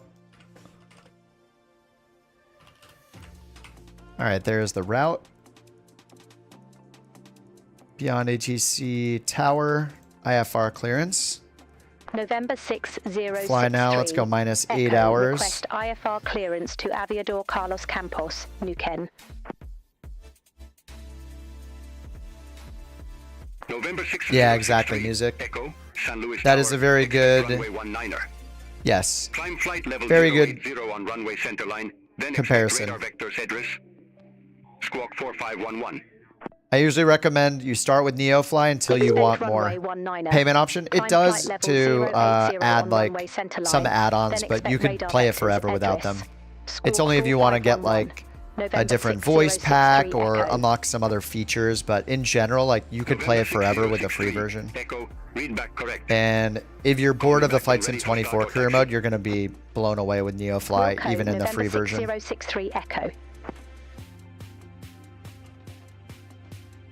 And both of them have very confusing UIs when you first start, so be prepared for that. And if you stick through it for a couple sessions and learn the UI, you'll be very happy. Yeah, the airline and AI pilots. Yeah, if you want to be more tycoon style, then that seems to be what you end up paying for, yeah. All right, on-air tracking is going. Let's get this thing started up. Do.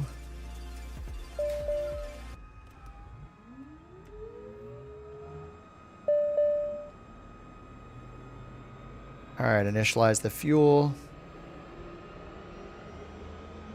See if we get the Simbri flight plan in.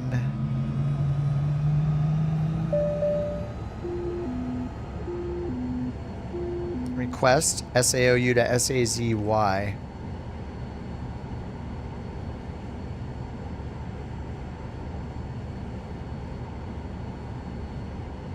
All right, import.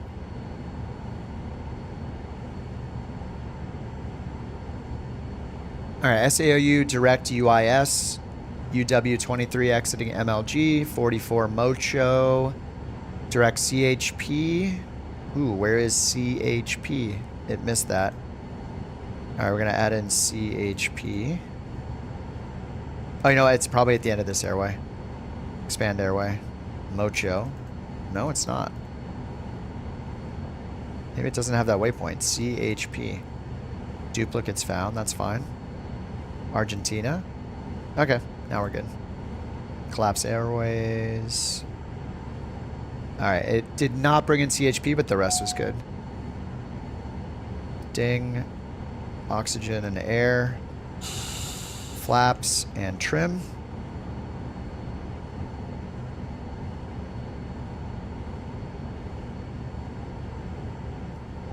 Full map. Okay. Argentina.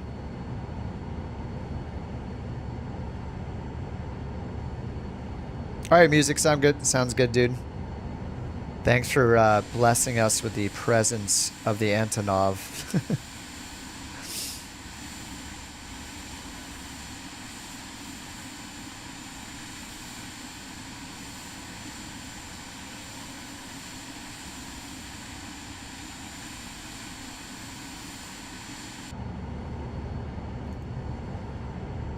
All right, probe heat is off and parking brakes on. All right, so they said our clearance is 8,000, so I'm going to put that in up top. 8,000, and we're expecting vectors, so we'll use toga for our takeoff. I'm going to hit the toga button shortcut, turn on auto throttle, which says toga, toga, toga. Rest under the shade of the winglets. True. Yeah, we could fit the Vision Jet like on the horizontal stabilizer.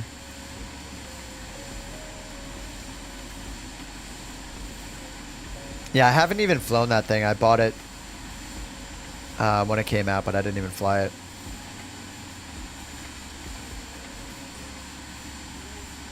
Nice. Blaster's back in the A400. Dude, that thing is so fun. Look at that. What a nice person moving it out of the way of the other plane. Amazing. We got some courteous people here. For now. And squawk was 4511 down here according to ATC, to be on ATC. Let's get 4511 and 4511. Altitude reporting. All right, and then let's request taxi to runway. November 606. What would happen if your avatar got crushed by the loading ramp? I wonder if it would like glitch you into the ground or pop you on top of the plane or something. Echo, you are nowhere near 19er. Why in the world are you asking for departure clearance? Oops. Bad pilot. That, November 6063 Echo. Status bad pilot. All right. That's fine. And let's get the weather. Looks like 1013. Is the live weather off again? It is. It keeps turning the live weather off. I hope they fix that with NeoFlyer. Maybe it's a flight sim thing and they can't fix it. All right, 1010. I kept wondering, like, why do we keep getting 1013? Bad pilot.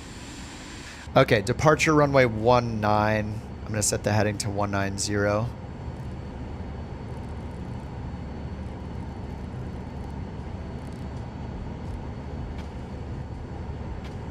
All right, 190, and then let me add the departure and arrival airports so we get our charts.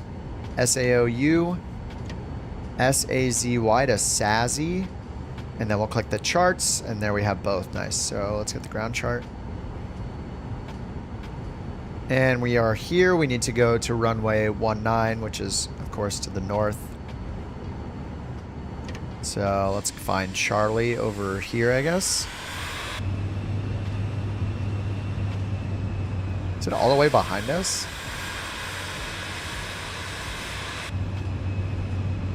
I need to go to the northwest.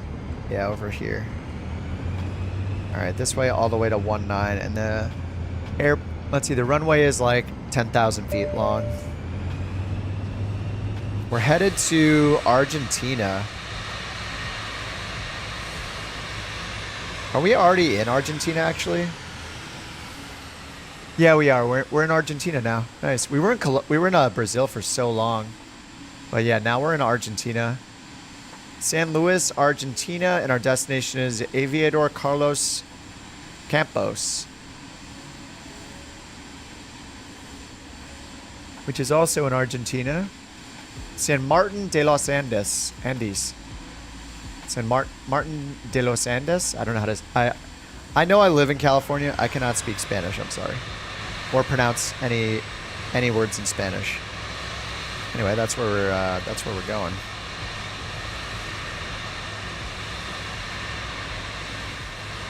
Alright, and then down here we can see transition altitude 5,000. That's where we switch to standard altimeter setting. And runway 19 is 3,000 meters almost. And we have no procedures.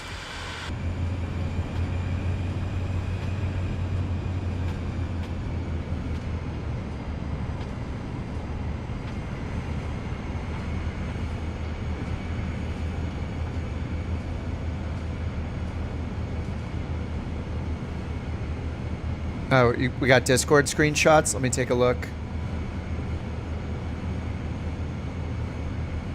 Oh, I didn't see Rich's screenshot first.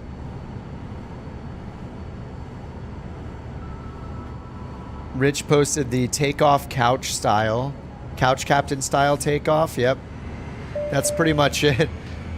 Well, this is something that they should fix. Like in Flight Sim 2020, it actually hides people that are really close to you, so it never interferes with like your avionics and stuff.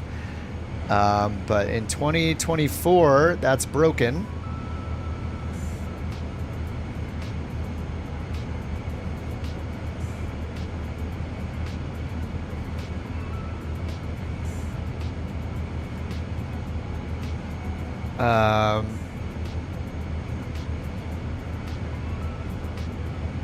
And then here's music's. The music danger noodle. Wait, I can't see it. There we go. He's trying to load the Vision Jet up, and he's trying to steal the Vision Jet. Corvallis doesn't consume fuel. Yes, it's in. You're using NeoFly, right? Go to NeoFly settings and turn off the fuel sink. It's a bug with the fuel sink in NeoFly. Just fill it up manually from now on, and then it'll drain. But if you like unlimited fuel, just keep the fuel sink turned on in NeoFly settings. I had the same thing happen. No problems. Almost fit through the side door. Could probably fit a fleet of Vision Jets. All right, let's see if they think we're ready for departure now. 6063, Echo ready to go, runway 19er. They might not let us because it's way over there. November 6063 Echo, San Luis Tower, fly heading 240, runway 19er, cleared for takeoff. 240, all right. Fly heading 240, runway 19er, cleared for takeoff. November All right, we'll do it at the intersection here 6063, because it's a Echo. 10,000 foot runway. 340, which will be... Oh, that's just going to be runway heading. So we can just use Toga. It's just going to hold our wings level. All right, Toga it is. This is a pretty long flight. We're going to use time acceleration. All right, let's watch you. I can watch some of you guys take off.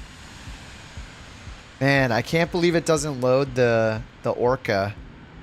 Jewel, it loads it. I mean, it must load it for Jewel because he's using the livery, and it says that he's using the Couch Orca.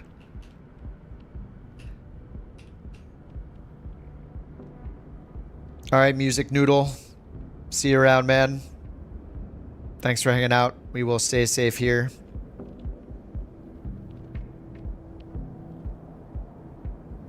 All right, who's going? Who's going to look like a fuselage until they take off?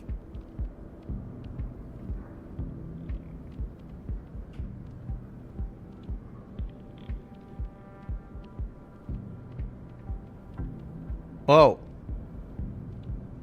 What's happening to the Atlas? That is the Atlas, right? Oh, it's a C-17. Whoops, not the Atlas. You guys probably corrected me on that earlier. C-17. All right, Rich is on the way.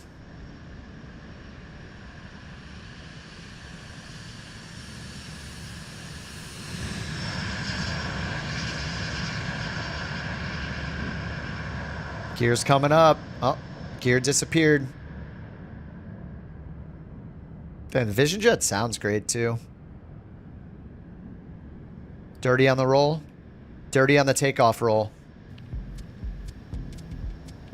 It does work for you? Nice. Oh, there's a screenshot? Okay, I'll bring it up. After we watch a dirty takeoff.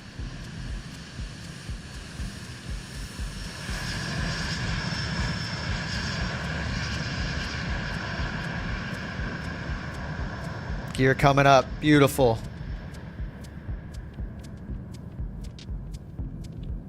Alright, blasters lining up. Let me grab the Couch Orca livery. Oh yeah, it looks so good. I'm gonna have to fly this tomorrow, I think. Here's the Couch Orca A380 livery that Jewel is rocking that doesn't show up in the sim right now.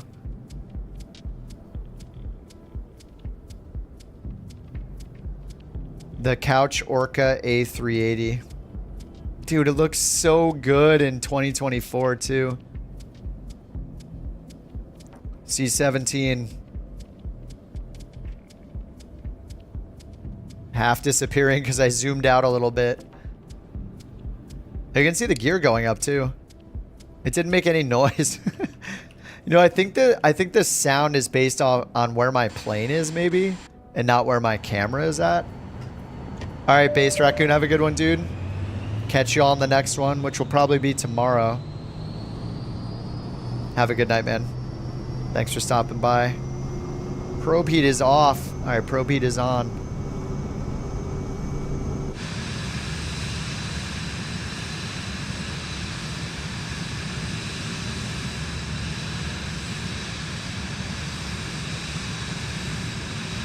I need center line for that screenshot. All right, there we go, 85.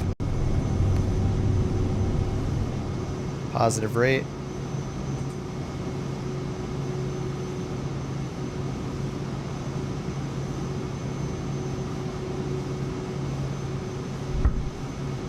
I love the thunk every time with a gear coming up. Kerthunk. Sounds great.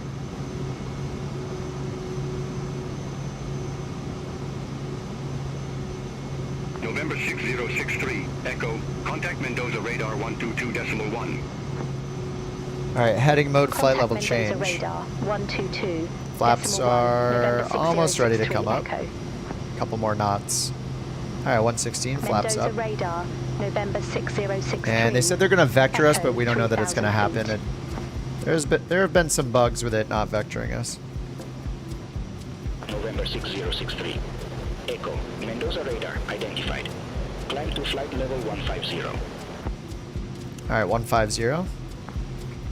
Climb to flight level 150, November 6063, Echo. Alright, 150. He should give us direct, but I don't... It might work, but I'm just gonna go anyway.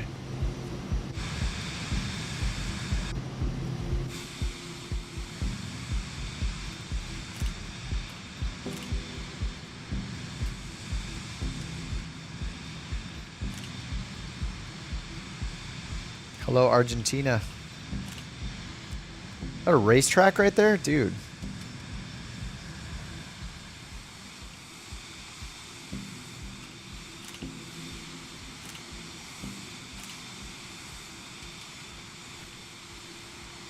Like a sports photographer doing this, I'm just like snapping as many pictures as possible. Hopefully later on one of them looked okay. Track less than 1 mile. All right, let's get the traffic map off. Or the ADSB data off.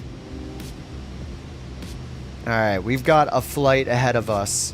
2 hours and 45 minutes. It won't take that long. We're gonna use acceleration. I think we should just use it like starting now, basically. It's just a long flight, and it's already going on 10 p.m. here. I think it's in our best interest to accelerate. So I'm accelerating. There we go, 2x speed. An early 2x speed. FMS mode's on. We're going to 15, and then ultimately we're going to go up to sim brief.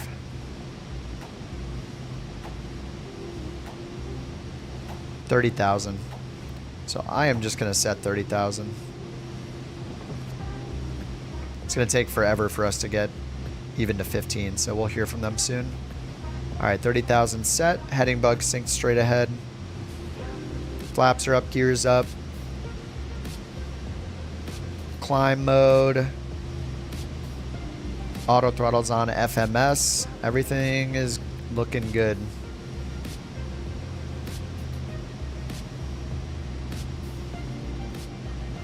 Oh man, the update on the Palisades fire, which was the first one that started, I think it was the first one. It's about to hit 20,000 acres burned. 6% contained. Holy crap, is that the first time they've had a contained percentage? It says 6% contained now. There were so many helicopters flying earlier. It looks like there are 5 of them right now in the Palisades fire. And none of them are on the Eaton fire right now. I think it's because the Palisades fire, the Eaton fire is going more north, so it's basically not threatening as many houses as the Palisades fire. Palisades fire is spreading west a bit, and then they have this new Kenneth fire like northwest of it that started. What's up, Phil? Thanks for 2 more months until your membership baby is born. What's up, Phil? Thanks for 7 months, dude.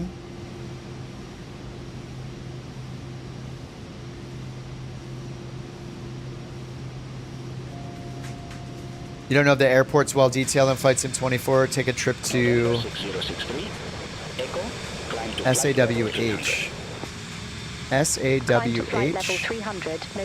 I'll see if the next mission goes there. We're going to wherever Sazzy is next. Palisades 90. Yeah, yeah. Dude, it's really bad. We haven't had to evacuate here, so yeah, we're keeping safe. We're ready to go if we need to, but yes.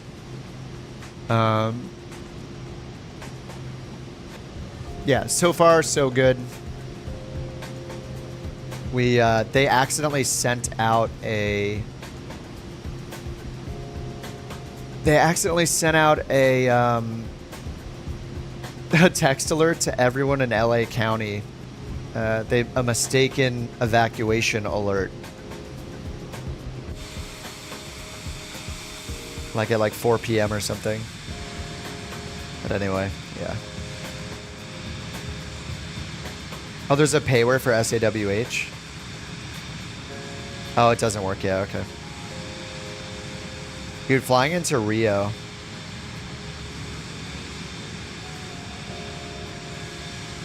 Yeah, yeah, Phil, the fires. Yeah, it's insane.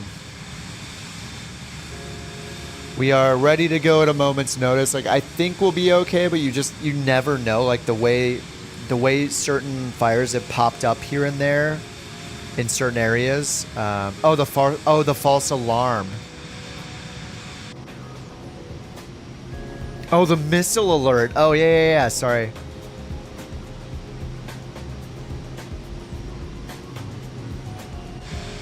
I forgot about the missile alert. Was it like some nuclear missile warning, right? I forgot about that. Oh my god. Yeah.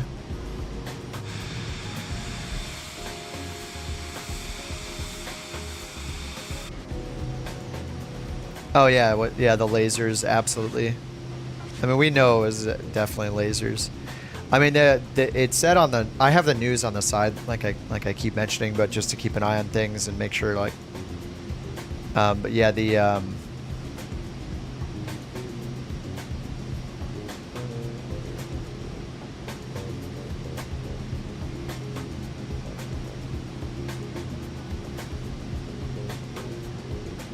What was I gonna say? Yeah, the headline, like the Chiron or whatever on the news was saying, like for a moment it said like they're investigating an potential arson incident for the newest fire called the Kenneth fire. I mean, who knows if it was or not? Like they're investigating though, but I don't know. Are they investigating all of them in that way? Maybe. But yeah, it's weird how some of them have popped up, and I just, I don't know enough to know if it's realistic or not. It's just as a person that's not a fire expert, it's a little alarming when you see a random fire pop up somewhere. You're like, wait, can embers really go that far? Or, which the answer is probably yes, but yeah, you like raise your eyebrow a little because you don't quite know. But I mean, we'll see what happens. I mean,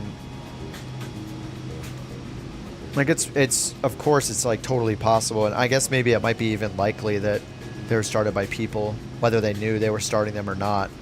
It's not necessarily intentional, but somebody left some hot coals in the woods or dropped a cigarette somewhere, and bam, like there it is. You're smelling ash all the way in orange. Yeah, I was like, oh, $sign, yeah. Yeah, when I got the notification, I saw it, I was like, oh, like I don't really need to pack a lot. Like it would be nice to like put a bunch of clothes in a suitcase if you're actually not going to come back ever. Of course. I don't have a suitcase packed. I have a backpack packed. I got the essentials. I got like, laptop, toothbrush, couple changes of clothes. You can always just buy some more clothes. The essentials, phone charger, stuff like that.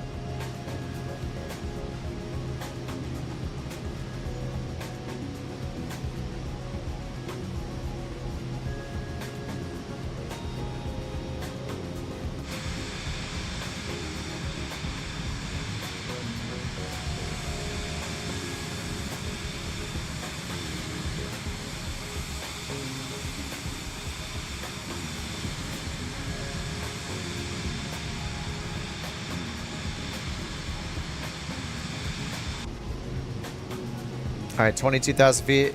We're in 2x. Traffic evacuating. Yeah, that's the thing. Like, if they call evacuate, like, we need to be in the car like 5 minutes, like 10 minutes or less. Like, don't linger around. I think it's like different for somebody that's not a renter, right? If you own your house, I can't imagine like the feeling to want to protect it or whatever, but. Dude, like, no thanks. We're out. It's not even the fire that's the scariest. Or obviously, that's like the main scary part. But the traffic, everybody trying to leave around the same time. If you don't get out soon enough, like, you're going to be stuck in the traffic. And people had to get out of their cars and run from the fires and leave their cars behind because there was too much traffic. Like, it's terrifying. Like, if you're not ready to go and you can't get out in a few minutes, like, every minute wasted, every minute delay, it's just. The potential for, yeah, the bulldozer video. Yeah, the potential is just insane for how much traffic you could run into. Where will I go if I evacuate? We have friends like all over the state, really. We could go almost in any direction, but I think we would probably go south, like, because the fires right now, like, if you tried to drive up the coast towards like Ventura County, Santa Barbara County, and further north, the fires, the newest fire too, like the main Palisades fire is that direction, the west side of Los Angeles. So if you try to, if you go north, which is really west at this part, like northwest along the coast, the traffic is going to be insane, especially because another fire started there. So I think we would go south or east. Like, there's no way. We'd probably go south.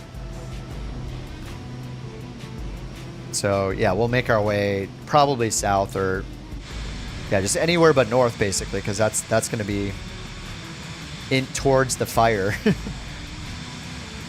North and northwest would be towards the fires if you're in LA. So you want to go east, south, southeast, straight south, like however, yeah, the opposite direction.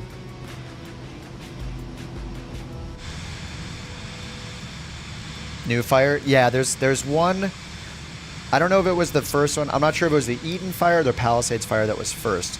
But there's now a new fire called the Kenneth fire that is northwest of the Palisades fire. So it's further away, but it's close to the other fire, and it's already at 1,000 acres.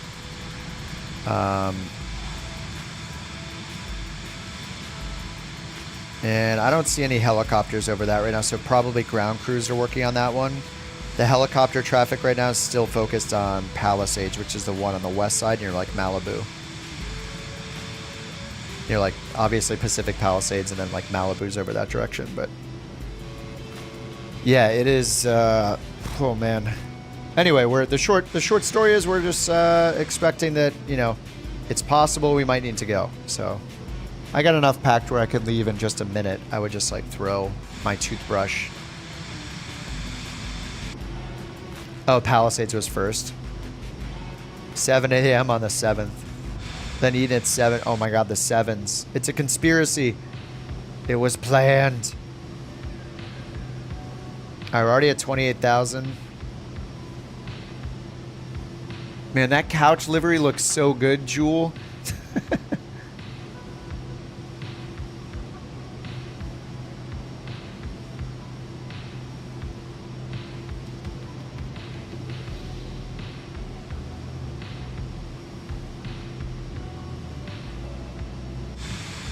That was Vegas's fault. What, the like low pressure system or whatever from the east, or the winds, the Santa Ana winds.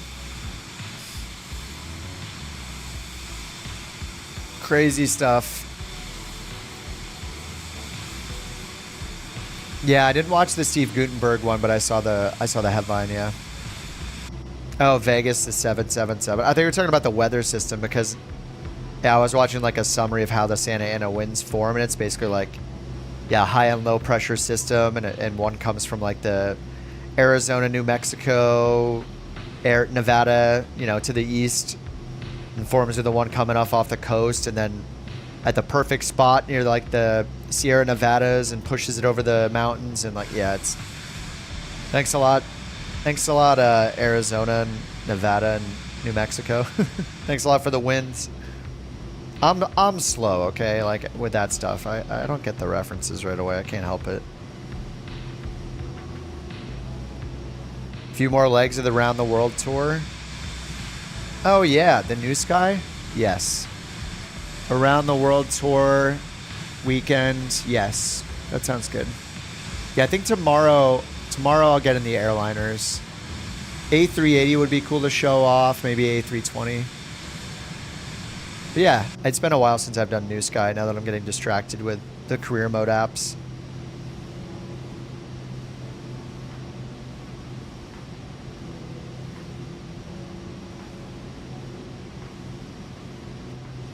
Yeah, no rain was the main thing. You know, the perfect storm of the Swiss cheese model of weather.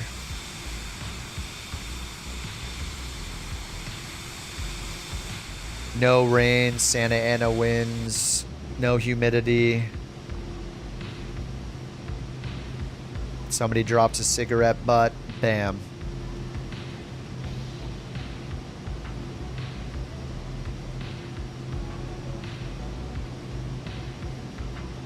Are those contrails or scratches? Oh, those are scratches.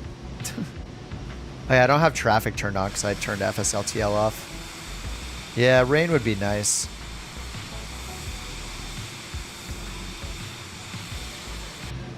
Yeah, I'd hit it while we're vulnerable. Yeah. There's been no rain. It was at April. Yeah, I knew it was like almost a year since we've had rain. Yeah, I mean, it's just so dry. It's just... Normally we have rain in the winter, especially. Like the last couple of years, it felt like we kind of got a lot more rain than usual, and now suddenly there's none. Control burn? I don't know. I mean, I'm sure it happens. Like there's certain areas that are meant to burn naturally or intentionally, like artificially. But yeah, I don't know too much about it. I'm not sure when the last time was. But either way, it's like, I mean, it's, you know, LA is gigantic.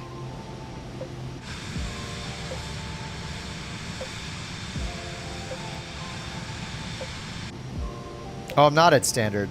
Thank you.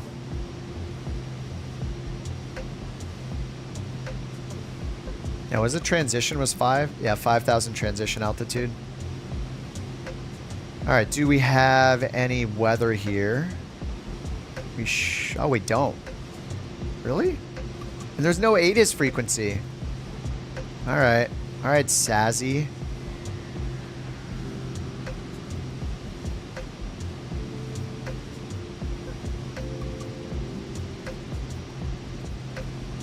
All right, I don't know how much time cutting the corner is going to take. I mean, it's an hour and a half, so like 45-ish minutes. That's great. We'll be done by 11 p.m. Oh yeah, the altitude. Yeah, thanks, Rich.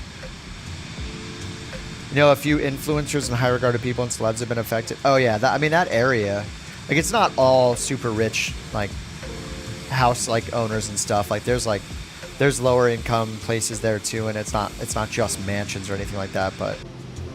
I mean, you know, LA in general, there's obviously tons of extremely high value property in LA. So, yeah, there's going to be celebrities. There's going to be wealthy people with massive properties. I mean, as long as people weren't injured, like, you know, the people who are super wealthy are just going to rebuild their property. You know, the people that can't, it's devastating for. Seeing like rich celebrities like upset about it on the news, it's just like, dude, come on. Read the room, man. You are not... Nobody cares that a rich person lost their house. Like, somebody that can afford to just rebuild it. Like, how about having some empathy for the people in your community that can't rebuild their house instead of crying about it? It's ridiculous, man.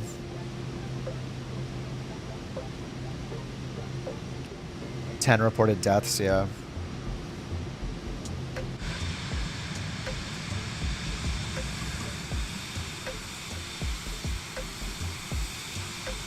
The clouds are looking awesome right now. Like these cloud formations look so good.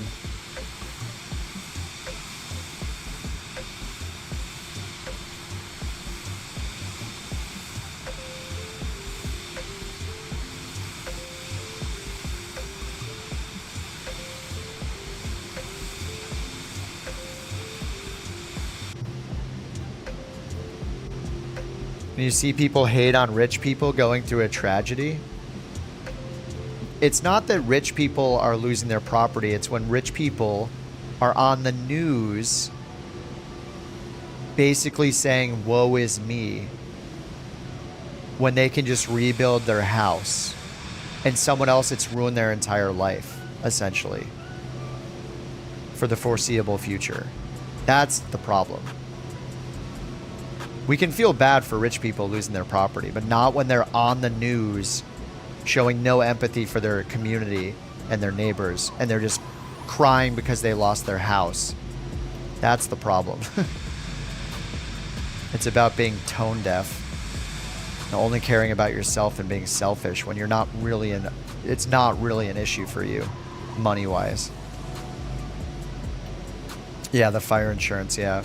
I don't know much about that either, but it's just like, but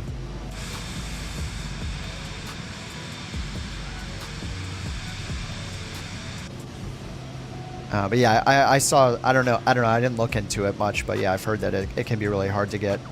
So the news was saying that, yeah, fire insurance, like a lot of people weren't even able to get fire insurance in that area or areas that have been affected over the years from insurance companies, like being less and less likely to give them coverage. So, yeah.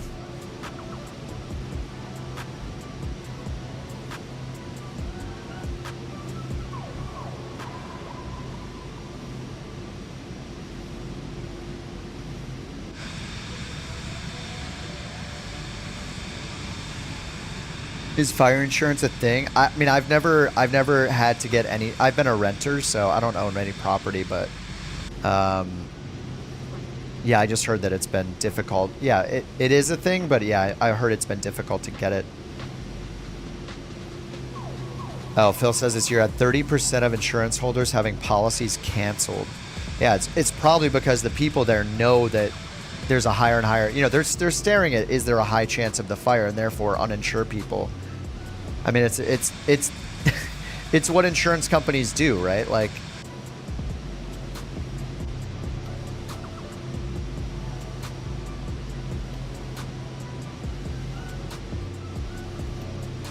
yeah, insurance companies are businesses. They do whatever they can to make the most money. And canceling policies in areas that are going to have fires, that's better for their bottom line.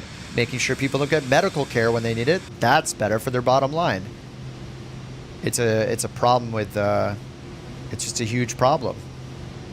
When the insurance is run by private corporations, you don't have a guarantee to any insurance ever, because it's just about if they can make money off you or pull the rug out from under you at the right moment, so you don't get any value from having the insurance. That's the problem with it being private. So these people that can't afford it and they're going to lose their house and not get an insurance payout, like, what are they going to do? They have to rely on the government. Some of them are just screwed, right? Yay. Lucky them. They did the right thing by getting insurance because it's their only option. Then the insurance company drops them, and then they're screwed at no fault of their own. They're just trying to live in a house.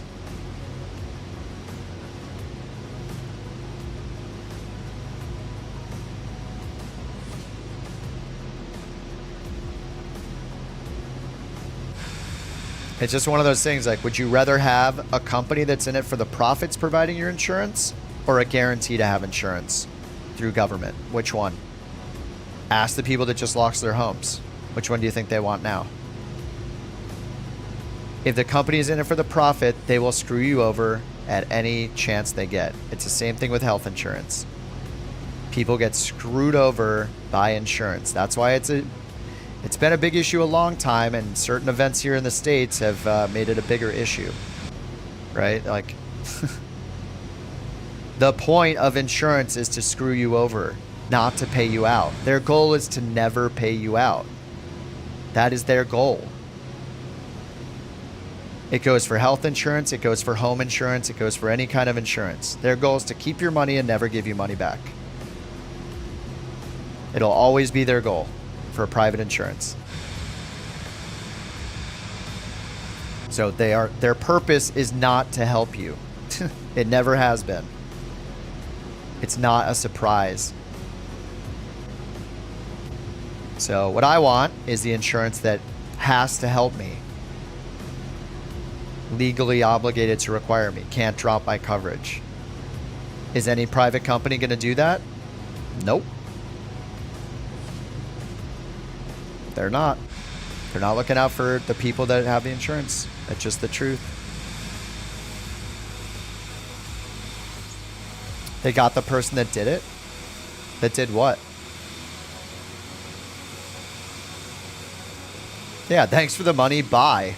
Every insurance company ever.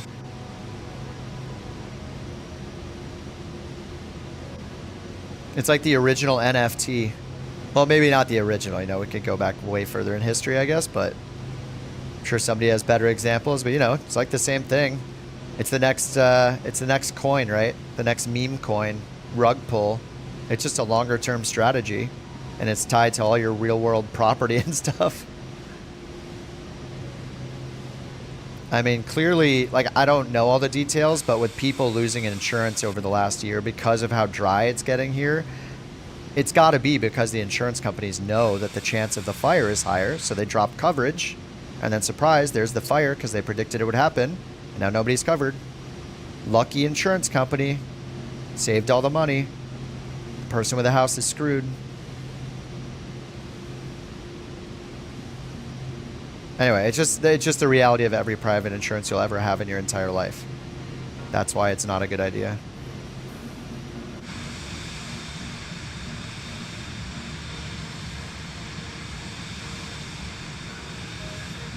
The city freezing the prices.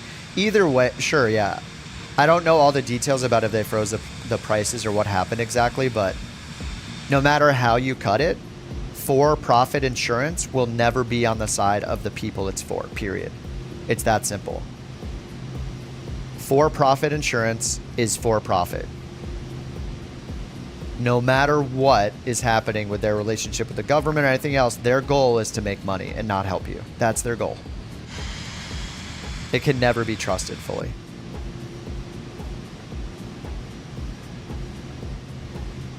That's why most of the world has gone away from that model. There's a reason why.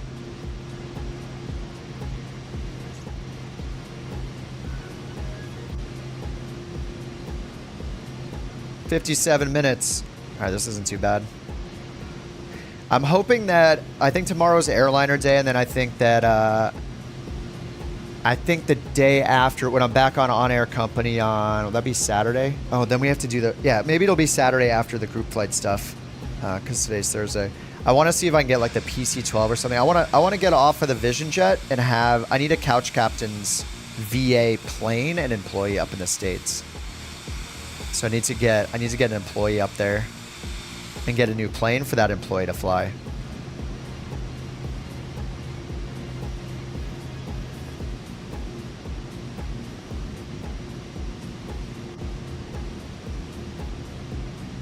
I mean, I don't know what the details are, but thankfully it sounded like at least in the States, like the federal government is going to be helping California for the rebuilding costs in some way. California is obviously like got one of the biggest economies in the entire world, but yeah, who knows I don't know what the plan was without federal assistance, but you know, I hope these people that lost their homes, like that, you know, got screwed over by insurance companies are helped. We'll see what happens. I don't know. There's times like these where being a renter is kind of nice because I don't have to worry about this with property, especially in an area like California that gets so many wildfires. Yeah, I can't. It just sounds so stressful to own property in a place like that gets fires and stuff like as often as we do. It's scary, man.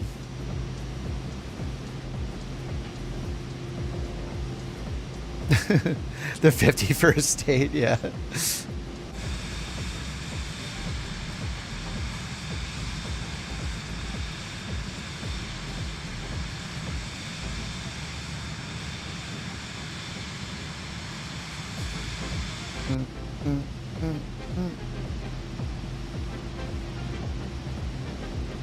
Yeah, it's weird. I haven't had METARs for any of these, right?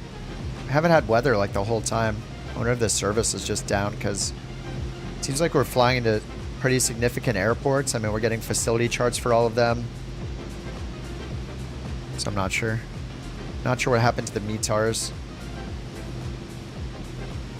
Do they have the METAR button up here anymore? I don't know if they do. Maybe it's when I click live, but that'll change the time.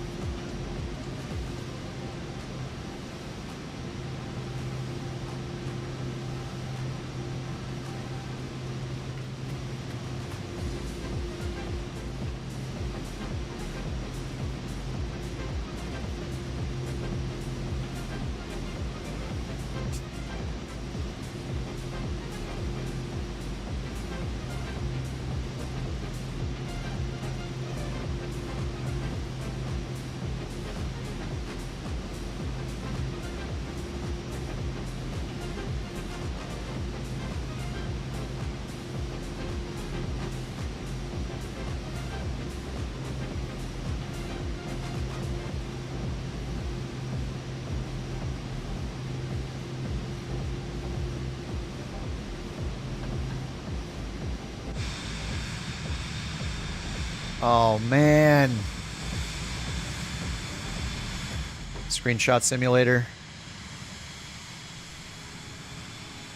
Argentina, not disappointing.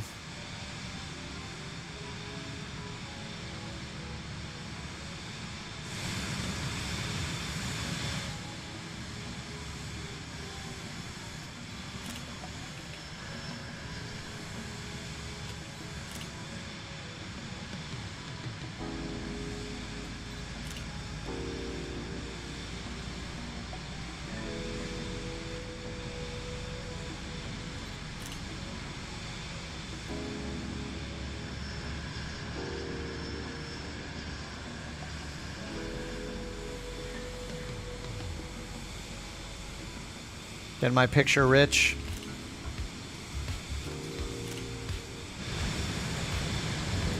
You apply to a VATSIM unit to try out the unit you work at? Even more bureaucratic than in real life. VATSIM is.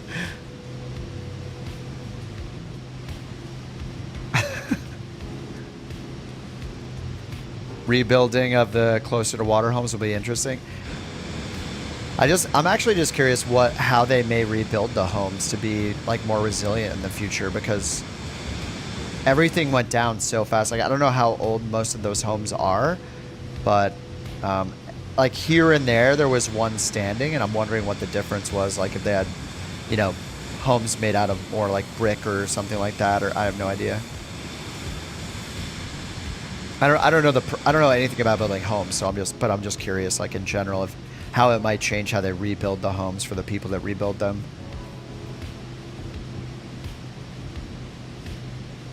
$1018. Yeah, I would like to use it, but I'm doing the time. I'm just gonna end up hitting comma because I have the time pulled back, which pulls back the weather. Come on, Microsoft, give us a patch tomorrow. Yeah, they're not gonna give us a patch tomorrow. They just did that mini patch today.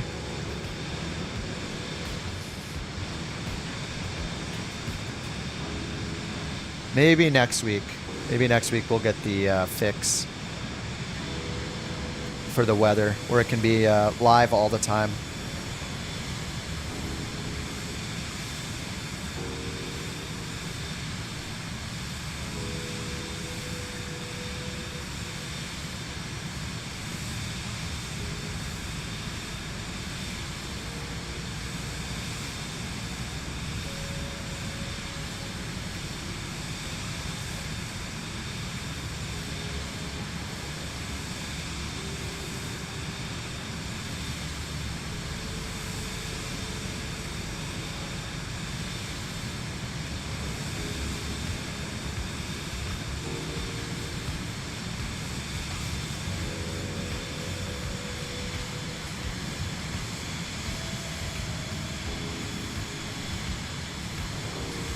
Sorry, I'm back.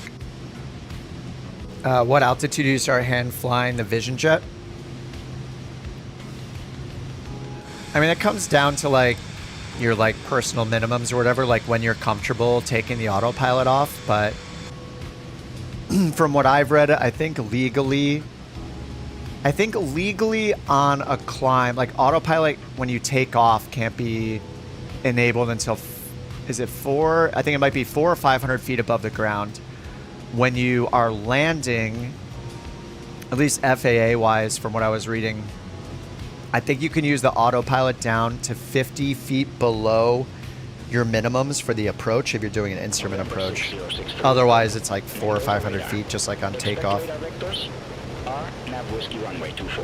But there is a bug with the Vision Jet right now in the sim where it will auto disconnect your autopilot when you get to 400 feet above the ground. So you'll probably notice that. And it's really up to you. Like, if I was flying an ILS approach down to with really bad visibility and minimums, I would fly it down as far as I could on autopilot personally. Unless the winds were so gusty that the autopilot couldn't keep up with it. But it's really just up to you. I mean, it's in the sim, right? It's whatever you want to do, really. So I would just base it off what you're comfortable with. So maybe at first you'll keep the autopilot on until it auto disconnects at 400 feet. It will later allow you to keep it on. That's just a bug. And then you could just keep raising the altitude before. You could be like, all right, I'll do it 500 feet before landing, 1,000 feet before landing, 2,000 feet before landing, assuming you have like good visibility. So it's up to you. Expect radar vectors. RNAV Whiskey, runway 24, November 6063 Echo. All right, RNAV Whiskey 24. Proc approach Whiskey 24 LNAV VNAV. They said vectors, but I'm just always gonna pick a fix. Coming from the northeast. Oh, Dobna looks good. I don't know, it'll be the last one. November There we go. 6063. Tistu. Echo radar vectors, RNAV Whiskey runway 24. Report ready for descent. We will call when ready. November 6063 Echo. Wasn't sure if it was a bug or not. Yeah, it is a bug with the Vision Jet. I talked to the working title team that worked on the G3000 and the Vision Jet, I think. I asked on their Discord, and they said that it's a known bug. So there is an upcoming sim. Echo, turn left. Heading 190, descend to 10,000 feet. There's an upcoming update called Sim Update 1, which will be the first sim update, like planned patch for the sim. Turn left, heading 190. I'm guessing that's probably where they'll fix it, hopefully. But yeah, you should be able to take it down as low as you want. But yeah, it turns off at 400 above the ground right now. 4 November 6063 Echo. But your best friend on an approach, if you're just getting used to it, especially if it's windy, there's going to be a little green crosshair looking thing called the flight path vector. And that is showing how you're flying through the air, not like where you're heading. Like, so like based on winds, how your plane is traveling actually through the air. So if you move your plane and bank and pitch your plane so that green crosshair you'll see floating around is pointed towards the runway, that'll help you compensate for winds and stuff. And as you're crossing the threshold, you pretty much just want to pull to idle all the way to minimum power and just let it keep the nose up and let it plop down on the runway.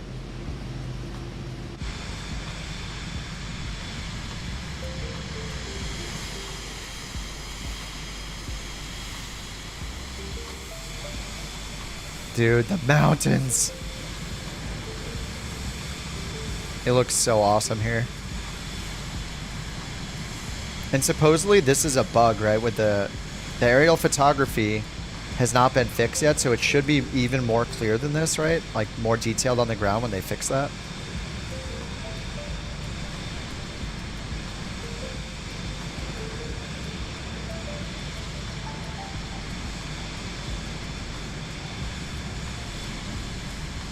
Looks too cool. Did an on-air flight Phoenix to LAX. What's up, Fish? Nice, dude. We're getting the VA started again if you want to join. We got 2 FBOs that are being built. I really just need to figure out the best way to automatically generate missions so we don't need like people managing the VA as often, like only managing it for the big things.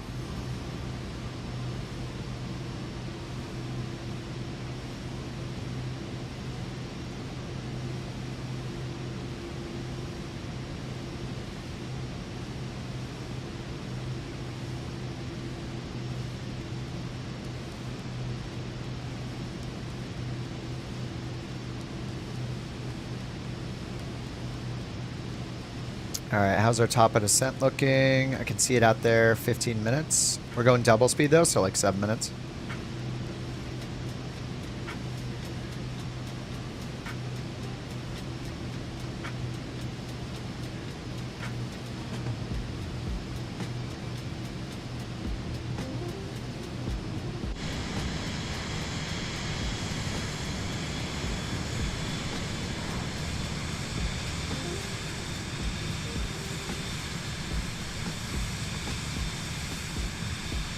Got the TCA throttle and add-on from Thrustmaster. Going to pick it up tomorrow. Nice. Get as much as you can to not have to use the mouse. Yeah, I definitely use shortcuts for a bunch of my autopilot things, especially like changing my auto throttle speed, changing my heading bug, and usually turning on like my different modes. I have a bunch of buttons for like vertical speed, nav, approach, heading, flight level change, altitude hold. I don't really use it for my lights anymore. I have a bunch of them set to my lights, but I find that I'm usually clicking around. Like, you don't change your lights very often, so I've been using my mouse for lights still. It really just matters the plane. And it matters what the rule set is. Like, if the career mode app I'm using or whatever is, like, if it cares about the lights. With OnAir Company, I feel like I can just leave them all on all the time, and it doesn't seem to care. Whereas New Sky wants you to have the right lights at the right time.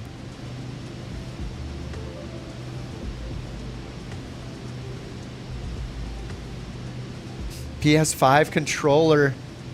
It is so hard to play on a controller. Like, if you can play on a controller decently, when you get to having other peripherals, like, your mind is going to be blown. You're going to be like Top Gun pilot. It's so difficult to fly with a controller. When I'm streaming, it makes it easier for me to follow along if I use the sim buttons. Oh, like, just because you mean like read the chat instead of... Oh, it makes it easier for you to follow along. Yeah, if I go here and click. Yeah, I try to do that pretty often. I'll use shortcuts sometimes. Sometimes I use them more often if I know, like, people haven't been asking about things. But when it's clear that somebody's asking about stuff, or maybe there's some new people in the chat or something, I'll try to show absolutely everything I can. Turn left. Yeah, by hitting the actual buttons. 155, November 6063 Echo. Left 155. Yeah, we still have 9 minutes left. I'm just going to ignore them for now. Airbus MCDU, nice. The dead zones and sensitivity. Yeah, we just recently got an Xbox a few weeks back, and I barely changed some of the sensitivities. But man, I couldn't believe I couldn't change the sensitivities until, was it Rit? I don't think it was Rich who told me. It was oh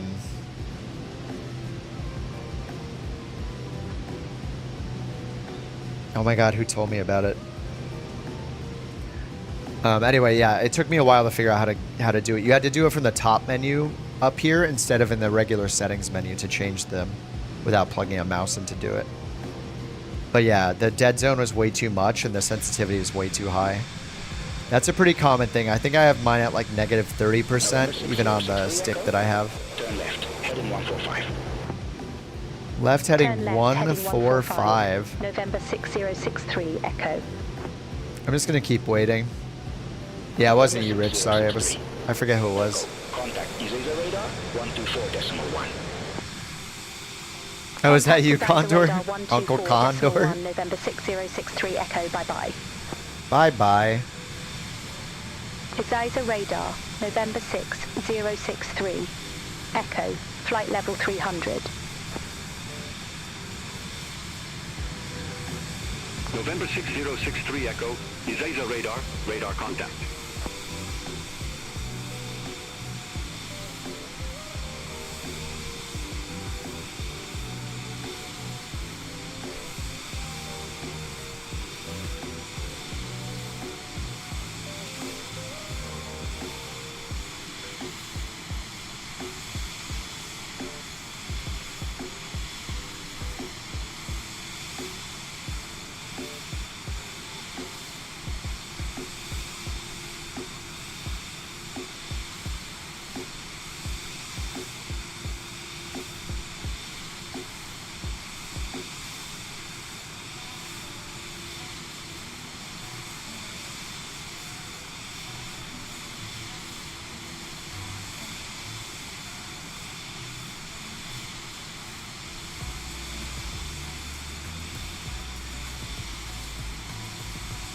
Is the EFB still buggy? With the ATC? Or if you're talking about like the career mode system?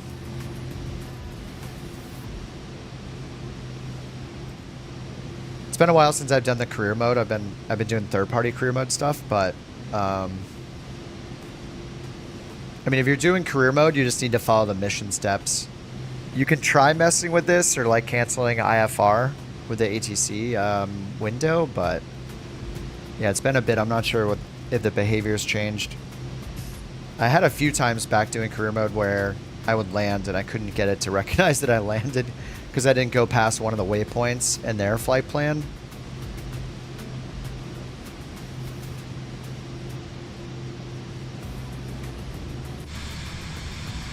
But the bugs in the EFB that are definitely still there are like loading your payload.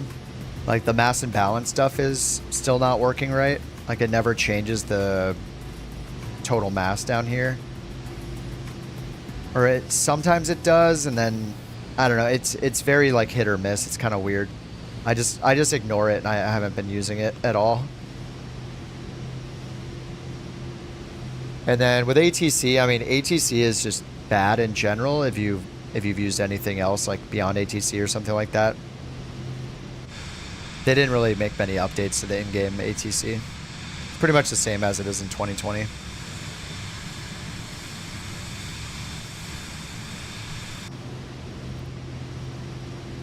When you have the co-pilot turn on the ATC, they argue about the flight level in the runway. EFB bugs when importing flight plans in free flights. Importing them.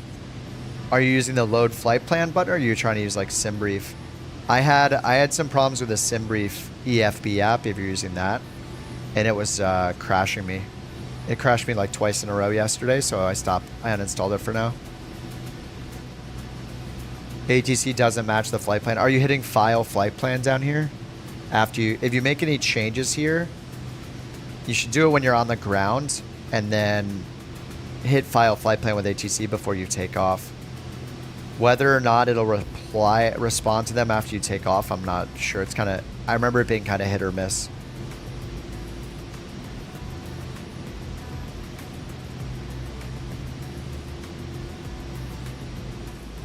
Turn the IFR off. Yeah, you can just cancel. You hate the AI stuff, takes you out of the sim feel. Well, I mean, the simulation with no AI is even more lonely than with it. Like, I'd rather use beyond ATC than have silence, because then there's nothing. November 6063, Echo, turn left, heading 065. 065. Turn left, heading Okay, we can start our descent now. November 6063, Echo. All right, I'll go 06065. Ready for descent. Turn left, heading 060, What? November 6063, Echo. 060. Really? That seems... No, that's like backwards. What? We're not going to do that. Ready for descent, November 6063, Echo. Now we're just going to stay on the nav. That seems November weird. 6063, Echo, fly present heading, descend to 8,100 feet. All right, 8,100 Fly feet. present heading, descend to 8,100 feet, November 6063, Ground speed 291, Echo. so 1,500 feet per minute. Aircraft But I'm going to do more than that. I'm jet going to do like dash. 2,000 because it's... I waited too long. 8,000... 8,100 feet. 6063 Echo, turn left, heading 175. 175, Turn left, okay. heading 175. That's better. November Alright, we'll follow that one. 6063, Echo. All right, 175, 8,100. I'm going to go back to 1x speed. 1x speed activated. You hit the load flight plan through the flight planner browser. You hit file with ATC 10 times, even the route to Avionics makes the flight plan change. Yeah, send route. So the Avionics and the tablet are not synchronized. So yeah, you have to.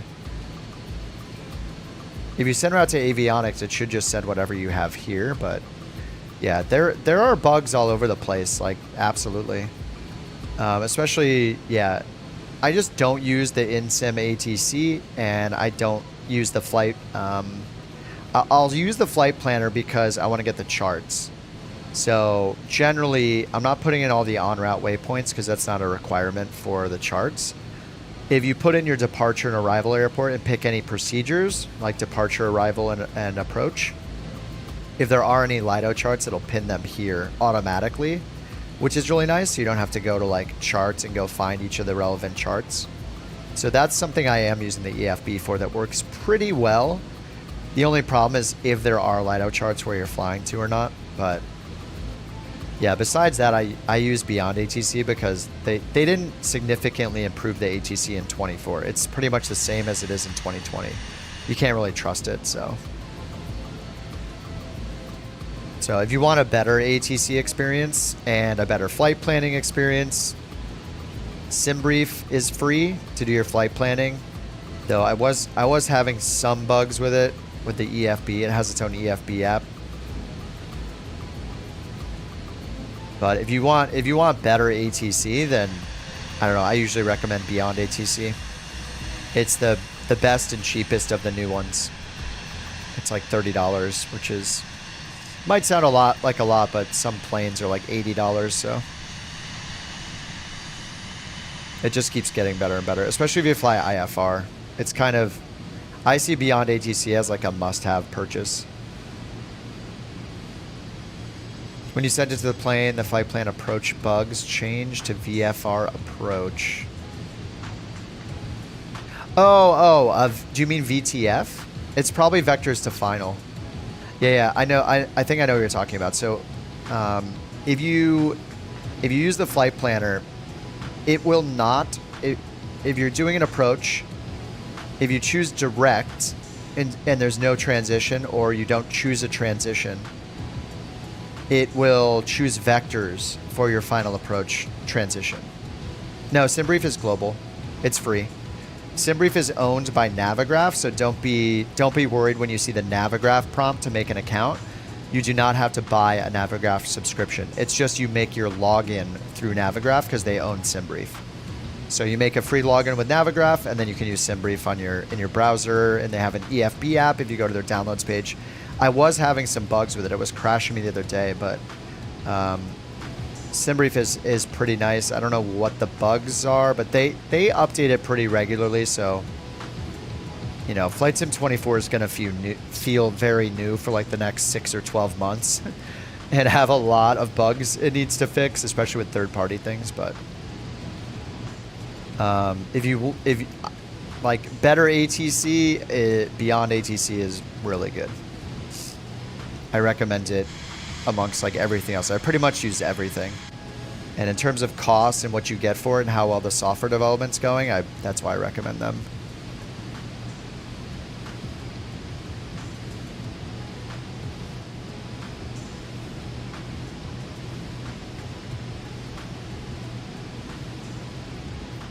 Oh, you have Navigraph? Yeah, if you have Navigraph, I don't know if you have the plugins installed, but Navigraph will update the avionics for Garmin, like G1000, G3000, and add a SimBrief import button to it, like here. So I can go to SimBrief, it'll bring in my SimBrief flights that I've planned, and I can just import the top one.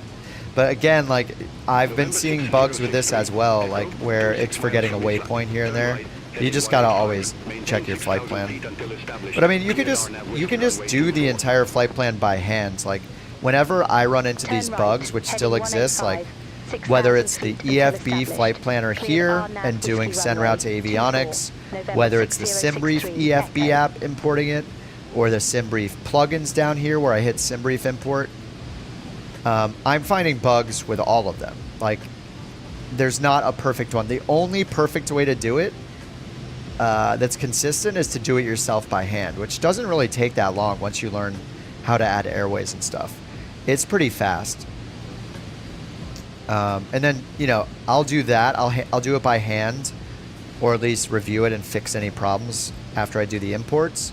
And then I'll go in here, and just for the convenience of getting the charts in the EFB, I'll go in here and pretty much put it in.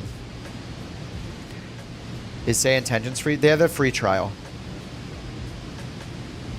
I think they have. I don't know if what they do nowadays. I don't really pay as much attention to it anymore because they did some things that made me really hate how they're developing it. So I don't recommend it to anybody anymore. I always recommend Beyond ATC instead of it. Just because they've been doing a lot of stuff I see as cringy. But give it a try. Like, you know, don't take my word for it. Try their free trial. See if you like it. There's a lot of stuff they've done that I disagree with and I think is reflective of their character. And so I don't trust them to build good software anymore. So, yeah. Beyond ATC will do VFR stuff, I bet, this year. I don't know. We'll see. We'll see how long it takes. I expect them to just crush it. They've been doing too good. But yeah, go ahead and try them out. See what you like. Everybody likes different things. So 185-6000 is my next instruction here.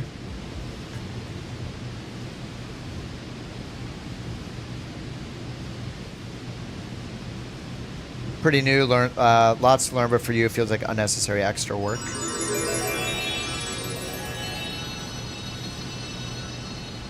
Thanks, Carlos. Thanks for the super chat, dude. Since you're talking about ATC, do you happen to know a fix for AutoTakeoff to stop requesting destination change to the same airport that I set up in the flight plan? Auto ATC. Dude, thanks for your 5th super chat.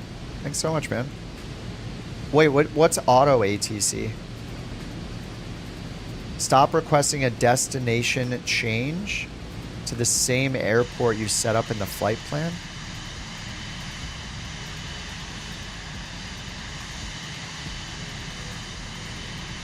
Yeah, Ice, if you have Navigraph, you can also get Navigraph EFB app. Make sure you install the Navigraph Hub app, like HUB, from their downloads if you're paying for Navigraph already. I don't know if you're paying for it or not. Yeah, is auto I don't know if the auto is the in-game ATC. Requesting a destination. Oh, do you mean like turning on the AI? Oh no, I think I know what you're talking about. Sorry, you're talking about turning on the AI assisted ATC down here, right? This? I used this very briefly and I had the same thing happen to me. So I don't know that there's a fix. I had turned this on at one point and yes, it happened to me too. I think it's just a bug. I wish I knew a solution, but I tried that for a little bit and had the same thing happen to me. That's why I use either like no ATC or beyond ATC. I'll just go silent with no ATC a lot of the time now. Yeah, it's kind of messy, unfortunately.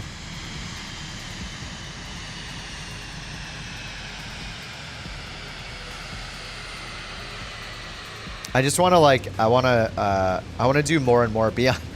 I was doing beyond ATC giveaways. Like I bought a bunch of codes in bulk from them over the holidays and I think we gave away 40 of them. And I use all the ATC software. I even looked at like the latest FS HUD update. I have not checked out the latest pilot to ATC update, but I used the new FS HUD briefly, and it's so hard to use anything else after I've used beyond ATC, honestly. Like especially with the voices and the voice recognition when you talk, the speech recognition is so good. It's the best of all of them I've used. Easily the best.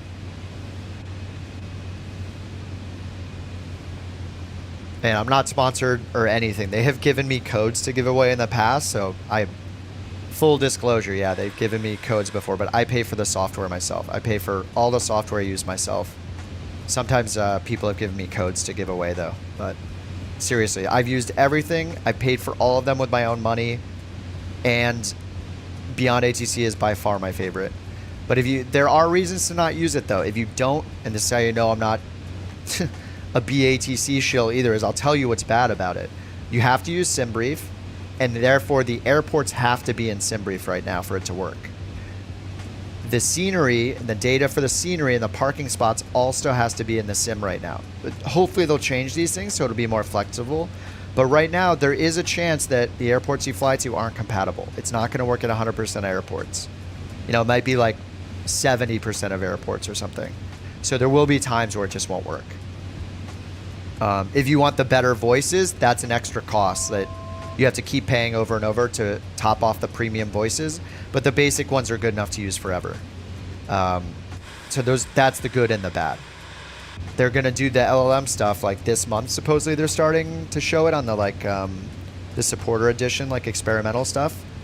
So I'm excited to try that stuff out.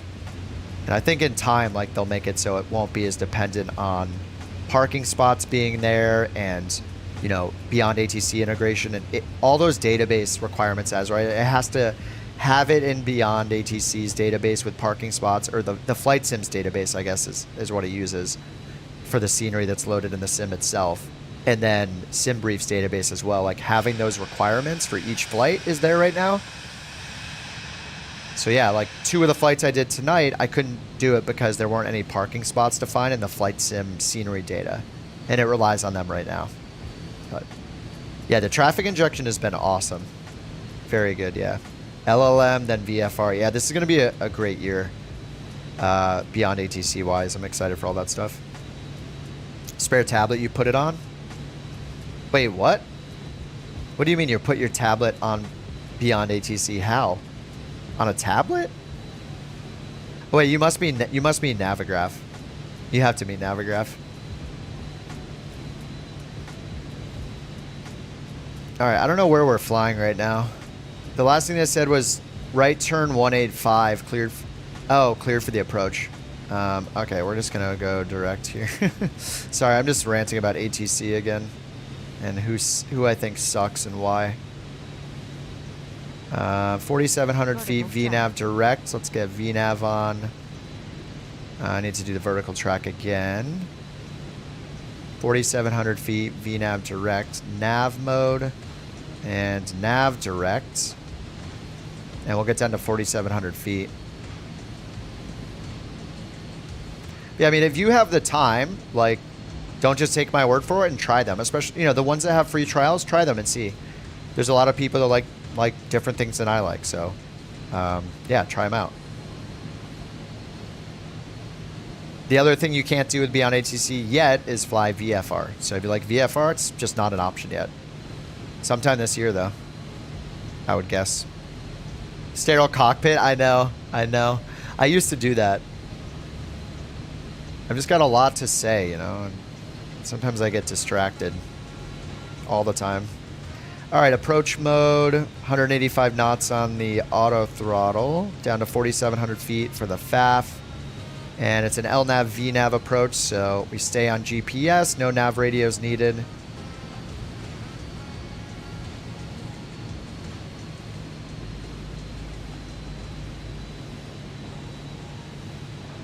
All right, here's our next top of descent. Left-hand turn down this way for the airport.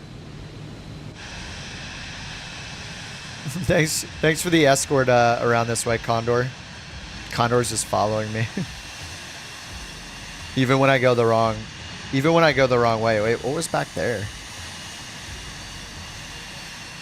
Are those crops? Hey, hold on, we gotta fly over there and look. Where was that? Oh yeah, over here. Are these just rows of trees? Like a winery here or something?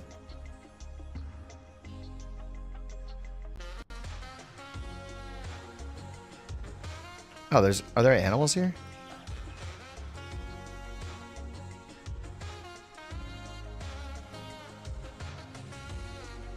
Is it just a rock? Yeah, there's just rocks. All right. Oh yeah, R will reset that camera.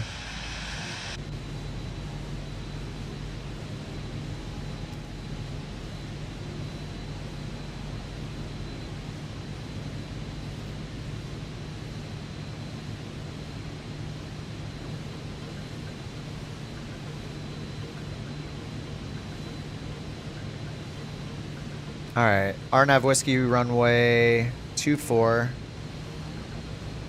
Let me choose that here. Wait, what? It's not in the database. It's not in the EFB, right? SASI RNAV Whiskey. SASI change procedure. There's only an RNAV 6. Approaches. Here's the RNAV 24. Weird. All right, RNAV 24. Let's get our minimums in. 3350. Man, this is a high airport, huh?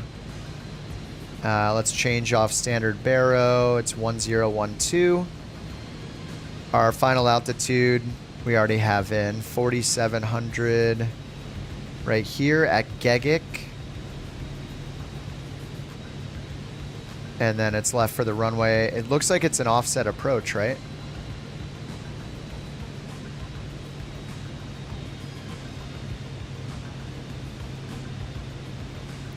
Just based on what this, how this is going, it looks like it's an offset approach. We're gonna have to turn right for the final approach. Vertical track.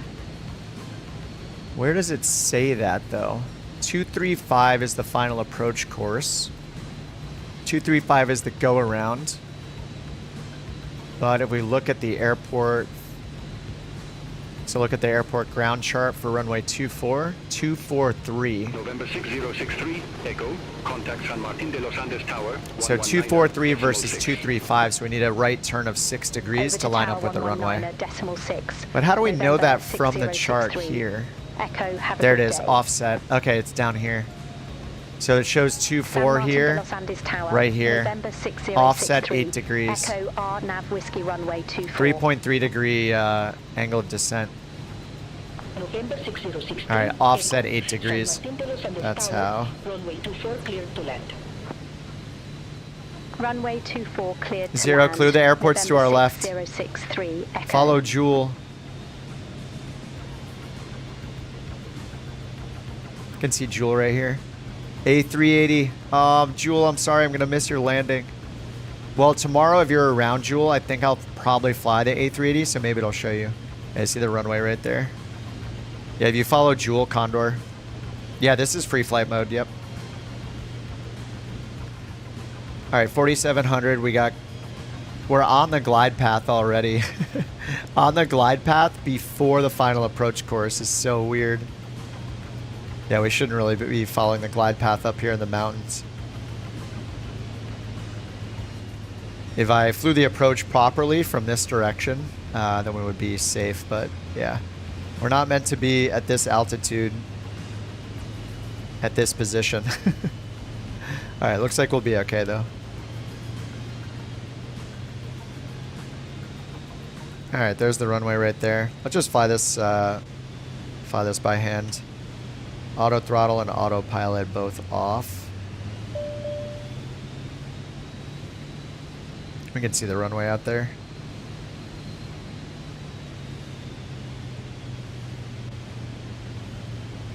$13 knot headwind right now, nice.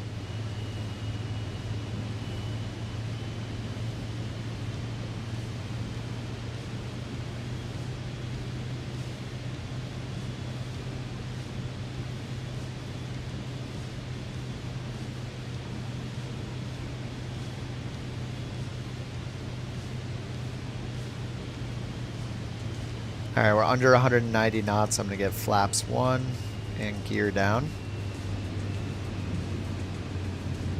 Go around is 7,400. It's a climbing right turn all the way around. 235, then 060. The DME arc go around, but whatever, we're visual. We'll be fine.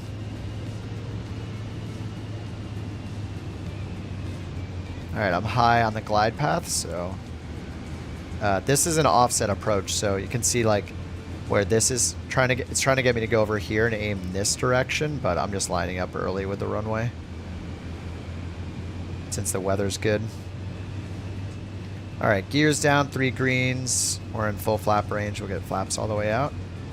And wind, we have a 19 knot headwind. Oh, what's our ground speed gonna be? All right, so because of the strong headwind and looks like doesn't seem that gusty, but I'm gonna keep my speed up a little bit. Always worried when there's like when there's high winds. If we have any gusts, it'll push us into the V min speed. It'll do the stall protection, which is, yeah. See the trend right here on the magenta line showing my airspeed decreasing is what I want to avoid. So whenever that's decreasing too fast, I just add a bunch of throttle. Here's the flight path vector. If you have winds, just point the green at the runway.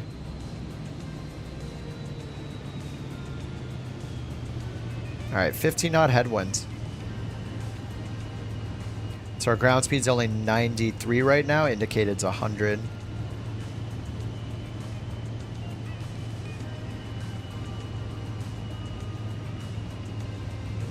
Music, get out of here.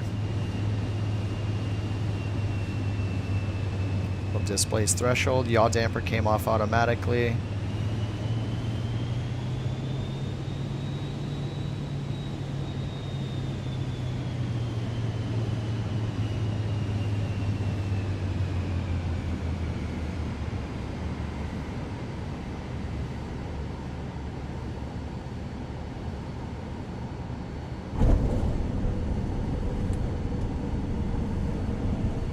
November 6063, Echo exit left next available That's us. taxiway.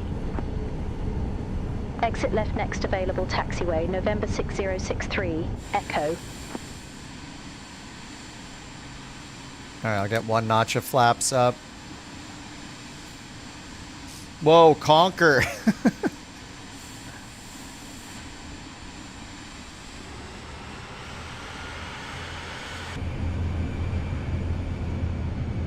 Just following me.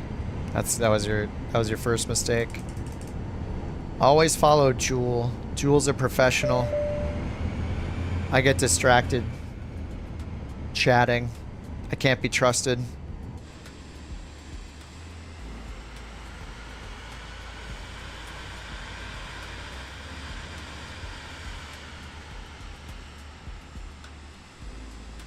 Yeah, it's nice here.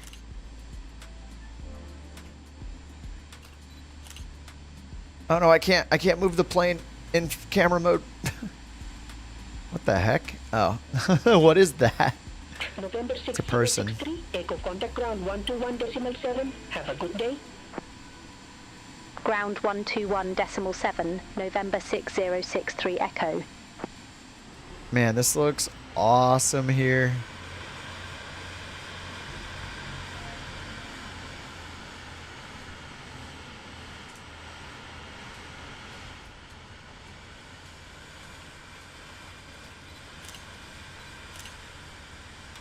With Jewel in the background in the A380. With the aerobatics show at the same time.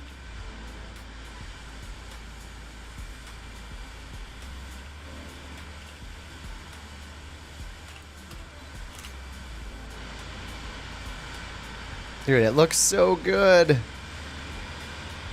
Oh, what's up, Shill? Falklands yet? No, we're down in Argentina now. We're going to the we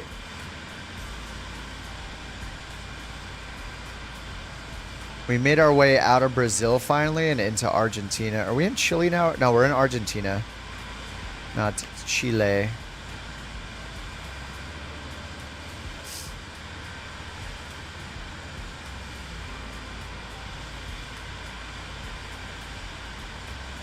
Yes, we're making our way down. I guess we could go there, yeah, before we leave. Just have to find a mission out there, take a little detour to the islands, and then make our way back up the coast, I guess. Catch up later. Yeah, this will be my last one. It's 11 p.m. here on a school night, but tomorrow's Friday already. My God, this week flew by. It surprisingly didn't feel long, even with like the looming threat of wildfires in the distance. It was still fine. Oh, it's Gary. Oh, what's up, man? Yeah, it's it can be. I won't necessarily remember that it's Gary forever if it doesn't say Gary. I apologize. Yeah, there's been a lot of people changing their name over time and stuff, and like. The Discord name versus the gamer tag in the sim versus the YouTube name, they're all different. So I can't. Sometimes it's hard for me to keep track of like 3 names per person. So yeah, if I don't remember, I apologize in advance. This looks pretty good for a default airport.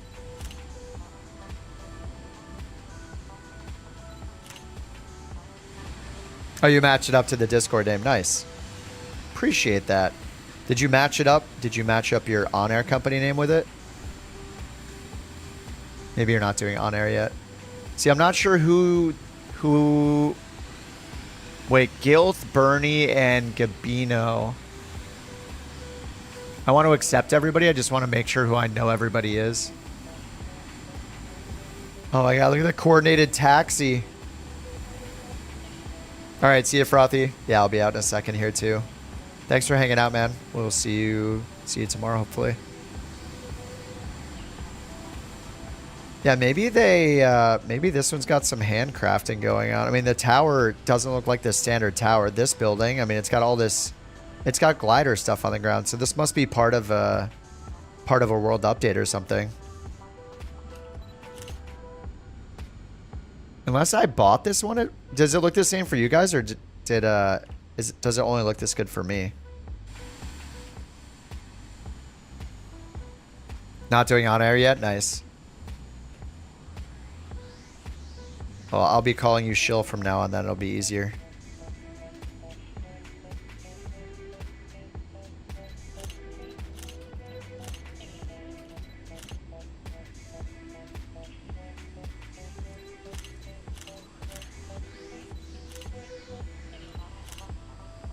One of those will work. Looking good, looking good. Alright, let me get this thing shut down. And we'll get paid.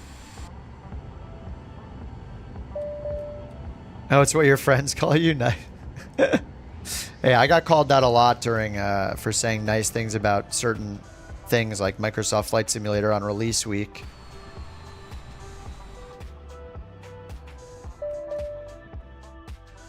Oh man, I'm gonna have to change my clothes. I've been wearing the same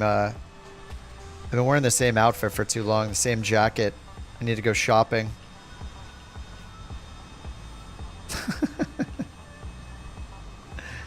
Paparazzi style, yeah. Dude, Condor's got some good. I love the joggers. I used to have the joggers on. I need to change back into the joggers. Joggers are the best. In real life too, joggers are amazing. He's got like the Converse like joggers combo. You know, maybe like the blazers and Converse, or blazers and joggers. I'm a girl pilot on your screen. Nice. Do I look good? Hey, as long as I look good, probably look better. I don't think any of the faces really match what I need. We're invisible for you. Can only see name tags. Oh no, the CJ4 livery bug too.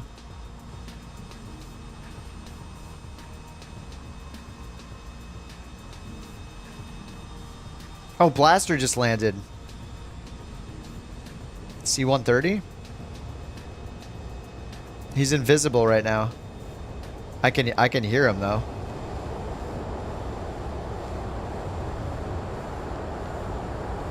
My god. Standing next to the A380 is just always terrifying. It shows me in a CJ4? Yeah, it's just like limiting how many models it will load at once to make the performance work. Oh, C-17, sorry. I thought it was the Atlas at first when we were back departing. Sorry, C-17.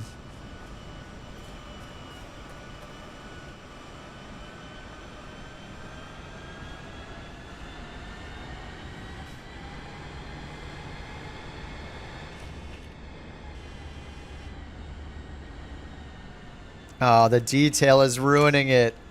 The lack of detail. Look at that. It's like a Minecraft plane right now. You took out the windsock. And the Minecraft plane.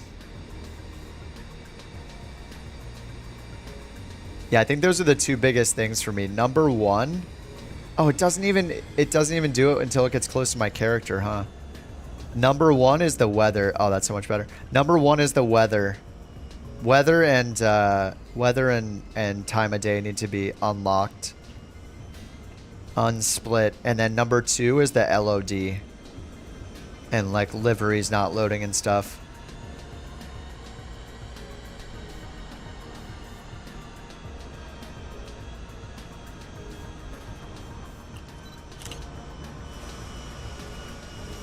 My God, it's beautiful. Thanks for the help with the wildfires, Canada. Here in LA. The wheels.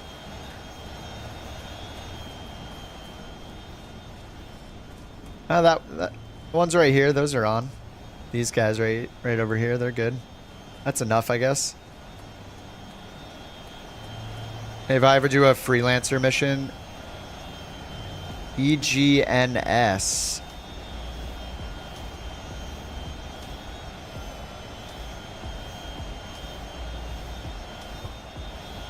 Yeah, nice plane, nice plane. Yeah, the planes are encrypted, yeah. Historical weather's a feature. You don't expect them to change it? The problem is that too many people use real world tools and don't want to fly with real world time of day. Like if that's going to be a thing long term, I'm going to end up going back to 2020 because I do not want to deal with the historic weather all the time, forcing me to use a certain time of day to get live weather and use Navigraph and stuff. They have to split it off. It's horrible. Like how hard could it be? There is no way that should not be difficult. They can already change it to live weather. So they just need to, whatever code says when you move the time and when you have live weather ticked, load the historic weather instead. They just undo that logic. There is no way that they can't do that. Because we can already do it ourselves, basically. Yeah, desync. Like, if live weather is ticked, then it shows live weather. Live weather needs to mean live weather, not historic weather. That's it. If you pull back the time, like, just make this checkbox have 3 options. Preset, historic weather, live weather. And if you're in real time in live weather, then historic weather isn't a thing, right? If you change the time or date, then you can use historic weather for 24 hours. If you change a preset, then you can define whatever you want. Like, it has to be able to do it because it already essentially does it. Because when we're in live time, we get live weather. So it's like they won't, then they're going to, I mean, I'll probably myself go back to playing 2020 then because I do not want to be forced to fly with live time. I want the sun out, but I want to use all my real world tools. People are gonna, there's already outrage about it. Like people will get even more outrage if they say they won't fix it. I will definitely be playing 2020 again if they don't ever fix that. It's like a deal breaker. You have to be able to control the weather, the time of day, so you can fly where you want in the world while using all our real world tools that we get from like a pilot practicing with ForeFlight, for example. Like, yeah, it's just, we need to be in control. They took the control away from us that we had in 2020. It's a horrible decision. They should never have made historic weather. My #1 complaint. I think overall the career mode was a great move and the historic weather was a horrible move. Really bad idea. Should never have happened. Ooh, another Orca in Discord. All right, let me pull it up. We could end the night with the Orca. Oh yeah, what did I make here? Okay, I'm still in accelerated time, so I don't get my money yet.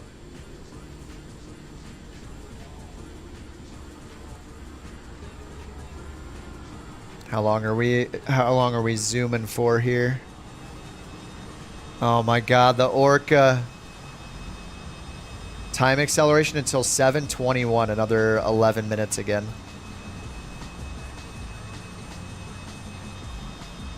Oh, nice. I'm next to it. It looks so good. Here's another couch Orca. This is what Jewel was flying. Multiplayer? We're in free flight mode.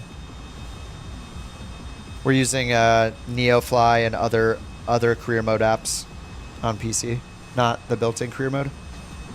The Orca.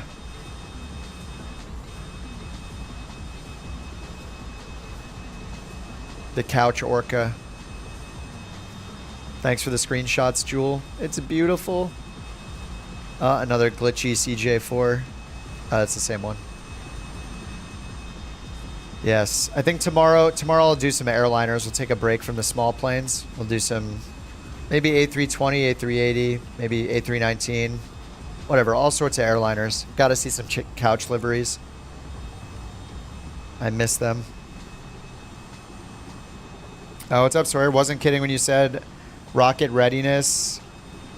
Oh, the launch is now Sunday. Oh, you're not going to be on right now then? Weren't you supposed to be on right now? Or like an hour ago? You're going to be on Sunday now. Oh, the voice guy on the launch tomorrow, 11:20 a.m. 11:20 a.m. ET. Oh, a.m. Yeah, I'll be working. Guaranteed on cam 5 to 7. Oh, I'll probably be streaming then. Dang. Someday I'll be able to give you guys a mini raid that you probably don't need, but it'll be fun, and we can all say hi to you while you're on camera.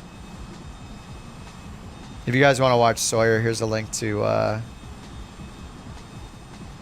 NASA Spaceflight channel that he is on. Where is it? NSF command. There we go. Yeah, I'll be tomorrow. Guaranteed on cam from 5 to 7 Eastern, so 2 to 4. That'll be during the workday tomorrow. Yeah, if you guys want to see Sawyer on NASA Spaceflight tomorrow. The gigantic channel. Is it already scheduled? Can we set a reminder on YouTube right now? I'm going to go to the channel right now. It's live right now. Oh yeah, scheduled. Is it the scheduled for 11 a.m. one? SpaceX launches Starship Flight 7. Promise you're not lying? No, I didn't say you were lying. You've been watching for years? Nice. Is it that one, the SpaceX launches Starship Flight 7? It looks like there's one scheduled for 11 a.m. Oh no, that's the 13th.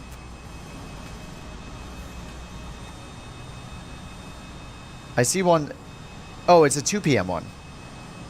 Is it New Glenn Starship? Man, there's so many scheduled. So it's got to be the one scheduled for 2 p.m. then. That's the one.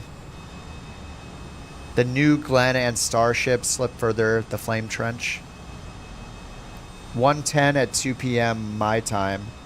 So that'll be, 5 Eastern, right? Tomorrow.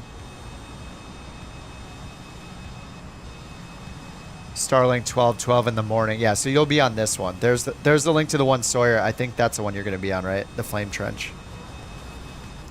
That's awesome. Yeah, I set my reminder. Thanks for letting me know, dude. Hopefully that's the right link. All right, dudes. Thanks for flying along. Thanks for all the bork commands today. I'll improve the bork bot over time and the couch bot in general. I think it's a success. I like having full control and running the bot myself. It's kind of awesome. Nice. Okay, we'll see you then, Sawyer. All right, guys. Thanks for flying along. Rich, Condor, Blaze, Jewel. Conker's still out there doing aerobatics and stuff. Dirty and Rich. I already said Rich again. I always say Rich like 3 times. Bork reports. Yeah, I'll see if I can make the bork reports better. Like, who is the highest? Who found the most borks over the week or something? All right, guys. Have a good night. Thanks for hanging out. We will stay safe. Thanks for the well wishes and all that. If anything happens, you'll probably be like the second people to know in my life on the Discord if we have to evacuate. So appreciate that. I'll see you guys tomorrow night. GG's. Gonna do some airliner stuff tomorrow night. Change of pace. Go even faster than the Vision Jet. Nice bounces. Nice crouches. This is good for our like hips and knees. This is a squat version of Flight Sim. Getting our squats in. So was it Rich that said getting the, or Jewel, or Rich that, I think it was Rich, getting the crouches in. All right, see you guys. Have a good night. Thanks for the support today. Carlos for the super chat, Phil for 7 months, Law Dog for the super chat, Snurg and Law Dog, thanks for becoming couch captains. Much appreciated. I'll see you guys on the Discord and see you on the stream tomorrow, hopefully, after we're done watching Sawyer's stream. All right, guys, have a good night. Peace out. Thanks for flying along. See you tomorrow. Bye-bye. Good timing with this song.